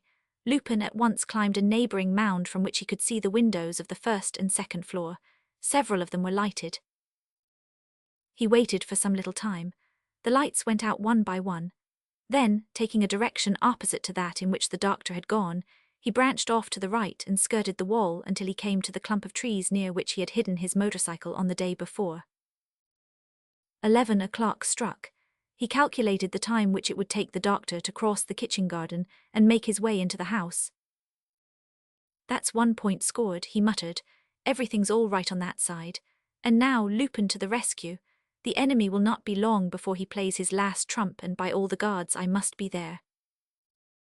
He went through the same performance as on the first occasion, pulled down the branch and hoisted himself to the top of the wall, from which he was able to reach the bigger boughs of the tree. Just then he pricked up his ears. He seemed to hear a rustling of dead leaves, and he actually perceived a dark form moving on the level 30 yards away. Hang it all, he said to himself, I am done. The scoundrel has smelt a rat. A moonbeam pierced through the clouds. Lupin distinctly saw the man take aim. He tried to jump to the ground and turned his head, but he felt something hit him in the chest, heard the sound of a report, uttered an angry oath and came crashing down from branch to branch like a corpse. Meanwhile, Dr. Gerault, following Arsène Lupin's instructions, had climbed the ledge of the 5th window and groped his way to the 1st floor. On reaching Jean's room, he tapped lightly 3 times at the door and immediately on entering pushed the bolt. Lie down at once, he whispered to the girl who had not taken off her things. You must appear to have gone to bed. Brrrrrrr, it's cold in here. Is the window open in your dressing room? Yes, would you like me to? No, leave it as it is. They are coming. They are coming, spluttered Jean in a fright. Yes, beyond a doubt. But who? Do you suspect anyone? I do not know who I expect, that there is someone hidden in the house or in the park. Oh, I feel so frightened. Do not be frightened. The sportsman who's looking after you seems jolly clever and makes a point of playing a safe game. I expect he's on the lookout in the court. The doctor put out the nightlight, went to the window and raised the blind. A narrow cornice running along the 1st story prevented him from seeing more than a distant part of the courtyard, and he came back and sat down by the bed. Some very painful minutes passed, minutes that appeared to them interminably long. The clock in the village struck, but taken up as they were with all the little noises of the night, they hardly noticed the sound. They listened with all their nerves on edge. Did you hear? Whispered the doctor. Yes, said Jean, sitting up in bed. Lie down, he said presently. There's someone coming. There was a little tapping sound outside, against the cornice. Next came a series of indistinct noises, the nature of which they could not make out for certain. But they had a feeling that the window in the dressing room was being opened wider, for they were buffeted by gusts of cold air. Suddenly it became quite clear there was someone next door. The doctor, whose hand was trembling a little, seized his revolver. Nevertheless, he did not move, remembering the formal orders which he had received and fearing to act against them. The room was in absolute darkness, and they were unable to see where the adversary was, but they felt his presence. They followed his invisible movements, the sound of his footsteps deadened by the carpet, and they did not doubt but that he had already crossed the threshold of the room. And the adversary stopped. Of that they were certain. He was standing 6 steps away from the bed, motionless, undecided perhaps, seeking to pierce the darkness with his keen eyes. Jean's hand, icy-cold and clammy, trembled in the doctor's grasp. With his other hand the doctor clutched his revolver with his finger on the trigger. In spite of his pledged word, he did not hesitate. If the adversary touched the end of the bed, the shot would be fired at a venture. The adversary took another step, and then stopped again. And there was something awful about that silence, that impassive silence, that darkness in which those human beings were peering at one another wildly. Who was it looming in the murky darkness? Who was the man? What horrible enmity was it that turned his hand against the girl, and what abominable aim was he pursuing? Terrified though they were, Jean and the doctor thought only of that one thing, to see, to learn the truth, to gaze upon the adversary's face. He took one more step, and did not move again. It seemed to them that his figure stood out darker against the dark space, and that his arm rose slowly, slowly. A minute passed, and then another minute. And suddenly, beyond the man on the right, a sharp click, a bright light flashed, was flung upon the man, lit him full in the face, remorselessly. Jean gave a cry of affright. She had seen, standing over her, with a dagger in his hand, had seen her father. Almost at the same time, though the light was already turned off, there came a report. The doctor had fired. "Dash it all, do not shoot," roared Lupin. He threw his arms round the doctor, who choked out. Did not you see? Did not you see? Listen, he's escaping." "Let him escape. It's the best thing that could happen." He pressed the spring of his electric lantern again, ran to the dressing-room, made certain that the man had disappeared, and returning quietly to the table, lit the lamp. Jean lay on her bed, pallid, in a dead faint. The doctor, huddled in his chair, emitted inarticulate sounds. "Come," said Lupin, laughing, "pull yourself together. There is nothing to excite ourselves about, it's all over." Her father, moaned the old doctor. "If you please, Dr. Emil, Darcia is 99, look after her." Without more words, Lupin went back to the dressing-room and stepped out on the window ledge. A ladder stood against the ledge. He ran down it. Skirting the wall of the house, 20 steps farther, he tripped over the rungs of a rope ladder which he climbed and found himself in 1000. Darcia's bedroom. The room was empty. "Just so," he said. "My gentleman did not like the position and has cleared out. Here's wishing him a good journey, and of course the door is bolted." Exactly. That is how our sick man, tricking his worthy medical attendant, used to get up at night in full security, fasten his rope ladder to the balcony and prepare his little games. He's no fool, is friend Darcia. He drew the bolts and returned to Jean's room. The doctor, who was just coming out of the doorway, drew him to the little dining-room. "She's asleep, do not let us disturb her. She has had a bad shock and will take some time to recover." Lupin poured himself out a glass of water and drank it down. Then he took a chair and calmly. "Pooh, she will be all right by tomorrow." "What do you say?" "I say that she will be all right by tomorrow." "Why?" "In the first place, because it did not strike me that Emil, Darcia, felt any very great affection for her father." "Never mind, think of it, a father who tries to kill his daughter. A father who, for months on end, repeats his monstrous attempt 4, 5, 6 times over again. Well, is not that enough to blight a less sensitive soul than Jean's for good and all? What a hateful memory." "She will forget." "One does not forget such a thing as that." "She will forget, doctor, and for a very simple reason." "Explain yourself." "She is not 1000, Darcia's daughter." "I repeat, she is not that villain's daughter." "What do you mean, 1000, Darcia?" 1000, Darcia is only her stepfather. She had just been born when her father, her real father, died. Jean's mother then married a cousin of her husband's, a man bearing the same name, and she died within a year of her second wedding. She left Jean in 1000, Darcia's charge. He first took her abroad and then bought this country house, and as nobody knew him in the neighborhood, he represented the child as being his daughter. She herself did not know the truth about her birth. The doctor sat confounded. He asked, "Are you sure of your facts?"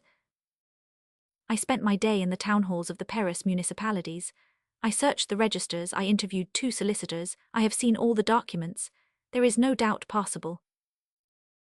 "But that does not explain the crime, or rather the series of crimes." "Yes, it does," declared Lupin. "And from the start, from the first hour when I meddled in this business, some words which Emil, Darcia used made me suspect that direction which my investigations must take. I was not quite 5 years old when my mother died, she said. That was 16 years ago. Emil.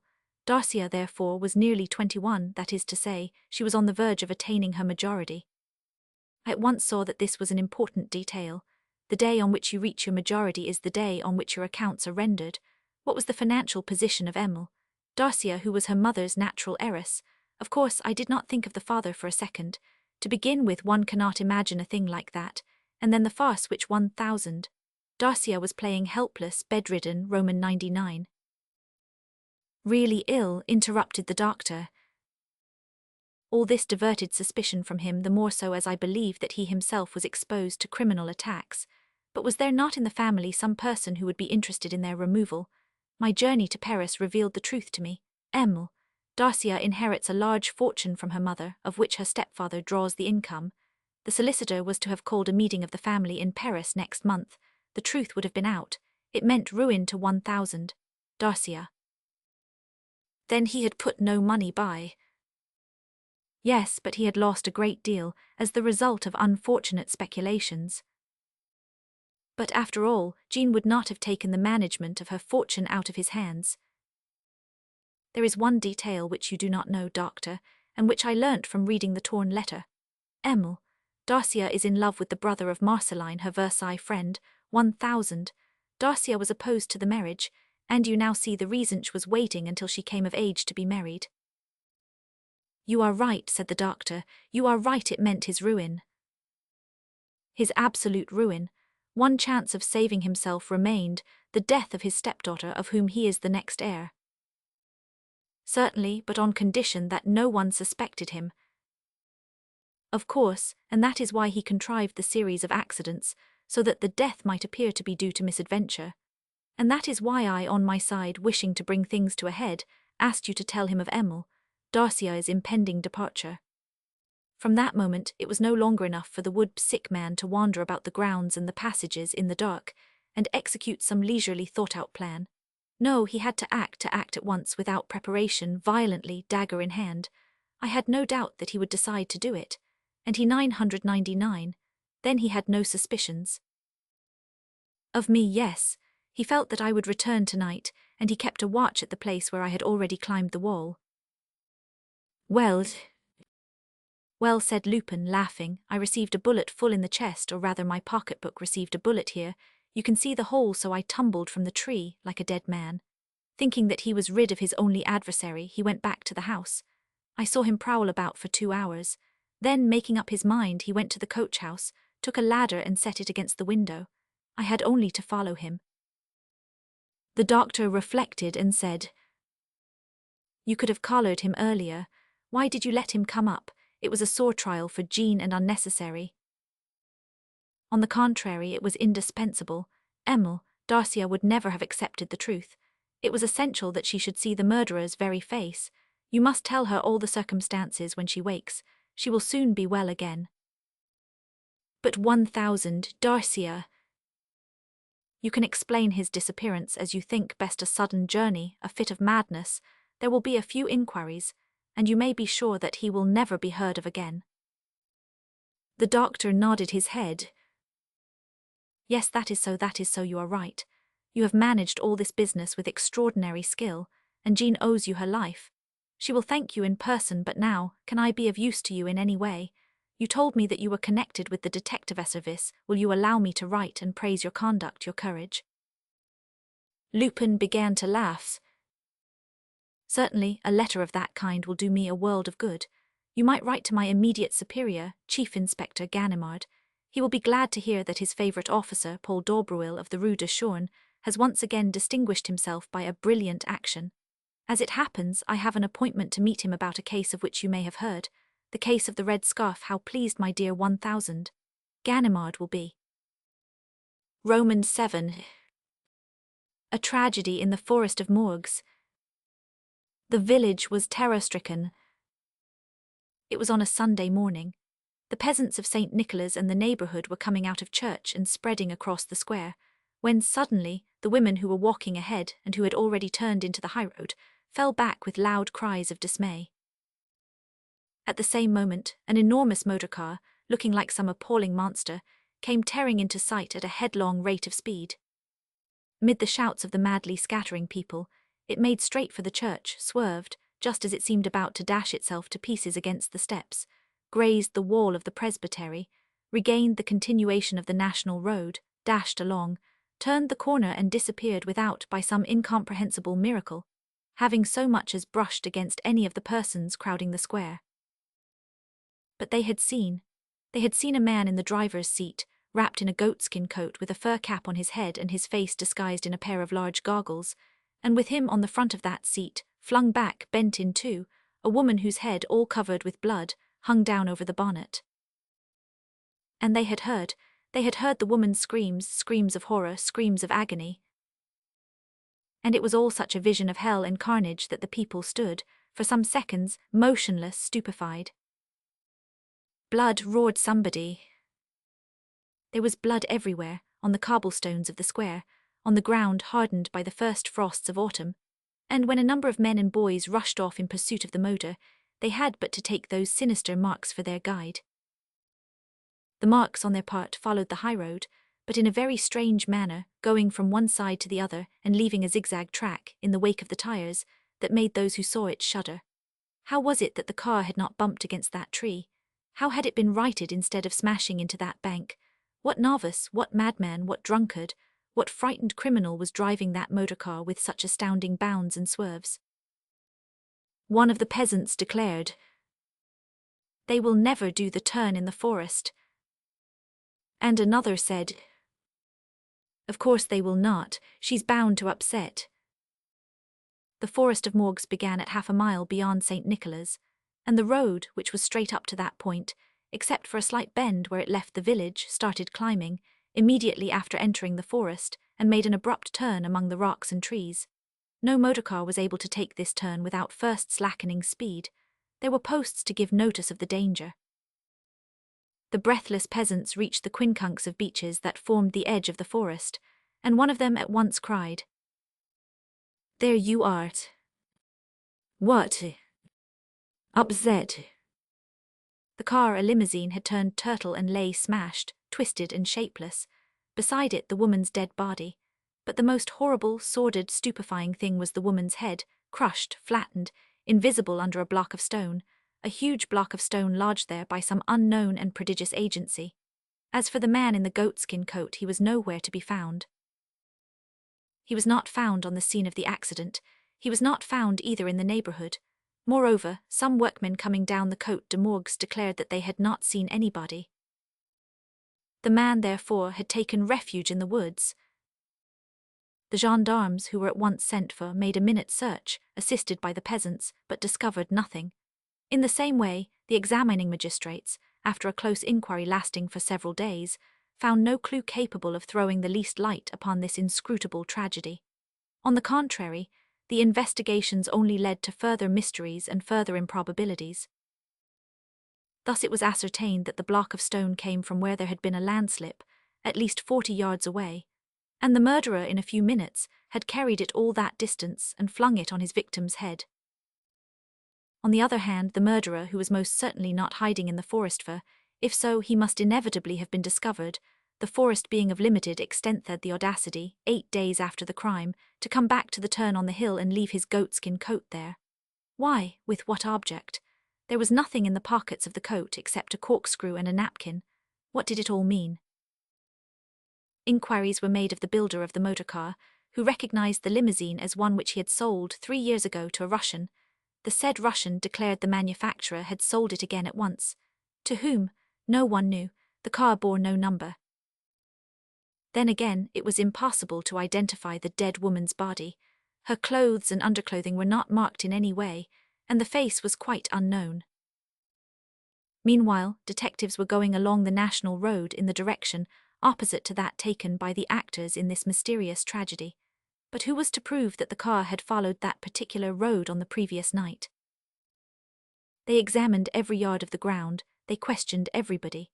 At last they succeeded in learning that on the Saturday evening, a limousine had stopped outside a grocer's shop in a small town situated about 200 miles from St. Nicholas, on a highway branching out of the national road. The driver had first filled his tank, bought some spare cans of petrol, and lastly taken away a small stock of provisions, a ham, fruit, biscuits, wine, and a half bottle of 3-star brandy. There was a lady on the driver's seat. She did not get down. The blinds of the limousine were drawn. One of these blinds was seen to move several times. The shopman was positive that there was somebody inside. Presuming the shopman's evidence to be correct, then the problem became even more complicated, for so far no clue had revealed the presence of a third person. Meanwhile, as the travellers had supplied themselves with provisions, it remained to be discovered what they had done with them and what had become of the remains. The detectives retraced their steps. It was not until they came to the fork of the two roads, at a spot 11 or 12 miles from St. Nicholas, that they met a shepherd who, in answer to their questions, directed them to a neighbouring field, hidden from view behind the screen of bushes, where he had seen an empty bottle and other things. The detectives were convinced at the first examination. The motorcar had stopped there, and the unknown travellers, probably after a night's rest in their car, had breakfasted and resumed their journey in the course of the morning. One unmistakable proof was the half-bottle of 3-star brandy sold by the grocer. This bottle had its neck broken clean off with a stone. The stone employed for the purpose was picked up, as was the neck of the bottle, with its cork covered with a tinfoil seal. The seal showed marks of attempts that had been made to uncork the bottle in the ordinary manner. The detectives continued their search and followed a ditch that ran along the field at right angles to the road. It ended in a little spring, hidden under brambles which seemed to emit an offensive smell. On lifting the brambles they perceived a corpse, the corpse of a man whose head had been smashed in, so that it formed little more than a sort of pulp, swarming with vermin. The body was dressed in jacket and trousers of dark brown leather. The pockets were empty, no papers, no pocketbook, no watch. The grocer and his shopman were summoned, and, 2 days later, formally identified, by his dress and figure, the traveller who had bought the petrol and provisions on the Saturday evening.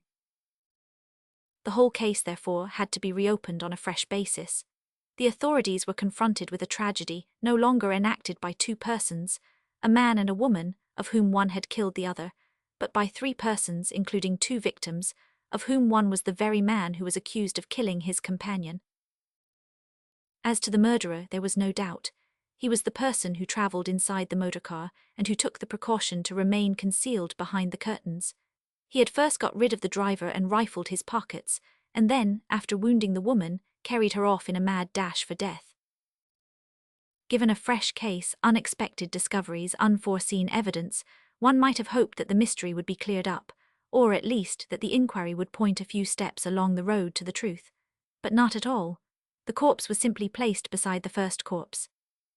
New problems were added to the old. The accusation of murder was shifted from the one to the other, and there it ended. Outside those tangible, obvious facts there was nothing but darkness. The name of the woman, the name of the man, the name of the murderer were so many riddles. And then what had become of the murderer? If he had disappeared from one moment to the other, that in itself would have been a tolerably curious phenomenon. But the phenomenon was actually something very like a miracle, inasmuch as the murderer had not absolutely disappeared. He was there. He made a practice of returning to the scene of the catastrophe. In addition to the goatskin coat, a fur cap was picked up one day, and by way of an unparalleled prodigy, one morning, after a whole night spent on guard in the rock, beside the famous turning, the detectives found, on the grass of the turning itself, a pair of motor goggles, broken, rusty, dirty, done for. How had the murderer managed to bring back those goggles unseen by the detectives? And above all, why had he brought them back? Men's brains reeled in the presence of such abnormalities. They were almost afraid to pursue the ambiguous adventure. They received the impression of a heavy, stifling, breathless atmosphere, which dimmed the eyes and baffled the most clear-sighted. The magistrate in charge of the case fell 99. 4 days later, his successor confessed that the matter was beyond him. 2 tramps were arrested and at once released. Another was pursued but not caught. Moreover, there was no evidence of any sort or kind against him. In short, it was nothing but one helpless muddle of mist and contradiction. An accident, the merest accident, led to the solution, or rather produced a series of circumstances that ended by leading to the solution. A reporter on the staff of an important Paris paper, who had been sent to make investigations on the spot, concluded his article with the following words. I repeat, therefore, that we must wait for fresh events, fresh facts. We must wait for some lucky accident. As things stand, we are simply wasting our time. The elements of truth are not even sufficient to suggest a plausible theory. We are in the midst of the most absolute, painful, impenetrable darkness. There is nothing to be done. All the Sherlock Holmeses in the world would not know what to make of the mystery, and Arsène Lupin himself, if you will allow me to say so, would have to pay forfeit here. On the day after the appearance of that article, the newspaper in question printed this telegram. Have sometimes paid forfeit, but never over such a silly thing as this. The St. Nicholas tragedy is a mystery for babies. Arsène Lupin. And the editor added, we insert this telegram as a matter of curiosity, for it is obviously the work of a wag. Arsène Lupin, past master though he be in the art of practical joking, would be the last man to display such childish flippancy. 2 days elapsed, and then the paper published the famous letter, so precise and categorical in its conclusions, in which Arsène Lupin furnished the solution of the problem. I quote it in full. Sir, you have taken me on my weak side by defying me. You challenge me, and I accept the challenge, and I will begin by declaring once more that the St. Nicholas tragedy is a mystery for babies. I know nothing so simple, so natural, and the proof of the simplicity shall lie in the succinctness of my demonstration. It is contained in these few words. When a crime seems to go beyond the ordinary scope of things, when it seems unusual and stupid, then there are many chances that its explanation is to be found in superordinary, supernatural, superhuman motives. I say that there are many chances, for we must always allow for the part played by absurdity in the most logical and commonplace events. But, of course, it is impossible to see things as they are and not to take account of the absurd and the disproportionate. I was struck from the very beginning by that very evident character of unusualness. We have, first of all, the awkward zigzag course of the motor car, which would give one the impression that the car was driven by a novice. People have spoken of a drunkard or a madman, a justifiable supposition in itself, but neither madness nor drunkenness would account for the incredible strength required to transport, especially in so short a space of time, the stone with which the unfortunate woman's head was crushed. That proceeding called for a muscular power so great that I do not hesitate to look upon it as a second sign of the unusualness that marks the whole tragedy. And why move that enormous stone to finish off the victim when a mere pebble would have done the work? Why again was the murderer not killed, or at least reduced to a temporary state of helplessness in the terrible somersault turned by the car? How did he disappear? And why, having disappeared, did he return to the scene of the accident? Why did he throw his fur coat there, then on another day his cap, then on another day his goggles? Unusual, useless, stupid acts. Why, besides, convey that wounded, dying woman on the driver's seat of the car, where everybody could see her? Why do that instead of putting her inside, or flinging her into some corner, dead, just as the man was flung under the brambles in the ditch? Unusualness, stupidity. Everything in the whole story is absurd. Everything points to hesitation, incoherency, awkwardness, the silliness of a child, or rather of a mad, blundering savage, of a brute. Look at the bottle of brandy. There was a corkscrew. It was found in the pocket of the great coat. Did the murderer use it? Yes, the marks of the corkscrew can be seen on the seal, but the operation was too complicated for him. He broke the neck with a stone. Always stones, observe that detail. They are the only weapon, the only implement which the creature employs. It is his customary weapon, his familiar implement. He kills the man with a stone, he kills the woman with a stone, and he opens bottles with a stone. A brute, I repeat, a savage, disordered, unhinged, suddenly driven mad. By what? Why, of course, by that same brandy which he swallowed at a draught while the driver and his companion were having breakfast in the field. He got out of the limousine, in which he was travelling in his goatskin coat and his fur cap, took the bottle, broke off the neck and drank. There is the whole story. Having drunk, he went raving mad and hit out at random without reason. Then, seized with instinctive fear, dreading the inevitable punishment, he hid the body of the man. Then, like an idiot, he took up the wounded woman and ran away. He ran away in that motor car which he did not know how to work, but which to him represented safety, escape from capture. But the money, you will ask, the stolen pocketbook. Why, who says that he was the thief? Who says that it was not some passing tramp, some labourer, guided by the stench of the corpse? Very well, you object, but the brute would have been found, as he is hiding somewhere near the turn, and as, after all, he must eat and drink. Well, well, I see that you have not yet understood. The simplest way, I suppose, to have done and to answer your objections is to make straight for the mark. Then let the gentlemen of the police and the gendarmerie themselves make straight for the mark. Let them take firearms. Let them explore the forest within a radius of 200 or 300 yards from the turn, no more. But instead of exploring with their heads down and their eyes fixed on the ground, let them look up into the air, yes, into the air, among the leaves and branches of the tallest oaks and the most unlikely beeches. And believe me, they will see him, for he is there. He is there, bewildered, piteously at a loss, seeking for the man and woman whom he has killed, looking for them and waiting for them and not daring to go away and quite unable to understand.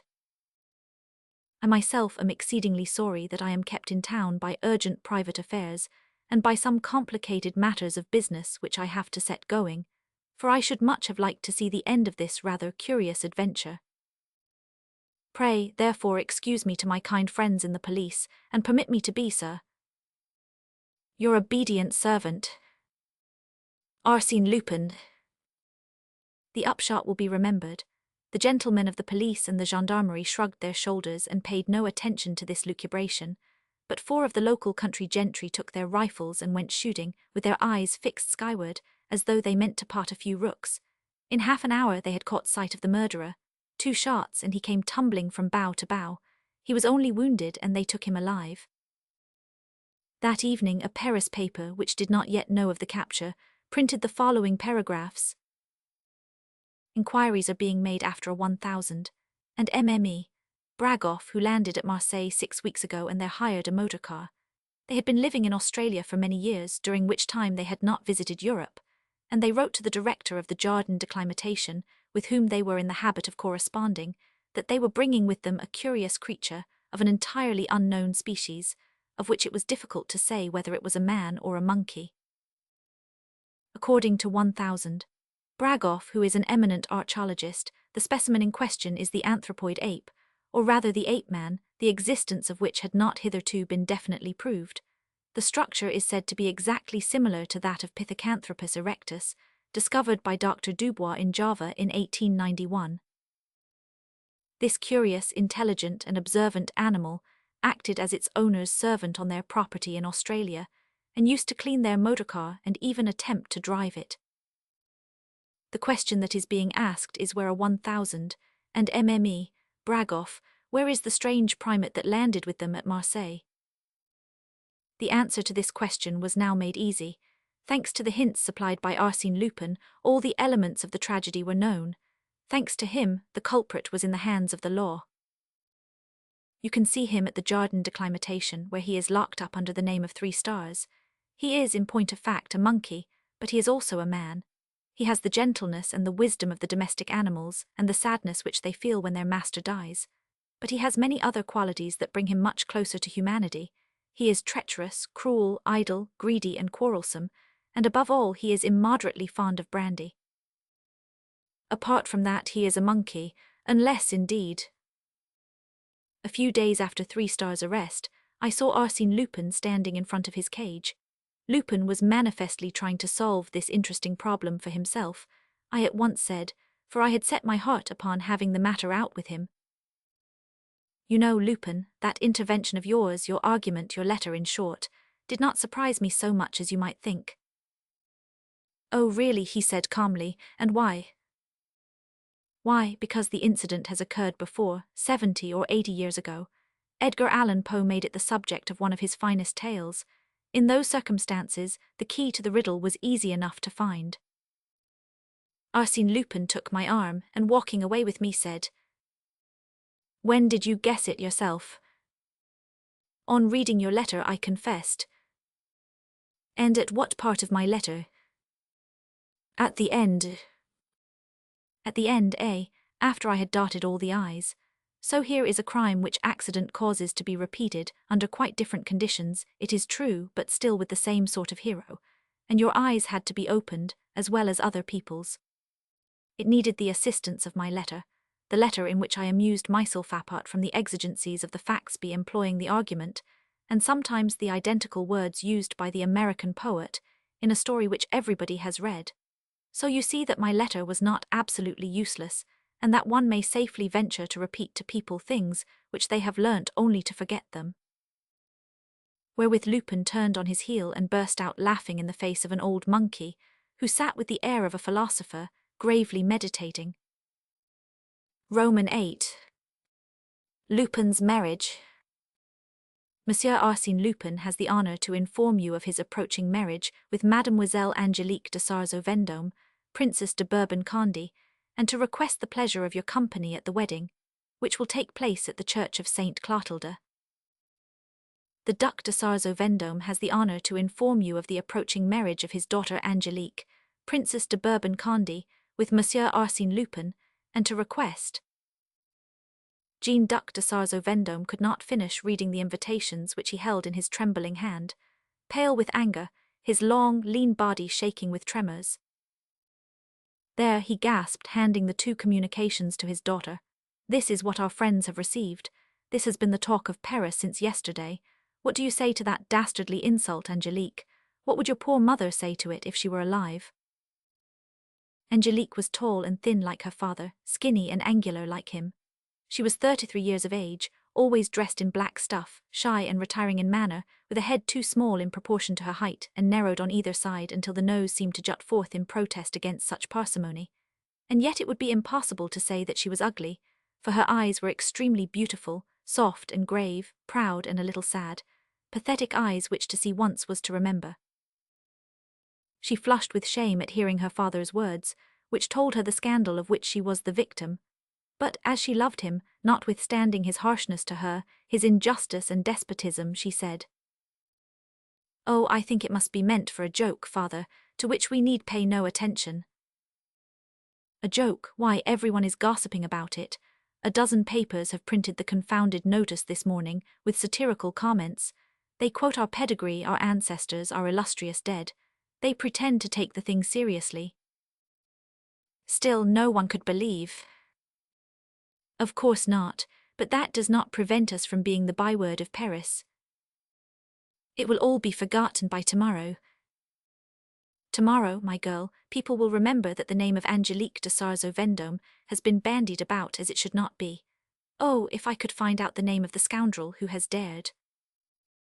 At that moment, Hyacinth, the Duke's valet, came in and said that Monsieur le Duc was wanted on the telephone. Still fuming, he took down the receiver and growled. "Well, who is it? Yes, it's the Duc de Sarzeau-Vendôme speaking." A voice replied, "I want to apologize to you, Monsieur le Duc, and to Angélique. It's my secretary's fault." "Your secretary?" "Yes, the invitations were only a rough draft which I meant to submit to you.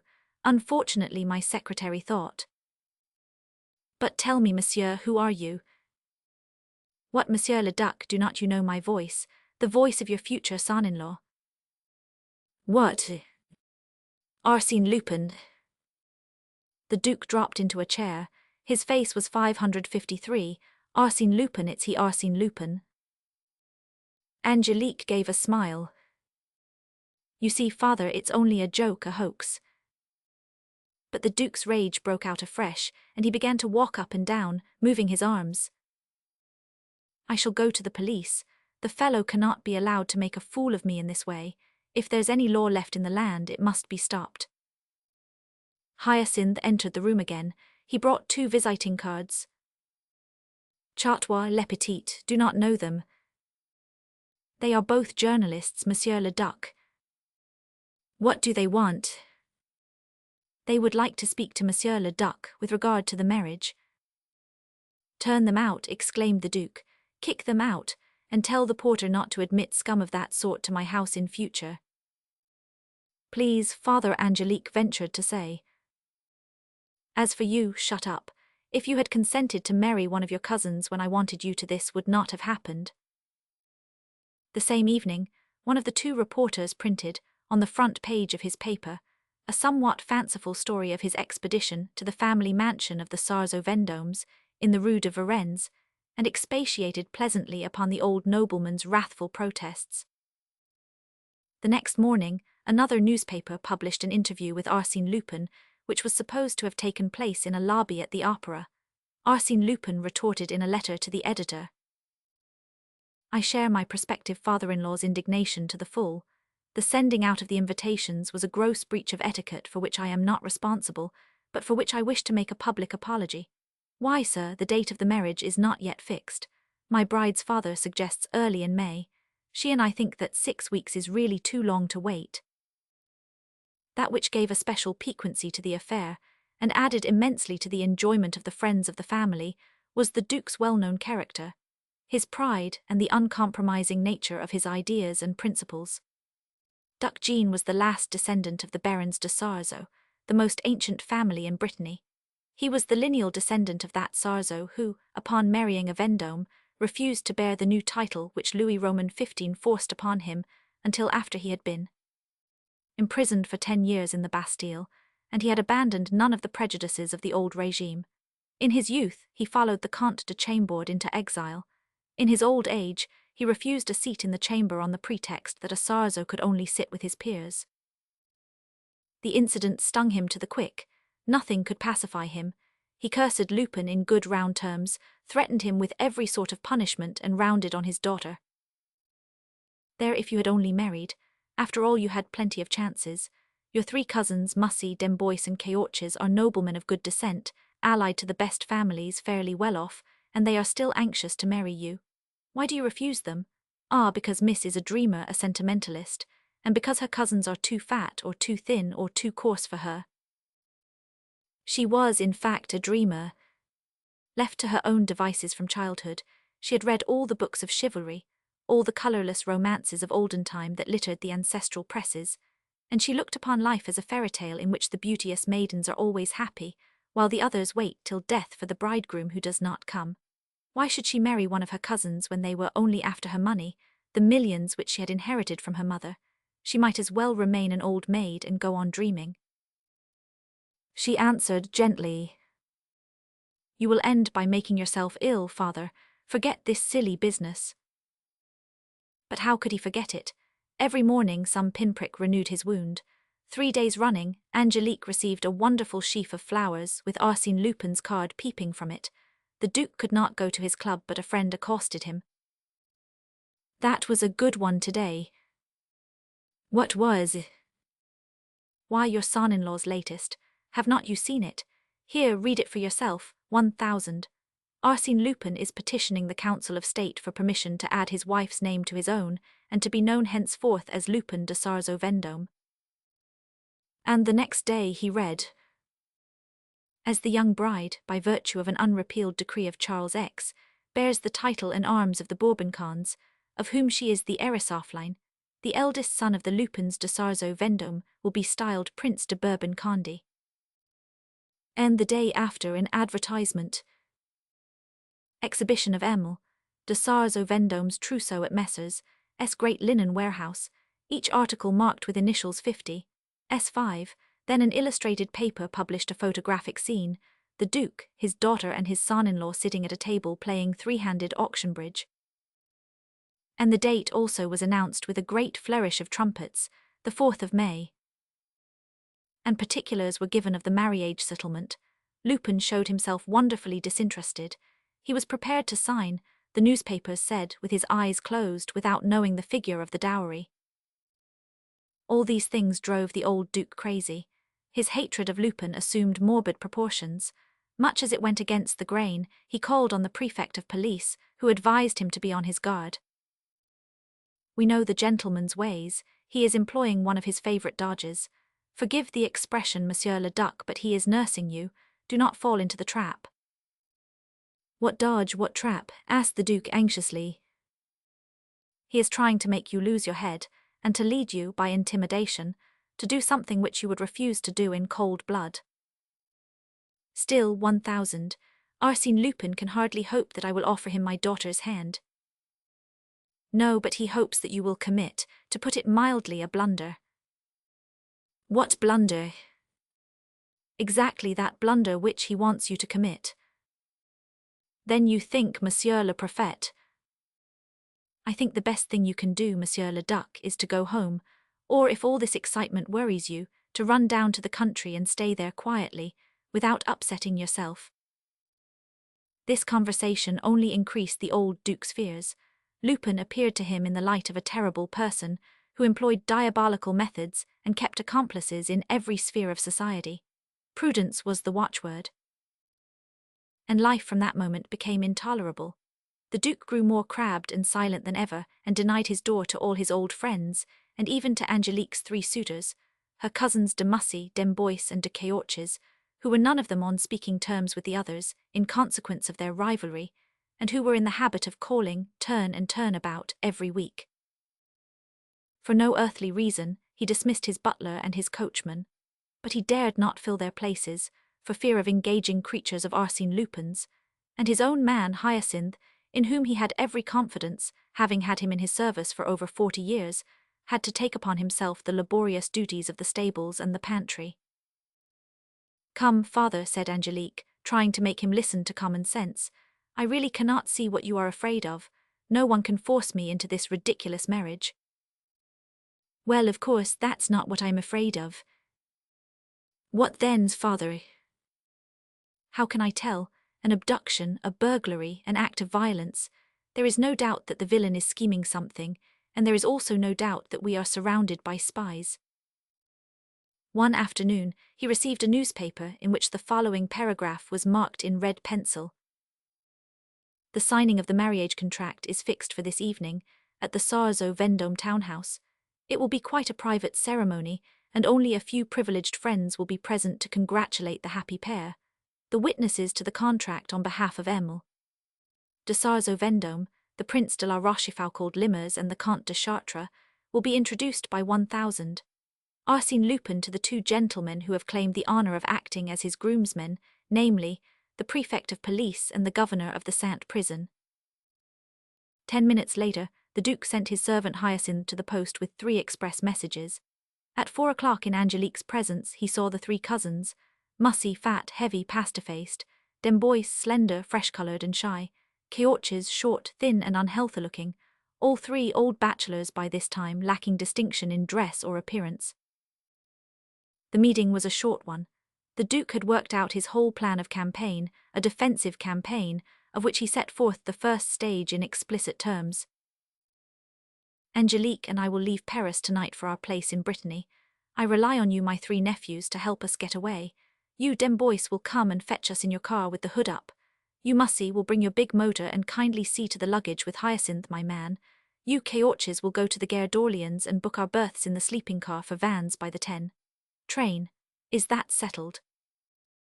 The rest of the day passed without incident. The Duke, to avoid any accidental indiscretion, waited until after dinner to tell Hyacinth to pack a trunk and a portmanteau. Hyacinth was to accompany them, as well as Angelique's maid. At 9 o'clock, all the other servants went to bed by their master's order. At 10 minutes to 10, the Duke, who was completing his preparations, heard the sound of a motor horn. The porter opened the gates of the courtyard. The Duke, standing at the window, recognized d'Amboise's landaulette. "Tell him I shall be down presently," he said to Hyacinth, "and let Mademoiselle know." In a few minutes, as Hyacinth did not return, he left his room, but he was attacked on the landing by 2 masked men, who gagged and bound him before he could utter a cry, and one of the men said to him in a low voice, "Take this as a first warning, Monsieur le Duc. If you persist in leaving Paris and refusing your consent, it will be a more serious matter." And the same man said to his companion, "Keep an eye on him, I will see to the young lady." By that time, 2 other confederates had secured the lady's maid, and Angelique, herself gagged, lay fainting on a couch in her boudoir. She came to almost immediately, under the stimulus of a bottle of salts held to her nostrils, and when she opened her eyes, she saw bending over her a young man in evening clothes, with a smiling and friendly face, who said, "I implore your forgiveness, mademoiselle. All these happenings are a trifle sudden and this behaviour rather out of the way, but circumstances often compel us to deeds of which our conscience does not approve. Pray pardon me." He took her hand very gently and slipped a broad gold ring on the girl's finger, saying, "There, now we are engaged. Never forget the man who gave you this ring. He entreats you not to run away from him and to stay in Paris and await the proofs of his devotion. Have faith in him." He said all this in so serious and respectful a voice, with so much authority and deference, that she had not the strength to resist. Their eyes met. He whispered, "The exquisite purity of your eyes. It would be heavenly to live with those eyes upon one. Now close them." He withdrew. His accomplices followed suit. The car drove off, and the house in the Rue de Varennes remained still and silent until the moment when Angelique, regaining complete consciousness, called out for the servants. They found the Duke, Hyacinth, the lady's maid, and the porter and his wife all tightly bound. A few priceless ornaments had disappeared, as well as the Duke's pocketbook and all his jewellery, tie pins, pearl studs, watch, and so on. The police were advised without delay.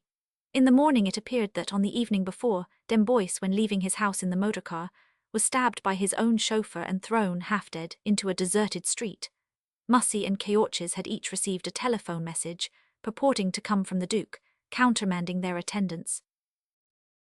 Next week, without troubling further about the police investigation, without obeying the summons of the examining magistrate, without even reading Arsène Lupin's letters to the papers on the Varennes flight, the Duke, his daughter and his valet stealthily took a slow train for Vannes and arrived one evening at the old feudal castle that towers over the headland of Sarze. The Duke at once organized a defense with the aid of the Breton peasants, true medieval vassals to a man. On the 4th day, Mussy arrived, on the 5th, Caorches, and on the 7th, Demboise, whose wound was not as severe as had been feared. The Duke waited 2 days longer before communicating to those about him what, now that his escape had succeeded in spite of Lupin, he called the second part of his plan.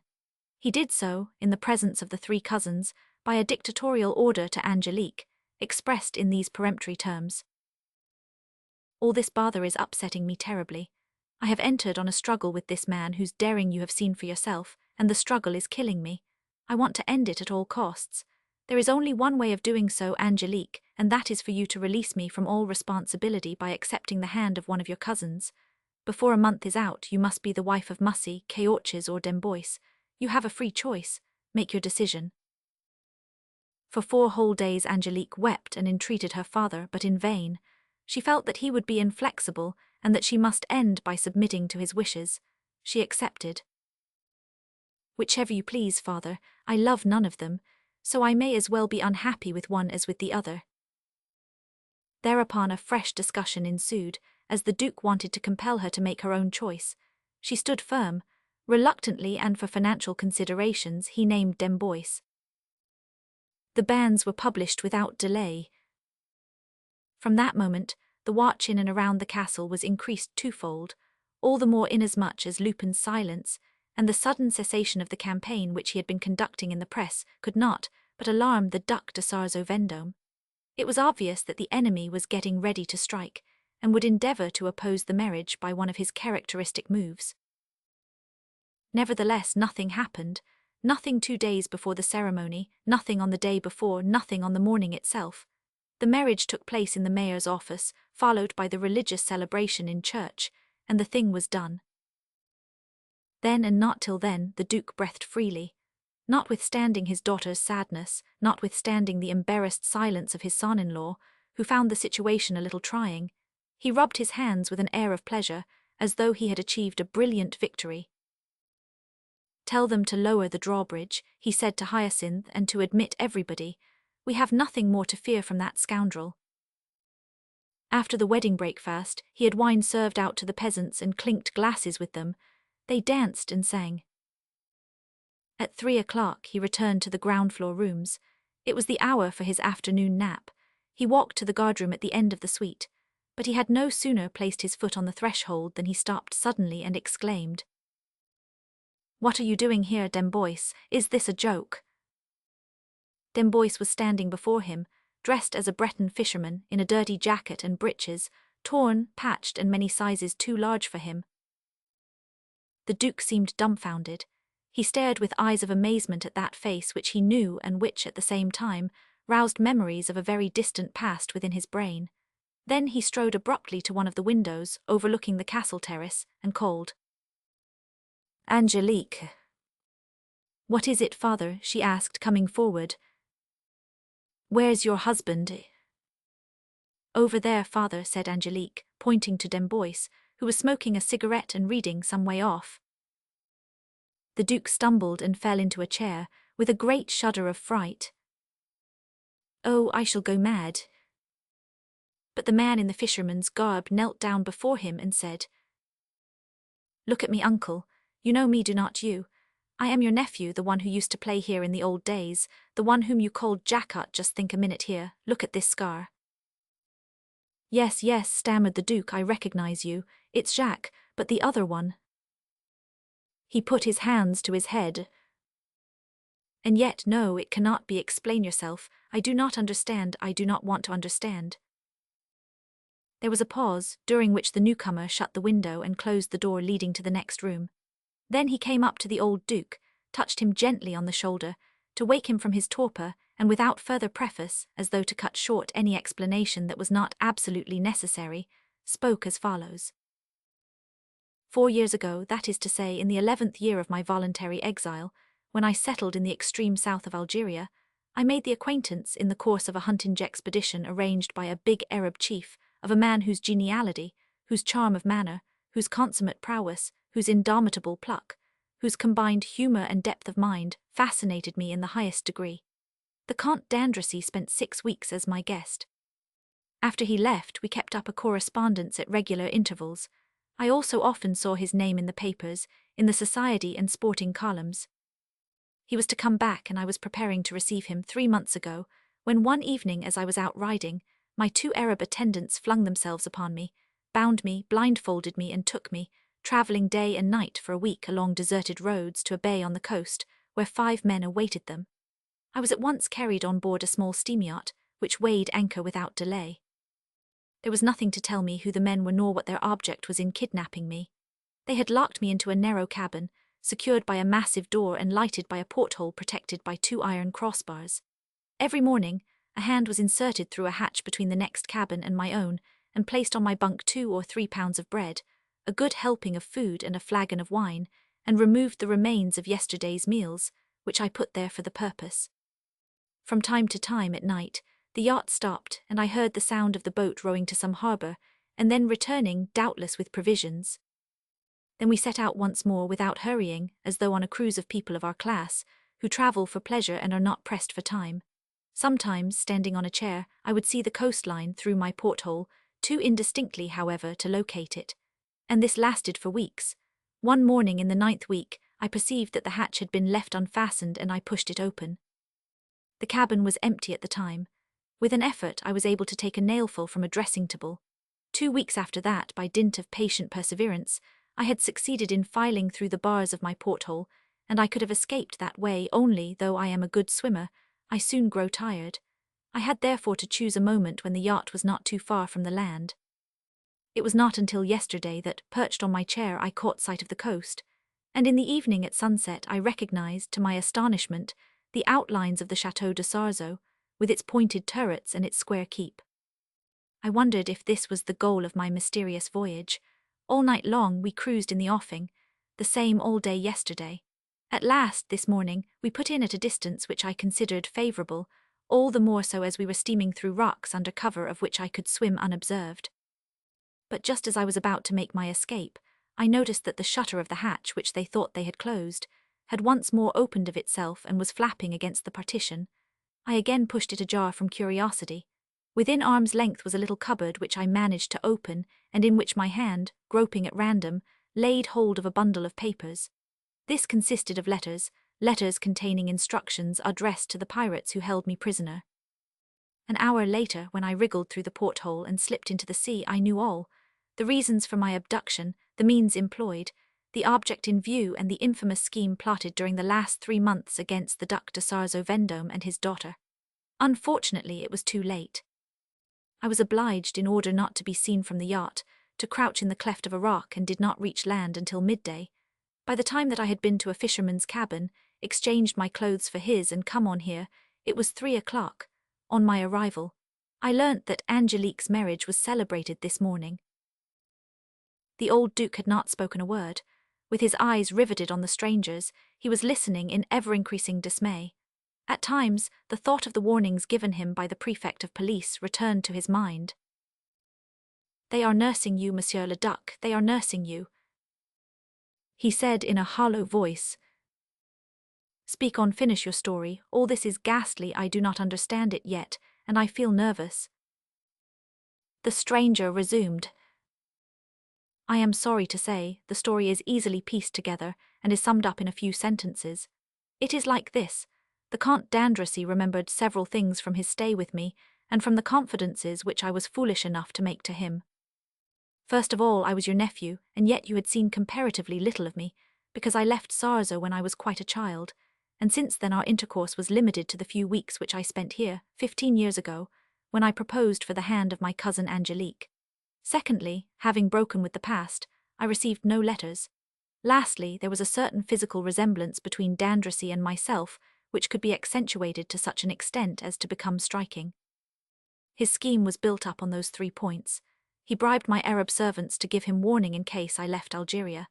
Then he went back to Paris, bearing my name and made up to look exactly like me, came to see you, was invited to your house once a fortnight, and lived under my name, which thus became one of the many aliases beneath which he conceals his real identity.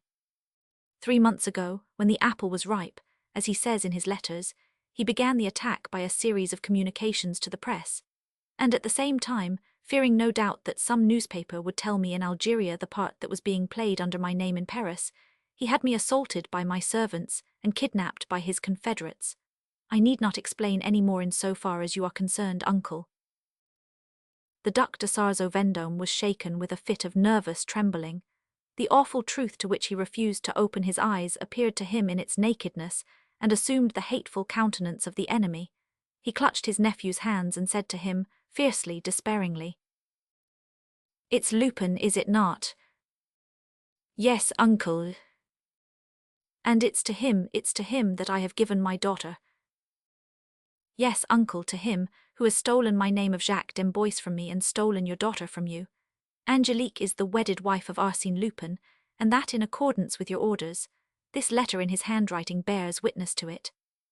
He has upset your whole life, thrown you off your balance, besieging your hours of waking and your nights of dreaming, rifling your townhouse, until the moment when, seized with terror, you took refuge here, where, thinking that you would escape his artifices and his rapacity, you told your daughter to choose one of her 3 cousins, Mussy, d'Amboise, or Caoches, as her husband.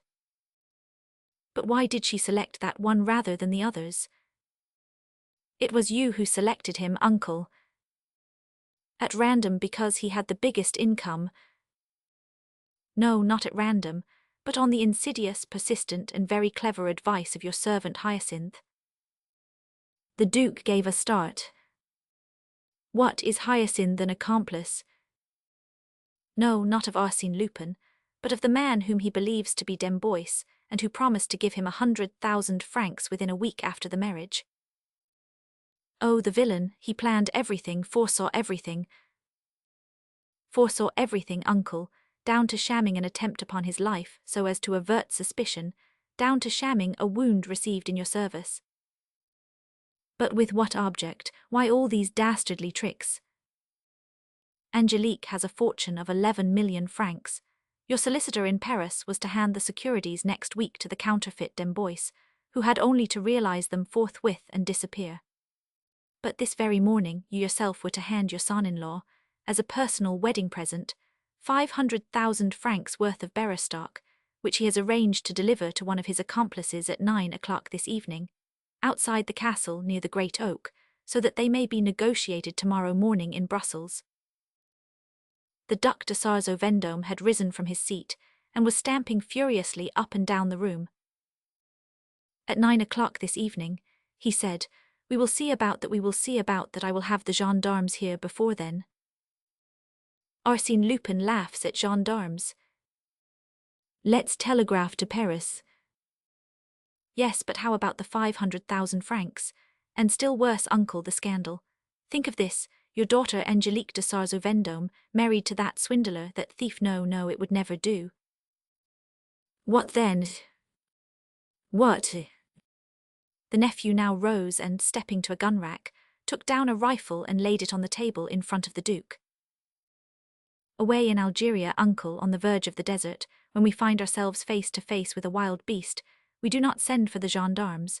We take our rifle and we shoot the wild beast. Otherwise, the beast would tear us to pieces with its claws. What do you mean? I mean that over there I acquired the habit of dispensing with the gendarmes. It is a rather summary way of doing justice, but it is the best way, believe me, and today in the present case it is the only way. Once the beast is killed, you and I will bury it in some corner, unseen and unknown. And Angelique? We will tell her later. What will become of her? She will be my wife, the wife of the real Dembois. I desert her tomorrow and return to Algeria. The divorce will be granted in 2 months' time. The Duke listened, pale and staring with set jaws.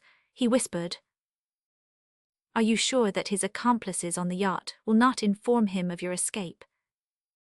Not before tomorrow. So that inevitably at 9 o'clock this evening, Arsène Lupin, on his way to the Great Oak, will take the patrol path that follows the old ramparts and skirts the ruins of the chapel. I shall be there, in the ruins. I shall be there too, said the Duc de Sarzeau-Vendôme, quietly, taking down a gun. It was now 5 o'clock. The Duke talked some time longer to his nephew, examined the weapons, loaded them with fresh cartridges. Then, when night came, he took Dembois through the dark passages to his bedroom and hid him in an adjoining closet. Nothing further happened until dinner. The Duke forced himself to keep calm during the meal. From time to time he stole a glance at his son-in-law and was surprised at the likeness between him and the real Dembois. It was the same complexion, the same cast of features, the same cut of hair. Nevertheless, the look of the eye was different, keener in this case and brighter, and gradually the Duke discovered minor details which had passed unperceived till then and which proved the fellow's imposture. The party broke up after dinner. It was 8 o'clock. The Duke went to his room and released his nephew. 10 minutes later, under cover of the darkness, they slipped into the ruins, gun in hand. Meanwhile, Angelique, accompanied by her husband, had gone to the suite of rooms which she occupied on the ground floor of a tower that flanked the left wing. Her husband stopped at the entrance to the rooms and said, I am going for a short stroll, Angelique. May I come to you here when I return?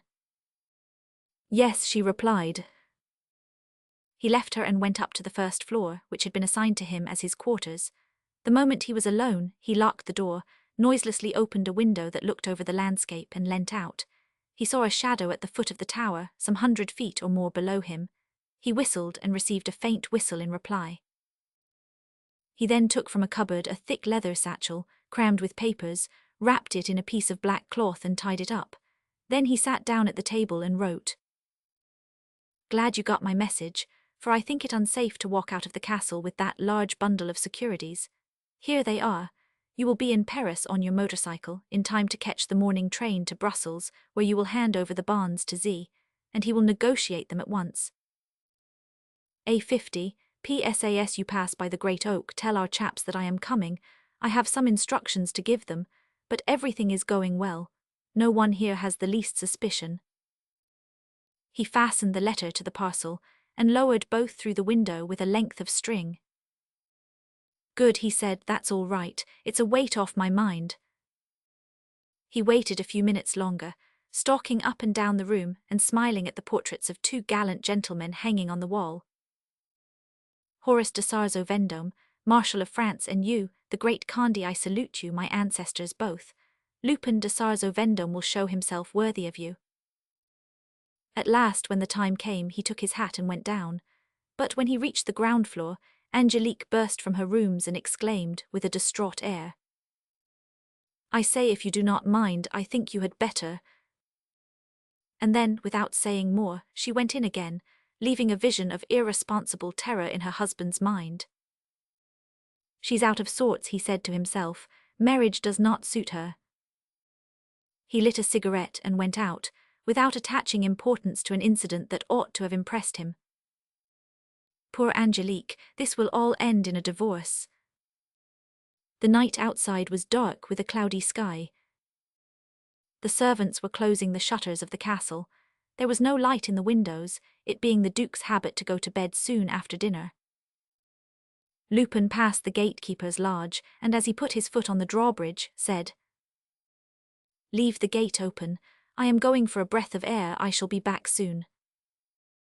The patrol path was on the right and ran along one of the old ramparts, which used to surround the castle with a second and much larger enclosure, until it ended at an almost demolished postern gate. The park, which skirted a hillock and afterward followed the side of a deep valley, was bordered on the left by thick coppices. "What a wonderful place for an ambush," he said, "a regular cutthroat spot." He stopped, thinking that he heard a noise, but no, it was a rustling of the leaves, and yet a stone went rattling down the slopes, bounding against the rugged projections of the rock. But strange to say, nothing seemed to disquiet him. The crisp sea breeze came blowing over the plains of the headland, and he eagerly filled his lungs with it. What a thing it is to be alive, he thought. Still young, a member of the old nobility, a multimillionaire, what could a man want more? At a short distance he saw against the darkness the yet darker outline of the chapel, the ruins of which towered above the path. A few drops of rain began to fall, and he heard a clock strike 9. He quickened his pace. There was a short descent, then the path rose again, and suddenly he stopped once more. A hand had seized his. He drew back, tried to release himself. But someone stepped from the clump of trees against which he was brushing, and a voice said, "SSH," not a word. He recognized his wife, Angelique. "What's the matter?" he asked. She whispered, so low that he could hardly catch the words. "They are lying in wait for you. They are in there, in the ruins with their guns." "Who?" "Keep quiet, listen." They stood for a moment without stirring, then she said, "They are not moving perhaps, they never heard me, let's go back." "But come with me." Her accent was so imperious that he obeyed without further question, but suddenly she took fright. "Run, they are coming, I am sure of it." True enough, they heard a sound of footsteps. Then swiftly, still holding him by the hand, she dragged him with irresistible energy along a shortcut, following its turns without hesitation in spite of the darkness and the brambles, and they very soon arrived at the drawbridge. She put her arm in his. The gatekeeper touched his cap. They crossed the courtyard and entered the castle, and she led him to the corner tower in which both of them had their apartments. "Come in here," she said. "To your rooms." "Yes." Two maids were sitting up for her. Their mistress ordered them to retire to their bedrooms on the 3rd floor. Almost immediately after, there was a knock at the door of the outer room, and a voice called, "Angelique." "Is that you, father?" she asked, suppressing her agitation. "Yes, is your husband here?" "We have just come in." "Tell him I want to speak to him. Ask him to come to my room, it's important." "Very well, father, I will send him to you." She listened for a few seconds, then returned to the boudoir where her husband was and said, "I am sure my father is still there." He moved as though to go out. "In that case, if he wants to speak to me." "My father is not alone," she said quickly, blocking his way. "Who is with him?" "His nephew, Jacques d'Amboise." There was a moment's silence. He looked at her with a certain astonishment, failing quite to understand his wife's attitude, but without pausing to go into the matter. "Ah, so that dear old d'Amboise is there," he chuckled. "Then the fat's in the fire, and less indeed." "My father knows everything," she said. "I overheard a conversation between them just now. His nephew has read certain letters. I hesitated at first about telling you, then I thought that my duty."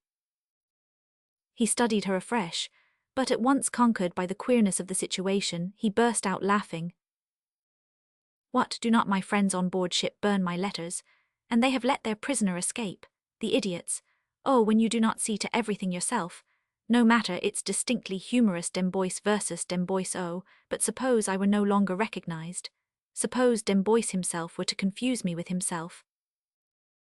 He turned to a wash-hand stand, took a towel, dipped it in the basin and soaped it, and in the twinkling of an eye, wiped the makeup from his face and altered the set of his hair. "That's it," he said, showing himself to Angelique under the aspect in which she had seen him on the night of the burglary in Paris. "I feel more comfortable like this for a discussion with my father-in-law." "Where are you going?" she cried, flinging herself in front of the door. "Why, to join the gentlemen." "You shall not pass." "Why not?" "Suppose they kill you." "Kill me?" "That's what they mean to do, to kill you, to hide your body somewhere who would know of it." "Very well," he said, "from their point of view they are quite right. But if I do not go to them they will come here. That door will not stop them, nor you, I am thinking. Therefore it's better to have done with it." "Follow me," commanded Angelique. She took up the lamp that lit the room, went into her bedroom, pushed aside the wardrobe, which slid easily on hidden casters, pulled back an old tapestry hanging and said, "Here is a door that has not been used for years. My father believes the key to be lost. I have it here. Unlock the door with it. A staircase in the wall will take you to the bottom of the tower. You need only draw the bolts of another door and you will be free." He could hardly believe his ears. Suddenly he grasped the meaning of Angelique's whole behavior. In front of that sad, plain, but wonderfully gentle face, he stood for a moment discountenanced, almost abashed. He no longer thought of laughing. A feeling of respect, mingled with remorse and kindness, overcame him. "Why are you saving me?" he whispered. "You are my husband." He protested. "No, no, I have stolen that title. The law will never recognize my marriage." "My father does not want a scandal," she said. "Just so," he replied sharply, "just so. I foresaw that, and that was why I had your cousin Demboise near at hand. Once I disappear, he becomes your husband. He is the man you have married in the eyes of men." "You are the man I have married in the eyes of the church." The church, the church. There are means of arranging matters with the church. Your marriage can be annulled." "On what pretext that we can admit?"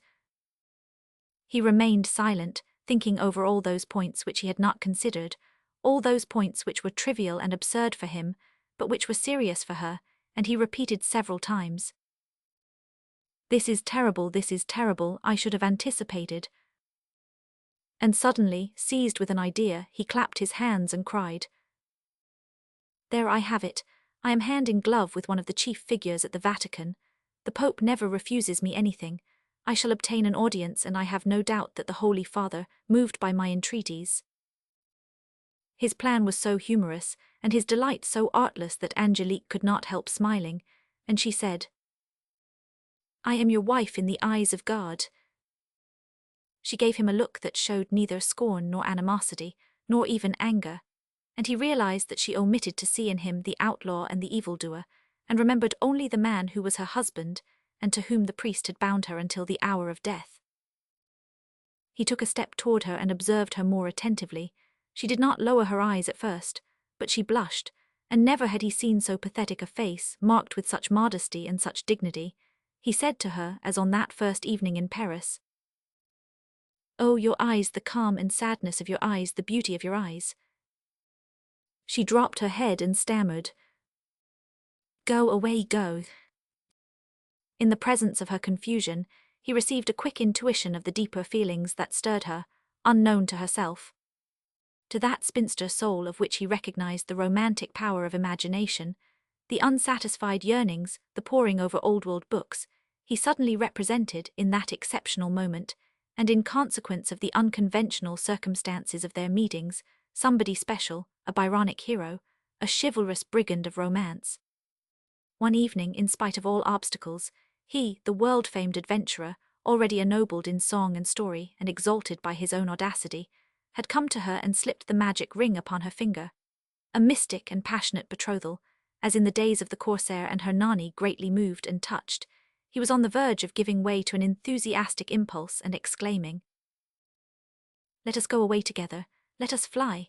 You are my bride, my wife, share my dangers, my sorrows and my joys. It will be a strange and vigorous, a proud and magnificent life."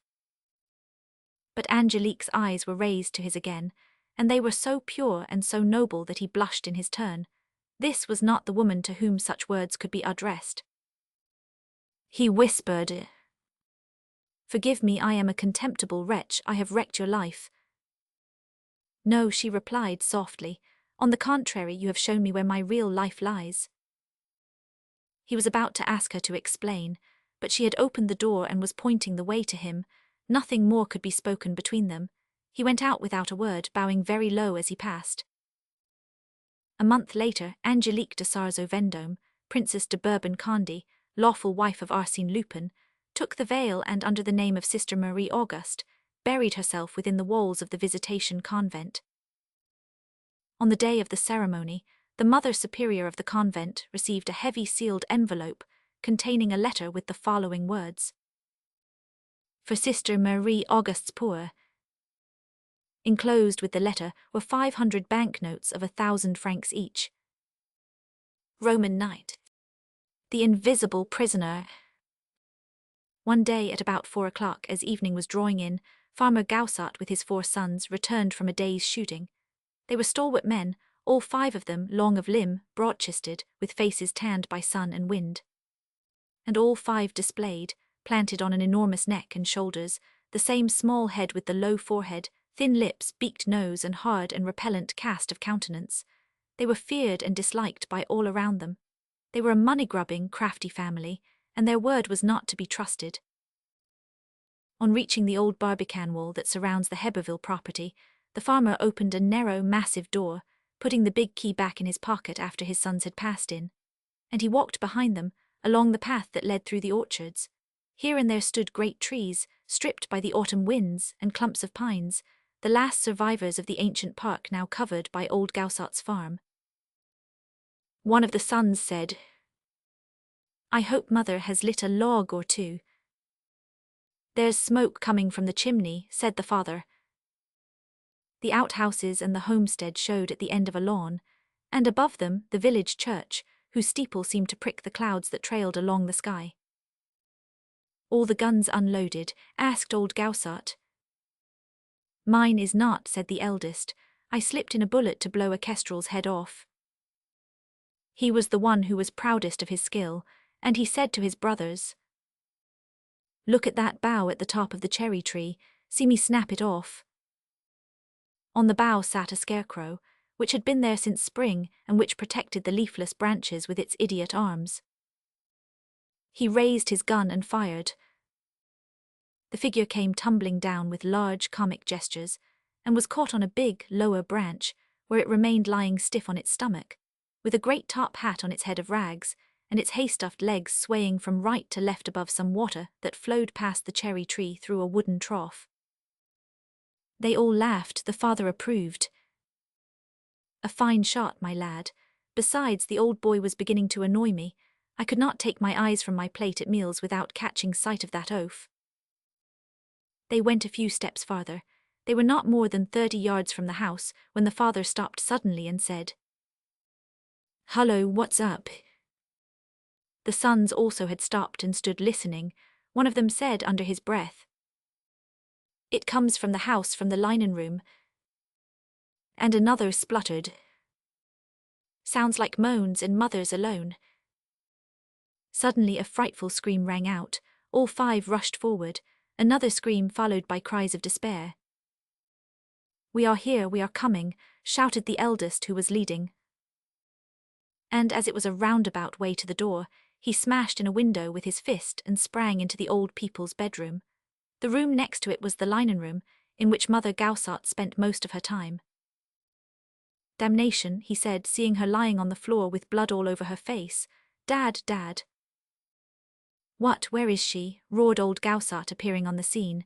"Good Lord, what's this? What have they done to your mother?" She pulled herself together and with outstretched arms stammered, "Run after him, this way, this way.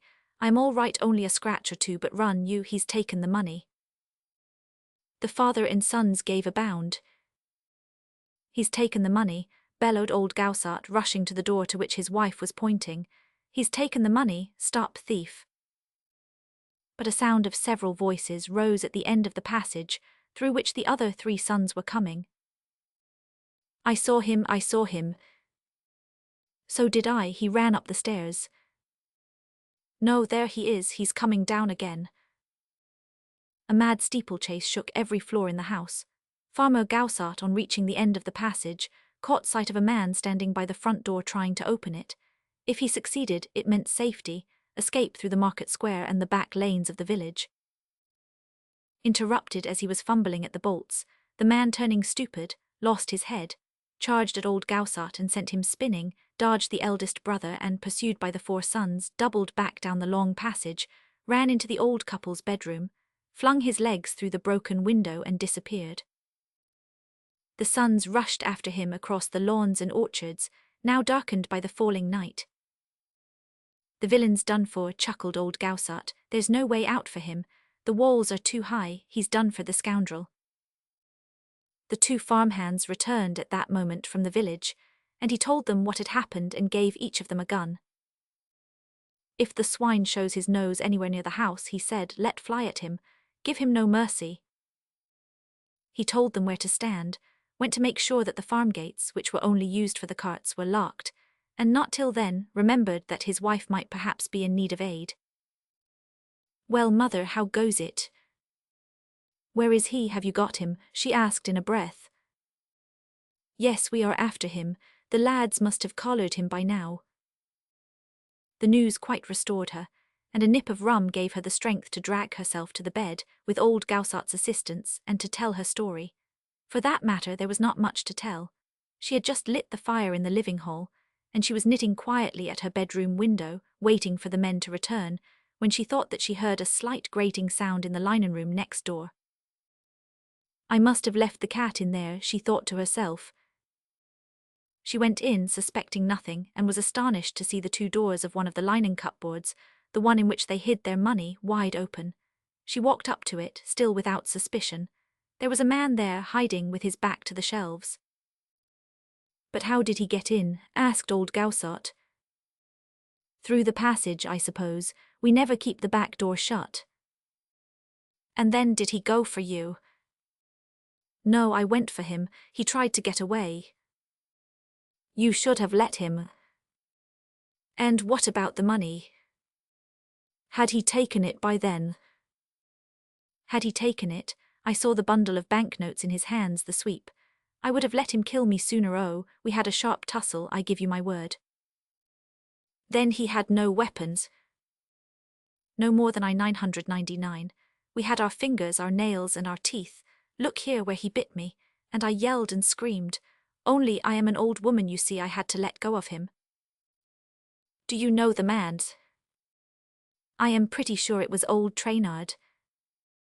The tramp? Why, of course it's old Trainard, cried the farmer.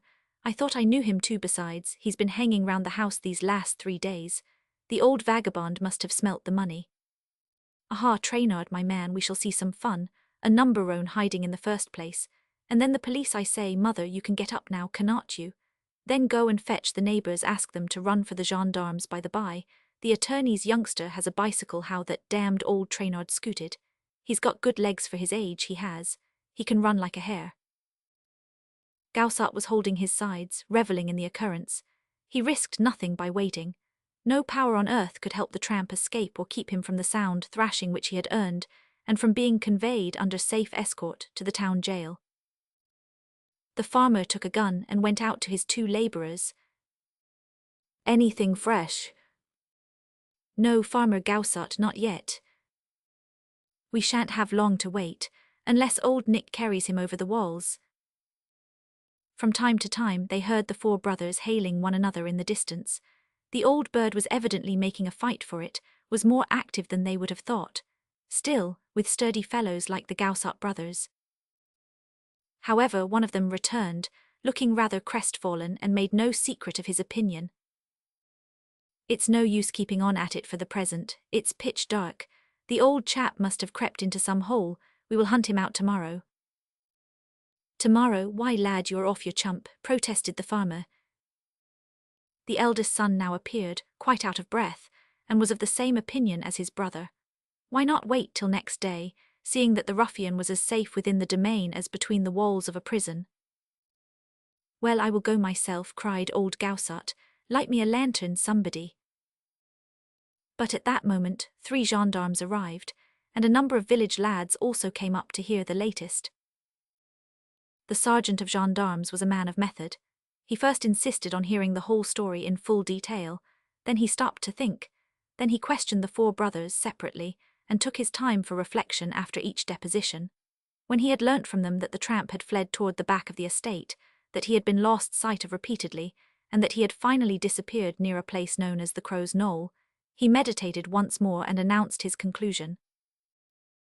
Better wait, old Trainard might slip through our hands, amidst all the confusion of a pursuit in the dark, and then good night, everybody. The farmer shrugged his shoulders and, cursing under his breath, yielded to the sergeant's arguments. That worthy organized a strict watch, distributed the brothers Gaussat and the lads from the village under his men's eyes, made sure that the ladders were locked away, and established his headquarters in the dining-room, where he and Farmer Gaussat sat and nodded over a decanter of old brandy. The night passed quietly. Every 2 hours the sergeant went his rounds and inspected the posts. There were no alarms.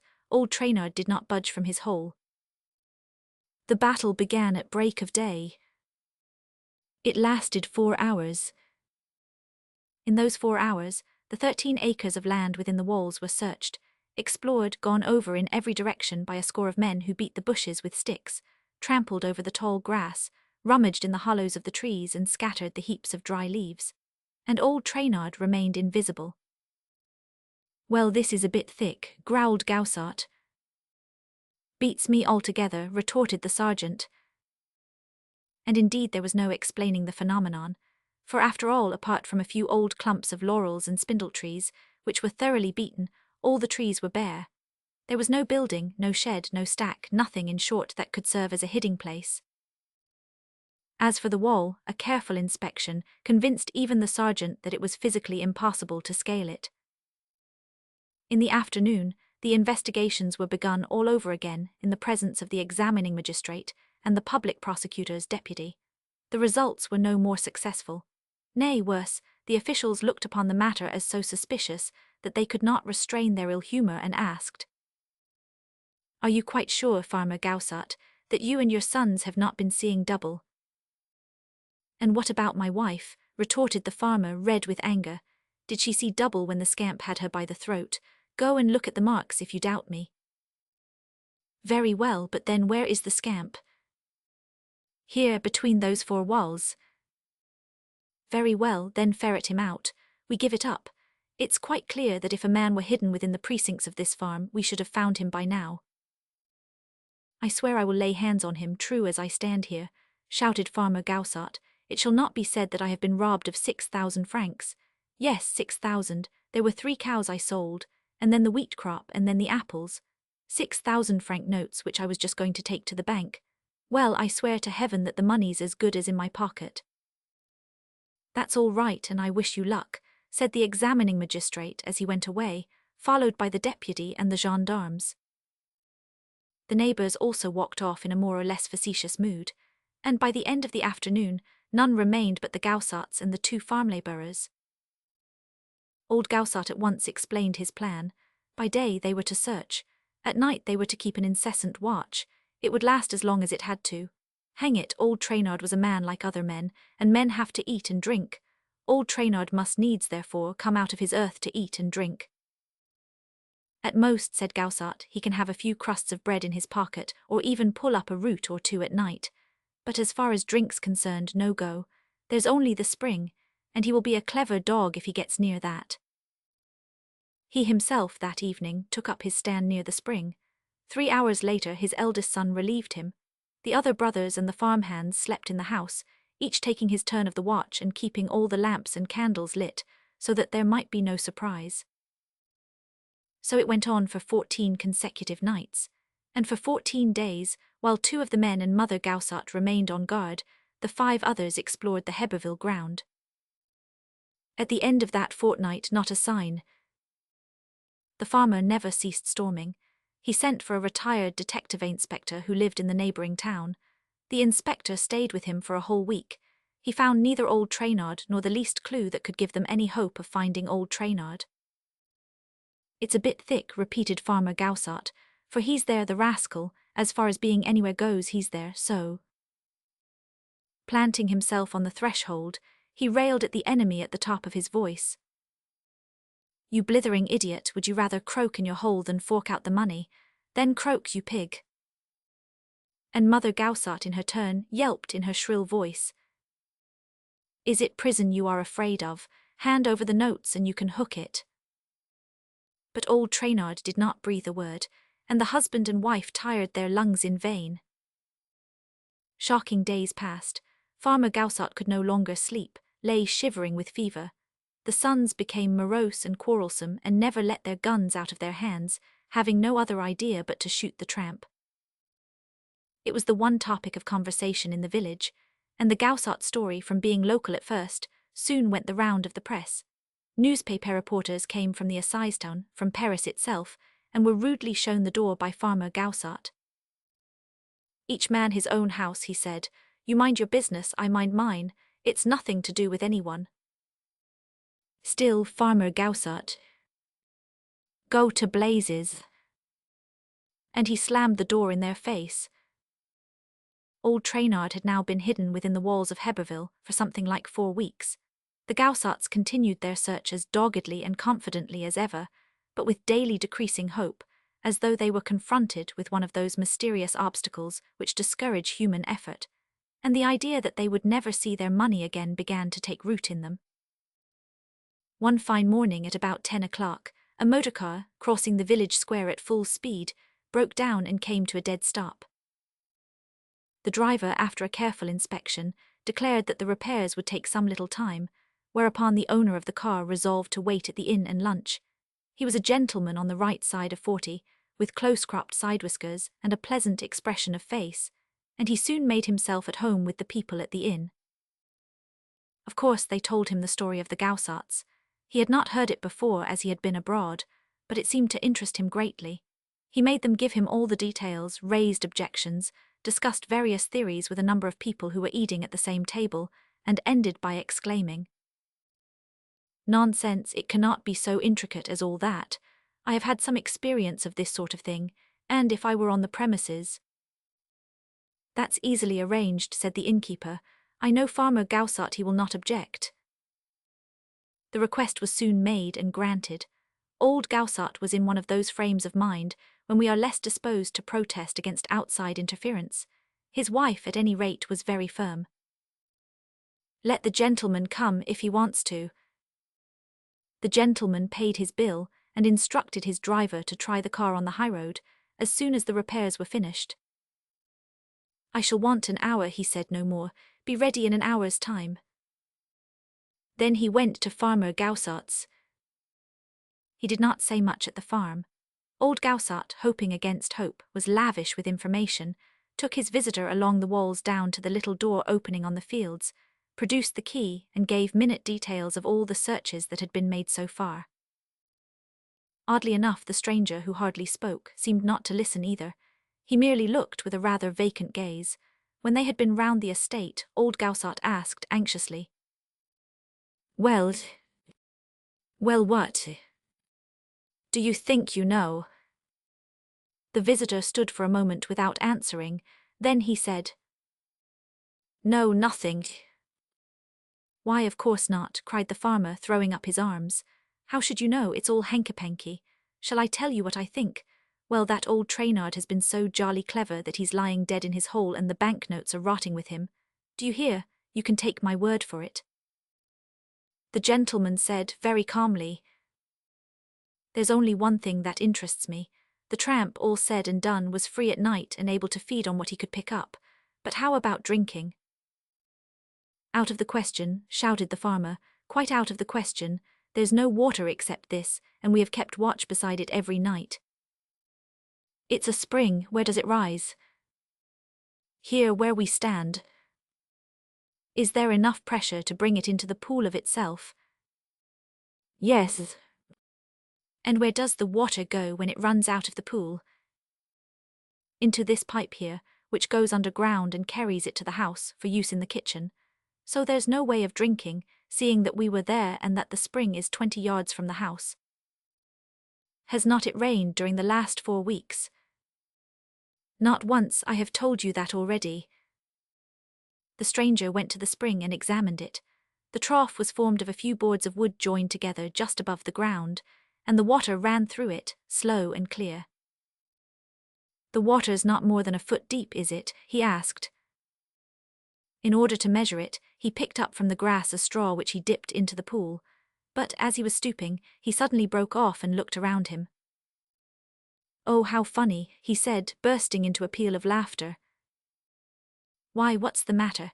Spluttered old Gaussat, rushing toward the pool, as though a man could have lain hidden between those narrow boards. And Mother Gaussat clasped her hands. What is it? Have you seen him? Where is he? Neither in it nor under it, replied the stranger, who was still laughing. He made for the house, eagerly followed by the farmer, the old woman, and the 4 sons. The innkeeper was there also, as were the people from the inn who had been watching the stranger's movements, and there was a dead silence while they waited for the extraordinary disclosure. It's as I thought, he said with an amused expression. The old chap had to quench his thirst somewhere, and as there was only the spring. Oh, but look here, growled Farmer Gaussat, we should have seen him. It was at night. We should have heard him and seen him too, as we were close by. So was he. And he drank the water from the pool. Yes. How? From a little way off. With what? With this. And the stranger showed the straw which he had picked up. Here's the straw for the customer's long drink. You will see there's more of it than usual.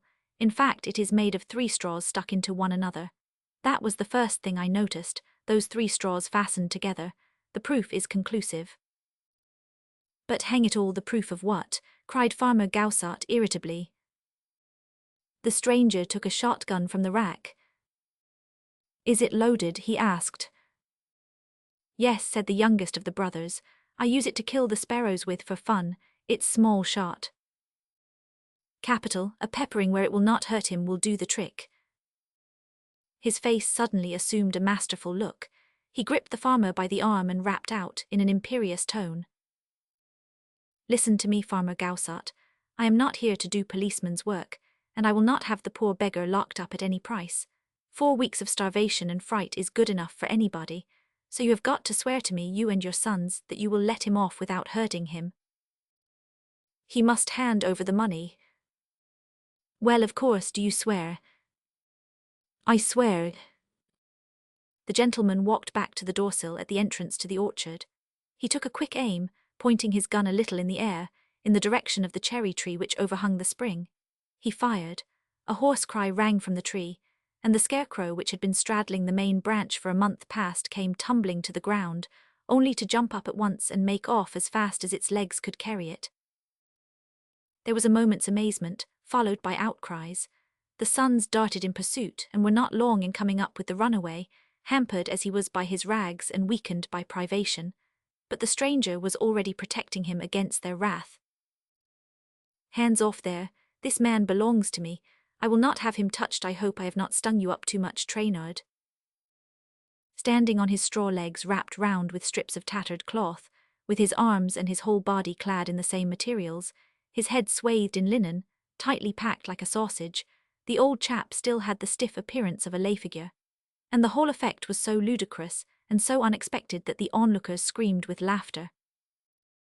The stranger unbound his head, and they saw a veiled mask of tangled grey beard encroaching on every side upon a skeleton face lit up by 2 eyes burning with fever. The laughter was louder than ever. The money, the 6 notes, roared the farmer. The stranger kept him at a distance. One moment we will give you that back, shan't we, Traynard? And taking his knife and cutting away the straw and cloth, he jested cheerily. You poor old beggar, what a guy you look. But how on earth did you manage to pull off that trick? You must be confoundedly clever, or else you had the devil's own luck, so, on the first night, you used the breathing time they left you to rig yourself in these togs. Not a bad idea. Who could ever suspect a scarecrow? They were so accustomed to seeing it stuck up in its tree. But poor old daddy, how uncomfortable you must have felt, lying flat up there on your stomach with your arms and legs dangling down, all day long like that, the deuce of an attitude. And how you must have been put to it when you ventured to move a limb, eh? And how you must have funked going to sleep, and then you had to eat, and drink, and you heard the sentry and felt the barrel of his gun within a yard of your nose, brrrrrr, but the trickiest of all, was your bit of straw. Upon my word, when I think that, without a sound, without a movement so to speak, you had to fish out lengths of straw from your toggery, fix them end to end, let your apparatus down to the water and suck up the heavenly moisture drop by drop, upon my word, one could scream with admiration. Well done, Trainard, and he added between his teeth, only you are in a very unappetizing state, my man. Have not you washed yourself all this month, you old pig? After all, you had as much water as you wanted. Here, you people, I hand him over to you. I am going to wash my hands, that's what I am going to do. Farmer Gaussart and his 4 sons grabbed at the prey which he was abandoning to them. Now then, come along, fork out the money. Dazed as he was, the tramp still managed to simulate astonishment. Do not put on that idiot look, growled the farmer. Come on, out with the 6 notes. What do you want of me? Stammered old Trainard. The money on the nails. What money? The banknotes. The banknotes. Oh, I am getting sick of you. Here, lads. They laid the old fellow flat, tore off the rags that composed his clothes, felt and searched him all over. There was nothing on him. You thief and you robber, yelled old Gaussart, what have you done with it? The old beggar seemed more dazed than ever. Too cunning to confess, he kept on whining. What do you want of me? Money, I have not 3 sous to call my own. But his eyes, wide with wonder, remained fixed upon his clothes, and he himself seemed not to understand. The Gaussart's rage could no longer be restrained. They rained blows upon him, which did not improve matters, but the farmer was convinced that Trainard had hidden the money before turning himself into the scarecrow. Where have you put it, you scum? Out with it. In what part of the orchard have you hidden it? The money, repeated the tramp with a stupid look. Yes, the money which you have buried somewhere. Oh, if we do not find it, your goose is cooked. We have witnesses, have not we? All of you friends, eh? And then the gentleman. He turned, with the intention of addressing the stranger, in the direction of the spring, which was 30 or 40 steps to the left, and he was quite surprised not to see him washing his hands there. Has he gone? He asked. Someone answered. No, he lit a cigarette and went for a stroll in the orchard. Oh, that's all right, said the farmer. He's the sort to find the notes for us just as he found the man. Unless, said a voice. Unless what? Echoed the farmer. What do you mean? Have you something in your head? Out with it then, what is it? But he interrupted himself suddenly, seized with a doubt, and there was a moment's silence. The same idea dawned on all the countryfolk. The stranger's arrival at Heberville, the breakdown of his motor, his manner of questioning the people at the inn and of gaining admission to the farm, were not all these part and parcel of a put-up job, the trick of a cracksman who had learnt the story from the papers and who had come to try his luck on the spot? Jolly smart of him, said the innkeeper. He must have taken the money from old Trainard's pocket before our eyes while he was searching him. Impossible, spluttered Farmer Gaussart. He would have been seen going out that way by the house, whereas he's strolling in the orchard. Mother Gaussart, all of a heap, suggested. The little door at the end down there. The key never leaves me. But you showed it to him. Yes, and I took it back again. Look, here it is. He clapped his hand to his pocket and uttered a cry. Oh, dash it all, it's gone, he's sneaked it. He at once rushed away, followed and escorted by his sons and a number of the villagers. When they were halfway down the orchard, they heard the throb of a motor car, obviously the one belonging to the stranger, who had given orders to his chauffeur to wait for him at that lower entrance. When the Gaussarts reached the door, they saw scrawled with a brick, on the worm-eaten panel, the 2 words. Arsène Lupin. Stick to it as the angry Gaussarts might, they found it impossible to prove that old Trainard had stolen any money. 20 persons had to bear witness that, when all was said, nothing was discovered on his person. He escaped with a few months' imprisonment for the assault. He did not regret them. As soon as he was released, he was secretly informed that every quarter on a given date, at a given hour, under a given milestone on a given road, he would find 3 gold louis. To a man like old Trainard, that means wealth. Eggs. Edith Swanwick. Arsène Lupin, what's your real opinion of Inspector Ganimard? A very high one, my dear fellow.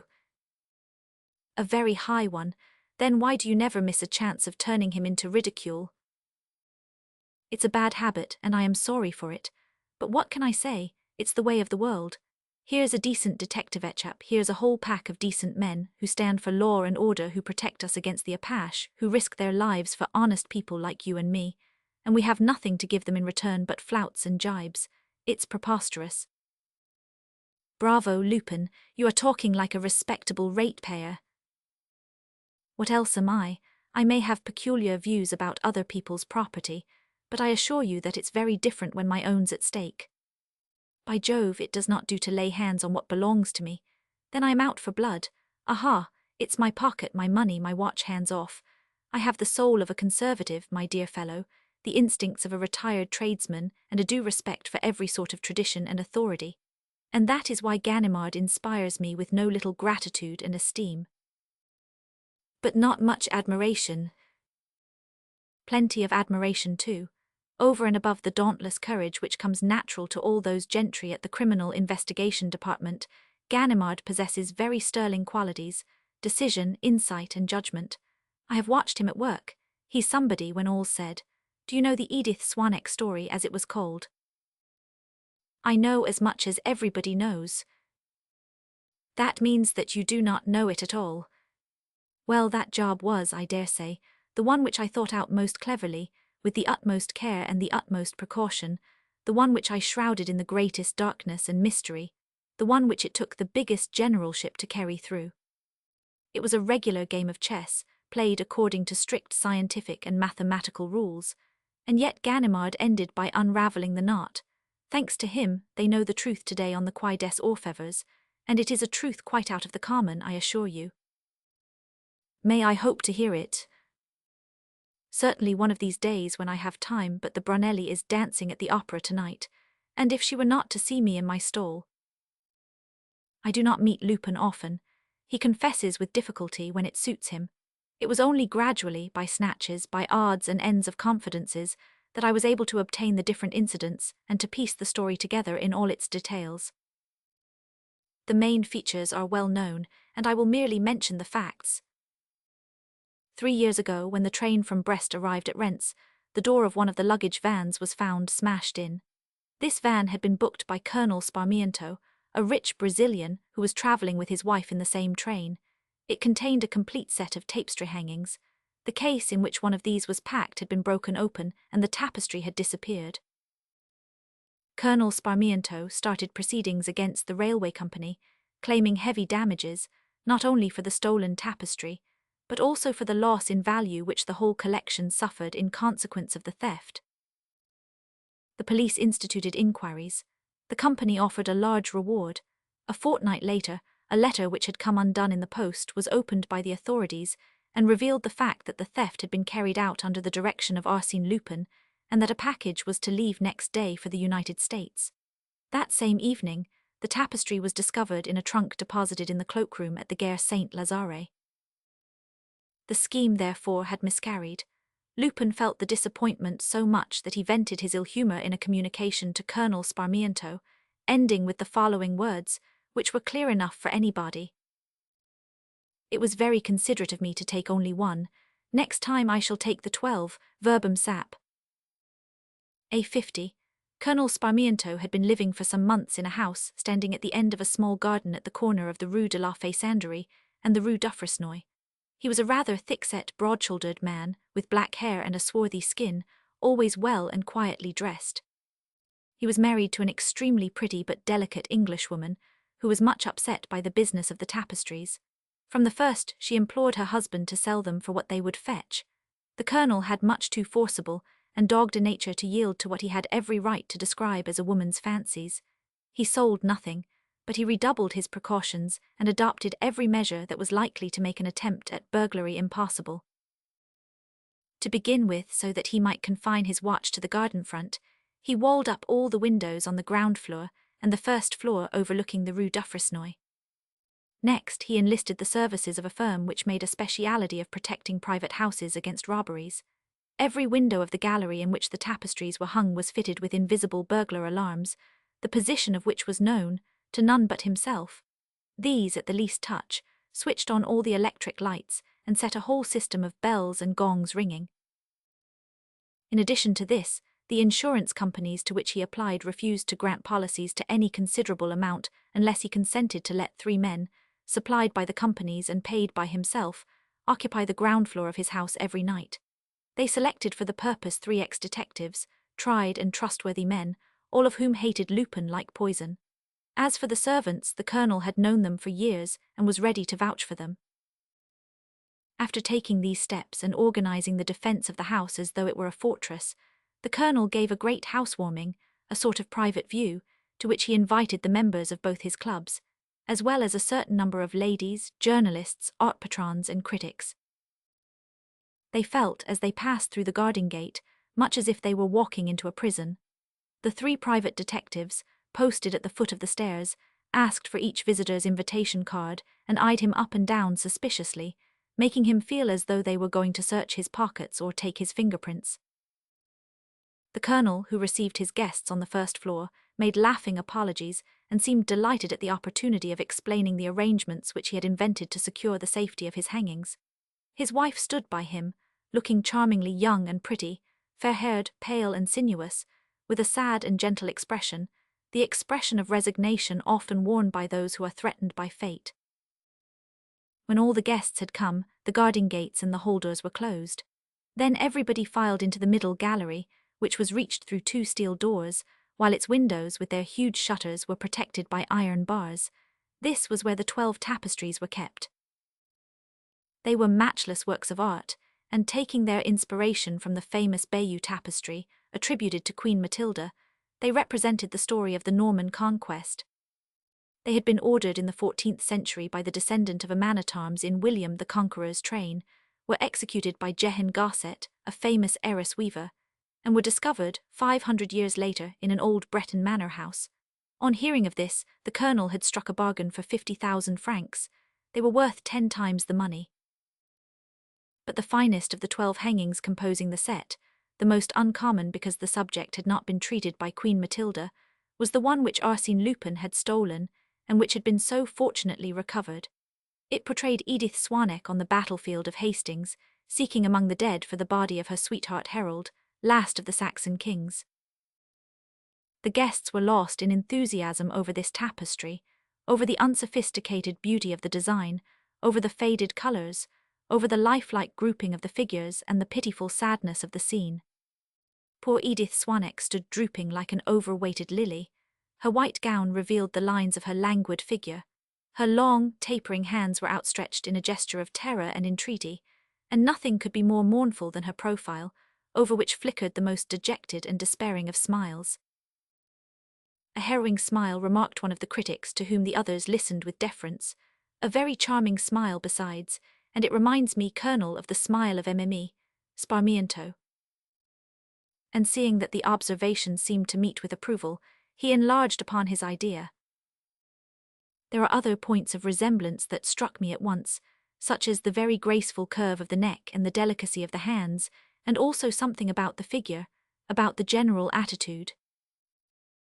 What you say is so true, said the colonel, that I confess that it was this likeness that decided me to buy the hangings, and there was another reason, which was that, by a really curious chance, my wife's name happens to be Edith. I have called her Edith Swanneck ever since.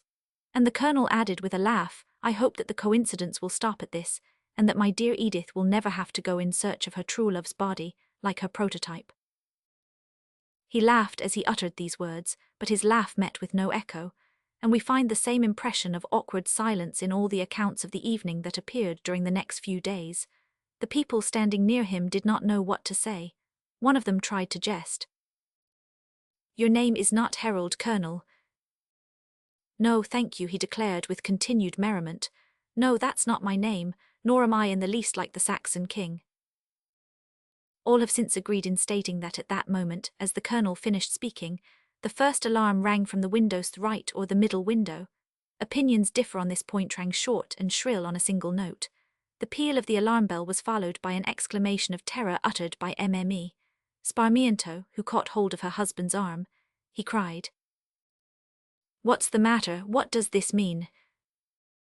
The guests stood motionless with their eyes staring at the windows. The colonel repeated, "What does it mean? I do not understand. No one but myself knows where that bell is fixed." And at that moment there again the evidence is unanimous. At that moment came sudden, absolute darkness, followed immediately by the maddening din of all the bells and all the gongs, from top to bottom of the house, in every room and at every window. For a few seconds a stupid disorder and insane terror reigned. The women screamed. The men banged with their fists on the closed doors. They hustled and fought. People fell to the floor and were trampled underfoot. It was like a panic-stricken crowd, scared by threatening flames or by a bursting shell. And above the uproar rose the colonel's voice, shouting, "Silence, do not move, it's all right. The switch is over there in the corner, wait a bit here." He had pushed his way through his guests and reached a corner of the gallery, and all at once the electric light blazed up again, while the pandemonium of bells stopped. Then in the sudden light a strange sight met the eyes. 2 ladies had fainted. Mme. Sparmiento, hanging to her husband's arm with her knees dragging on the floor and livid in the face, appeared half dead.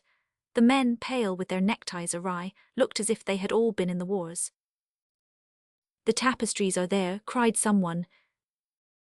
There was a great surprise, as though the disappearance of those hangings ought to have been the natural result and the only plausible explanation of the incident. But nothing had been moved. A few valuable pictures, hanging on the walls, were there still. And though the same din had reverberated all over the house, though all the rooms had been thrown into darkness, the detectives had seen no one entering or trying to enter. "Besides," said the colonel, "it's only the windows of the gallery that have alarms. Nobody but myself understands how they work, and I had not set them yet." People laughed loudly at the way in which they had been frightened, but they laughed without conviction and in a more or less shamefaced fashion, for each of them was keenly alive to the absurdity of his conduct. And they had but one thought: to get out of that house where, say what you would, the atmosphere was one of agonizing anxiety. 2 journalists stayed behind, however, and the colonel joined them, after attending to Edith and handing her over to her maids. The 3 of them, together with the detectives, made a search that did not lead to the discovery of anything of the least interest. Then the colonel sent for some champagne, and the result was that it was not until a late hour, to be exact, 2:45 in the morning, that the journalists took their leave. The colonel retired to his quarters, and the detectives withdrew to the room which had been set aside for them on the ground floor. They took the watch by turns, a watch consisting, in the first place, in keeping awake, and next, in looking round the garden and visiting the gallery at intervals. These orders were scrupulously carried out, except between 5 and 7 in the morning, when sleep gained the mastery and the men ceased to go their rounds. But it was broad daylight out of doors. Besides, if there had been the least sound of bells, would they not have woke up? Nevertheless, when one of them, at 20 minutes past 7, opened the door of the gallery and flung back the shutters, he saw that the 12 tapestries were gone. This man and the others were blamed afterward for not giving the alarm at once, and for starting their own investigations before informing the colonel and telephoning to the local commissary. Yet this very excusable delay can hardly be said to have hampered the action of the police. In any case, the colonel was not told until 8:30. He was dressed and ready to go out. The news did not seem to upset him beyond measure, or at least he managed to control his emotion. But the effort must have been too much for him, for he suddenly dropped into a chair and for some moments gave way to a regular fit of despair and anguish, most painful to behold in a man of his resolute appearance. Recovering and mastering himself, he went to the gallery, stared at the bare walls, and then sat down at a table and hastily scribbled a letter, which he put into an envelope and sealed. "There," he said, I am in a hurry, I have an important engagement, here is a letter for the commissary of police. And, seeing the detective's eyes upon him, he added, I am giving the commissary my views, telling him of a suspicion that occurs to me. He must follow it up. I will do what I can. He left the house at a run, with excited gestures which the detectives were subsequently to remember. A few minutes later the commissary of police arrived. He was handed the letter, which contained the following words. I am at the end of my tether. The theft of those tapestries completes the crash which I have been trying to conceal for the past year. I bought them as a speculation and was hoping to get 1,000,000 francs for them, thanks to the fuss that was made about them. As it was, an American offered me 600,000. It meant my salvation. This means utter destruction. I hope that my dear wife will forgive the sorrow which I am bringing upon her. Her name will be on my lips at the last moment. Mme. Sparmiento was informed. She remained aghast with horror while inquiries were instituted and attempts made to trace the colonel's movements. Late in the afternoon, a telephone message came from Ville d'Avray. A gang of railwaymen had found a man's body lying at the entrance to a tunnel after a train had passed. The body was hideously mutilated. The face had lost all resemblance to anything human. There were no papers in the pockets, but the description answered to that of the colonel. Mme. Sparmiento arrived at Ville d'Avray by motorcar at 7 o'clock in the evening. She was taken to a room at the railway station. When the sheet that covered it was removed, Edith Swanek recognized her husband's body. In these circumstances, Lupin did not receive his usual good notices in the press. Let him look to himself, jeered one leader writer, summing up the general opinion. It would not take many exploits of this kind for him to forfeit the popularity which has not been grudged him hitherto. We have no use for Lupin, except when his rogueries are perpetrated at the expense of shady company promoters, foreign adventurers, German barons, banks and financial companies. And above all, no murders. A burglar we can put up with, but a murderer, no. If he is not directly guilty, he is at least responsible for this death. There is blood upon his hands, the arms on his escutcheon are stained gules. The public anger and disgust were increased by the pity which Edith's pale face aroused. The guests of the night before gave their version of what had happened, omitting none of the impressive details, and a legend formed straightway around the fair-haired Englishwoman, a legend that assumed a really tragic character, owing to the popular story of the swan-necked heroine. And yet the public could not withhold its admiration of the extraordinary skill with which the theft had been effected. The police explained it after a fashion. The detectives had noticed from the first and subsequently stated that one of the 3 windows of the gallery was wide open. There could be no doubt that Lupin and his confederates had entered through this window. It seemed a very plausible suggestion. Still, in that case, how were they able, first, to climb the garden railings, in coming and going, without being seen? Secondly, to cross the garden and put up a ladder on the flower border, without leaving the least trace behind? Thirdly, to open the shutters and the window, without starting the bells and switching on the lights in the house? The police accused the 3 detectives of complicity. The magistrate in charge of the case examined them at length, made minute inquiries into their private lives, and stated formally that they were above all suspicion. As for the tapestries, there seemed to be no hope that they would be recovered. It was at this moment that Chief Inspector Ganimard returned from India, where he had been hunting for Lupin on the strength of a number of most convincing proofs, supplied by former confederates of Lupin himself.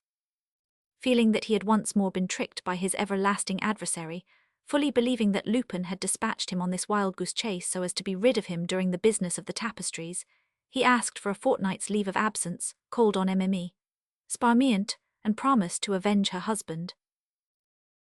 Edith had reached the point at which not even the thought of vengeance relieves the sufferer's pain. She had dismissed the 3 detectives on the day of the funeral, and engaged just one man and an old cookhouse équipe to take the place of the large staff of servants the sight of whom reminded her too cruelly of the past. Not caring what happened, she kept her room and left Ganimard free to act as he pleased. He took up his quarters on the ground floor and at once instituted a series of the most minute investigations. He started the inquiry afresh, questioned the people in the neighborhood, studied the distribution of the rooms, and set each of the burglar alarms going 30 and 40 times over. At the end of the fortnight, he asked for an extension of leave. The the chief of the detective service, who was at that time 1,000, Dudouis, came to see him and found him perched on the top of a ladder in the gallery. That day, the chief inspector admitted that all his searches had proved useless. 2 days later, however, 1,000, Dudouis called again and discovered Ganimard in a very thoughtful frame of mind. A bundle of newspapers lay spread in front of him. At last, in reply to his superior's urgent questions, the chief inspector muttered, "I know nothing, Chief, absolutely nothing. But there's a confounded notion worrying me, only it seems so absurd, and then it does not explain things. On the contrary, it confuses them rather. Then I implore you, Chief, to have a little patience, to let me go my own way. But if I telephone to you some day or other, suddenly, you must jump into a taxi without losing a minute. It will mean that I have discovered the secret." 48 hours passed. Then one morning, 1,000, Dudouis received a telegram. "Going to Lille. Ganimard." What the dickens can he want to go to Lille for? Wondered the chief detective. The day passed without news, followed by another day. But 1,000, Dudouis had every confidence in Ganimard. He knew his man, knew that the old detective was not one of those people who excite themselves for nothing. When Ganimard got a move on him, it meant that he had sound reasons for doing so. As a matter of fact, on the evening of that second day, 1,000, Dudouis was called to the telephone. "Is that you, Chief?" "Is it Ganimard speaking?" Cautious men both, they began by making sure of each other's identity. As soon as his mind was eased on this point, Ganimard continued hurriedly. 10 men, Chief, at once, and please come yourself." "Where are you?" "In the house on the ground floor, but I will wait for you just inside the garden gate." "I will come at once, in a taxi, of course." "Yes, Chief, stop the taxi 50 yards from the house. I will let you in when you whistle." Things took place as Ganimard had arranged. Shortly after midnight, when all the lights were out on the upper floors, he slipped into the street and went to meet 1,000. Dudouis. There was a hurried consultation. The officers distributed themselves as Ganimard ordered. Then the chief and the chief inspector walked back together, noiselessly crossed the garden and closeted themselves with every precaution. "Well, what's it all about?" asked 1,000. "Dudouis, what does all this mean? Upon my word, we look like a pair of conspirators." But Ganimard was not laughing. His chief had never seen him in such a state of perturbation, nor heard him speak in a voice denoting such excitement. "Any news, Ganimard?" "Yes, Chief, and this time, but I can hardly believe it myself, and yet I am not mistaken. I know the real truth. It may be as unlikely as you please, but it is the truth, the whole truth, and nothing but the truth." He wiped away the drops of perspiration that trickled down his forehead, and after a further question from 1,000, Dudouis pulled himself together, swallowed a glass of water and began. "Lupin has often got the better of me." "Look here, Ganimard," said 1,000, Dudouis interrupting him. "Why cannot you come straight to the point? Tell me in 2 words what's happened." "No, Chief," retorted the chief inspector. "It is essential that you should know the different stages which I have passed through. Excuse me, but I consider it indispensable."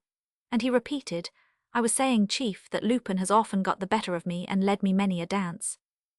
But in this contest, in which I have always come out worst so far, I have at least gained experience of his manner of play, and learnt to know his tactics. Now, in the matter of the tapestries, it occurred to me almost from the start to set myself 2 problems. In the first place, Lupin, who never makes a move without knowing what he is after, was obviously aware that Colonel Sparmiento had come to the end of his money, and that the loss of the tapestries might drive him to suicide. Nevertheless, Lupin, who hates the very thought of bloodshed, stole the tapestries. There was the inducement, said 1,000, Dudouis, of the 500,000 or 600,000 francs which they are worth.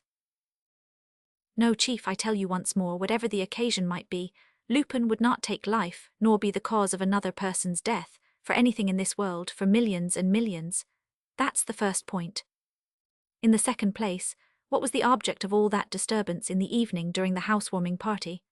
Obviously, do not you think, to surround the business with an atmosphere of anxiety and terror, in the shortest possible time, and also to divert suspicion from the truth, which otherwise might easily have been suspected. You seem not to understand, Chief. Upon my word, I do not. As a matter of fact, said Ganimard, as a matter of fact, it is not particularly plain. And I myself, when I put the problem before my mind in those same words, did not understand it very clearly, and yet I felt that I was on the right track. Yes, there was no doubt about it that Lupin wanted to divert suspicions, to divert them to himself. Lupin, mark you, so that the real person who was working the business might remain unknown. A confederate, suggested 1000, Dudouis, a confederate moving among the visitors, who set the alarms going and who managed to hide in the house after the party had broken up. You are getting warm, Chief, you are getting warm. It is certain that the tapestries, as they cannot have been stolen by anyone making his way surreptitiously into the house, were stolen by somebody who remained in the house, and it is equally certain that, by taking the list of the people invited and inquiring into the antecedents of each of them, one might. Well, Chief, there's a but, namely that the 3 detectives had this list in their hands when the guests arrived, and that they still had it when the guests left. Now 6 to 3 came in and 6 to 3 went away. So you see. Then do you suppose a servant knows? The detectives knows? But still, said the Chief impatiently, if the robbery was committed from the inside. That is beyond dispute, declared the inspector, whose excitement seemed to be nearing fever point. There is no question about it. All my investigations led to the same certainty, and my conviction gradually became so positive that I ended one day by drawing up this startling axiom. In theory and in fact, the robbery can only have been committed with the assistance of an accomplice staying in the house, whereas there was no accomplice. That's absurd, said Dudouis. Quite absurd, said Ganimard, but at the very moment when I uttered that absurd sentence, the truth flashed upon me. Oh, a very dim, very incomplete, but still sufficient truth. With that clue to guide me, I was bound to find the way. Do you follow me, Chief? 1000, Dudouis sat silent. The same phenomenon that had taken place in Ganimard was evidently taking place in him. He muttered. If it's not one of the guests, nor the servants, nor the private detectives, then there's no one left. Yes, Chief, there's one left. 1000. Dudouis started as though he had received a shock, and in a voice that betrayed his excitement. But look here, that's preposterous. Why? Come, think for yourself. Go on, Chief, say what's in your mind. Nonsense, what do you mean? Go on, Chief. It's impossible. How can Sparmiento have been Lupin's accomplice? Ganimard gave a little chuckle. Exactly, Arsène Lupin's accomplice. That explains everything. During the night while the 3 detectives were downstairs watching, or sleeping rather, for Colonel Sparmiento had given them champagne to drink and perhaps doctored it beforehand, the said colonel took down the hangings and passed them out through the window of his bedroom. The room is on the 2nd floor and looks out on another street, which was not watched, because the lower windows are walled up. 1000, Dudouis reflected and then shrugged his shoulders. It's preposterous, he repeated. Why? Why, because if the colonel had been Arsène Lupin's accomplice, he would not have committed suicide after achieving his success. Who says that he committed suicide? Why, he was found dead on the line. I told you there is no such thing as death with Lupin. Still, this was genuine enough. Besides MME, Sparmiento identified the body. I thought you would say that, Chief. The argument worried me too. There was I all of a sudden with 3 people in front of me instead of one. First, Arsène Lupin, cracksman. Secondly, Colonel Sparmiento, his accomplice. Thirdly, a dead man. Spare us. It was too much of a good thing. Ganimard took a bundle of newspapers, untied it, and handed one of them to Mr. Dudouis. You remember, Chief, last time you were here, I was looking through the papers. I wanted to see if something had not happened at that period that might bear upon the case and confirm my supposition. Please read this paragraph. 1000, Dudouis took the paper and read aloud. Our Lille correspondent informs us that a curious incident has occurred in that town. A corpse has disappeared from the local morgue, the corpse of a man unknown who threw himself under the wheels of a steam tramcar on the day before. No one is able to suggest a reason for this disappearance. 1000, Dudouis sat thinking and then asked, "So you believe?" "I have just come from Lille," replied Ganimard, "and my inquiries leave not a doubt in my mind. The corpse was removed on the same night on which Colonel Sparmiento gave his housewarming. It was taken straight to Ville d'Avray by motorcar, and the car remained near the railway line until the evening." "Near the tunnel, therefore," said 1000, Dudouis. "Next to it, chief." "So that the body which was found is merely that body, dressed in Colonel Sparmiento's clothes?" "Precisely, chief." "Then Colonel Sparmiento is not dead?" "No more dead than you or I, chief." "But then why all these complications? Why the theft of one tapestry, followed by its recovery, followed by the theft of the 12? Why that housewarming? Why that disturbance? Why everything? Your story will not hold water, Ganimard." "Only because you, chief, like myself, have stopped halfway. Because, strange as this story already sounds, we must go still farther, very much farther, in the direction of the improbable and the astounding. And why not, after all? Remember that we are dealing with Arsène Lupin. With him, is it not always just the improbable and the astounding that we must look for? Must we not always go straight for the maddest suppositions? And when I say the maddest, I am using the wrong word. On the contrary, the whole thing is wonderfully logical, and so simple that a child could understand it. Confederates only betray you. Why employ confederates when it is so easy and so natural to act for yourself, by yourself, with your own hands, and by the means within your own reach?" "What are you saying? What are you saying? What are you saying?" cried 1000, Dudouis in a sort of sing-song voice and a tone of bewilderment that increased with each separate exclamation. Ganimard gave a fresh chuckle. "Takes your breath away, chief, does not it? So it did mine, on the day when you came to see me here, and when the notion was beginning to grow upon me. I was flabbergasted with astonishment, and yet I have had experience of my customer. I know what he's capable of, but this was really a bit too stiff." It's impossible," said 1000, Dudouis in a low voice. "On the contrary, chief, it's quite possible and quite logical and quite normal. It's the threefold incarnation of one and the same individual. A schoolboy would solve the problem in a minute by a simple process of elimination. Take away the dead man, there remains Sparmiento and Lupin. Take away Sparmiento. There remains Lupin," muttered the chief detective. "Yes, chief, Lupin simply, Lupin in 5 letters and 2 syllables, Lupin taken out of his Brazilian skin, Lupin revived from the dead, Lupin translated for the past 6 months into Colonel Sparmiento, travelling in Brittany, hearing of the discovery of the 12 tapestries, buying them, planning the theft of the best of them, so as to draw attention to himself, Lupin, and divert it from himself, Sparmiento. Next he brings about, in full view of the gaping public, a noisy contest between Lupin and Sparmiento or Sparmiento and Lupin, plots and gives the housewarming party, terrifies his guests, and when everything is ready, arranges for Lupin to steal Sparmiento's tapestries, and for Sparmiento, Lupin's victim, to disappear from sight and die unsuspected, unsuspectable, regretted by his friends, pitied by the public and leaving behind him, to pocket the profits of the swindle." Ganimard stopped, looked the chief in the eyes, and in a voice that emphasized the importance of his words, concluded, "Leaving behind him a disconsolate widow. MME, Sparmiento, you really believe?" "Hang it all," said the chief inspector, "people do not work up a whole business of this sort without seeing something ahead of them solid profits. But the profits, it seems to me, lie in the sale of the tapestries which Lupin will effect in America or elsewhere." "First of all, yes, but Colonel Sparmiento could effect that sale just as well, and even better, so there's something more." "Something more?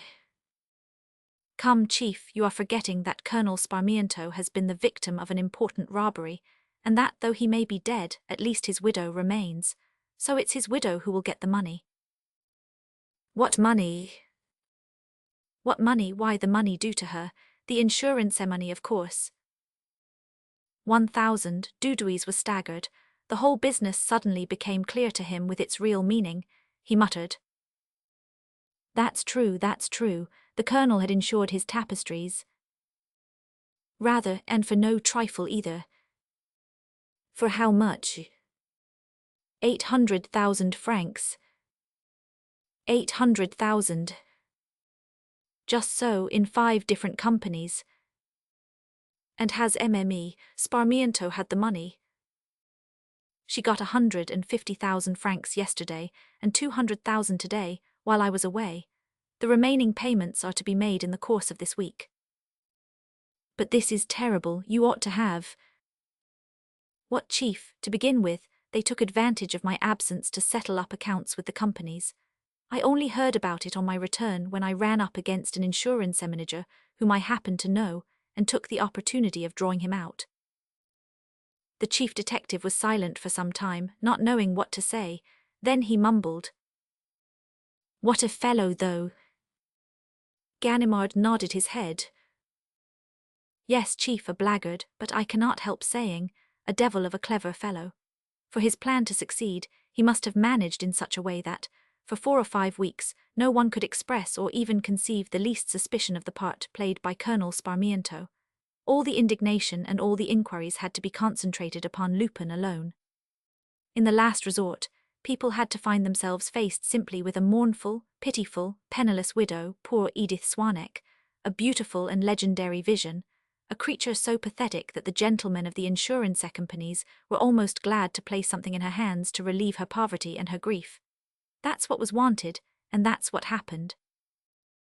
The 2 men were close together, and did not take their eyes from each other's faces. The chief asked, Who is that woman? Sonia Krichnov. Sonia Krichnov. Yes, the Russian girl whom I arrested last year at the time of the theft of the coronet, and whom Lupin helped to escape. Are you sure? Absolutely. I was put off the scent like everybody else by Lupin's machinations, and had paid no particular attention to her. But when I knew the part which she was playing, I remembered. She is certainly Sonia, metamorphosed into an Englishwoman.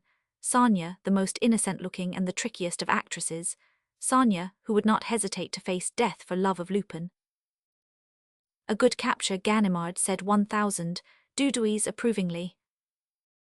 I have something better still for you, chief. Really, what?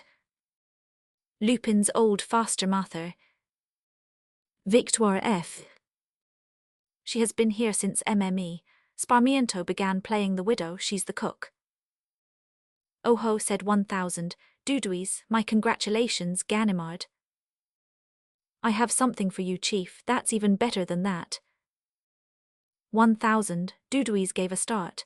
The inspector's hand clutched his and was shaking with excitement. What do you mean, Ganimard?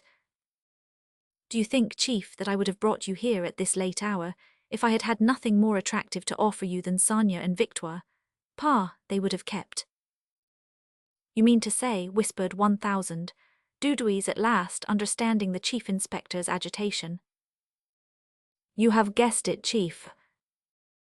Is he here? He's here. In hiding. Not a bit of it, simply in disguise. He's the manservant. This time 1,000, Dudouis did not utter a word nor make a gesture. Lupin's audacity confounded him. Ganimard chuckled. It's no longer a 3-fold but a 4-fold incarnation. Edith Swanneck might have blundered. The master's presence was necessary, and he had the cheek to return. For 3 weeks he has been beside me during my inquiry, calmly following the progress made. Did you recognize him? One does not recognize him. He has a knack of macking up his face and altering the proportions of his body so as to prevent anyone from knowing him. Besides, I was miles from suspecting, but this evening, as I was watching Sonia in the shadow of the stairs, I heard Victoire speak to the manservant and call him dearie. A light flashed in upon me. Dearie, that was what she always used to call him, and I knew where I was. 1,000. Dudouis seemed flustered in his turn by the presence of the enemy, so often pursued and always so intangible. We have got him this time, he said between his teeth. We have got him, and he cannot escape us. No, Chief, he cannot, neither he nor the two women. Where are they? Sonia and Victoire are on the second floor. Lupin is on the third. 1000. Dudouis suddenly became anxious. Why, it was through the windows of one of those floors that the tapestries were passed when they disappeared. That's so, Chief. In that case, Lupin can get away too. The windows look out on the Rue d'Affresnoy. Of course they do, Chief, but I have taken my precautions. The moment you arrived, I sent 4 of our men to keep watch under the windows in the Rue d'Affresnoy. They have strict instructions to shoot if anyone appears at the windows and looks like coming down. Blank cartridges for the first shot, ball cartridges for the next. Good, Ganimard, you have thought of everything. We will wait here, and immediately after sunrise. Wait, Chief, stand on ceremony with that rascal. Bother about rules and regulations, legal hours and all that rot. And suppose he's not quite so polite to us and gives us the slip meanwhile. Suppose he plays us one of his Lupin tricks. No, we must have no nonsense. We have got him, let's collar him, and that without delay. And Ganimard, all aquiver with indignant impatience, went out, walked across the garden and presently returned with 6 men. It's all right, Chief. I have told them in the Rue d'Affresnoy to get their revolvers out and aim at the windows. Come along. These alarums and excursions had not been effected without a certain amount of noise, which was bound to be heard by the inhabitants of the house. 1000. Dudouis felt that his hand was forced. He made up his mind to act. Come on then, he said. The thing did not take long. The 8 of them, Browning pistols in hand, went up the stairs without overmuch precaution, eager to surprise Lupin before he had time to organize his defenses. Open the door, roared Ganimard, rushing at the door of Mme. Sparmiento's bedroom. A policeman smashed it in with his shoulder. There was no one in the room, and no one in Victoire's bedroom either. They are all upstairs, shouted Ganimard. They have gone up to Lupin in his attic, be careful now. All the 8 ran up the 3rd flight of stairs. To his great astonishment, Ganimard found the door of the attic open and the attic empty, and the other rooms were empty too. Blast them, he cursed, what's become of them? But the chief called him. 1000. Dudouis, who had gone down again to the 2nd floor, noticed that one of the windows was not latched but just pushed to. There, he said to Ganimard, that's the road they took, the road of the tapestries.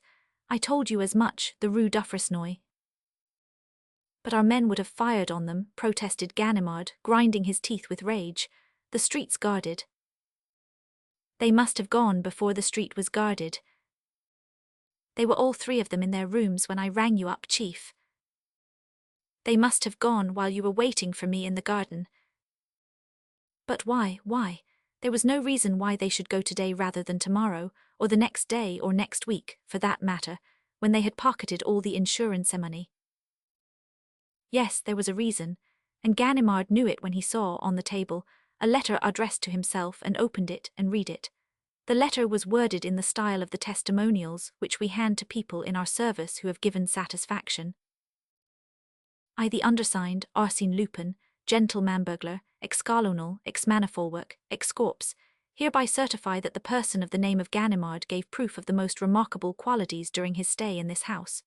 He was exemplary in his behavior, thoroughly devoted and attentive, and unaided by the least clue, he foiled a part of my plans and saved the insurance company's 450,000 francs. I congratulate him, and I am quite willing to overlook his blunder in not anticipating that the downstairs telephone communicates with the telephone in Sonia Krichnoff's bedroom, and that, when telephoning to Mr. Chief Detective, he was at the same time telephoning to me to clear out as fast as I could. It was a pardonable slip, which must not be allowed to dim the glamour of his services nor to detract from the merits of his victory. Having said this, I beg him to accept the homage of my admiration and of my sincere friendship. Arsène Lupin,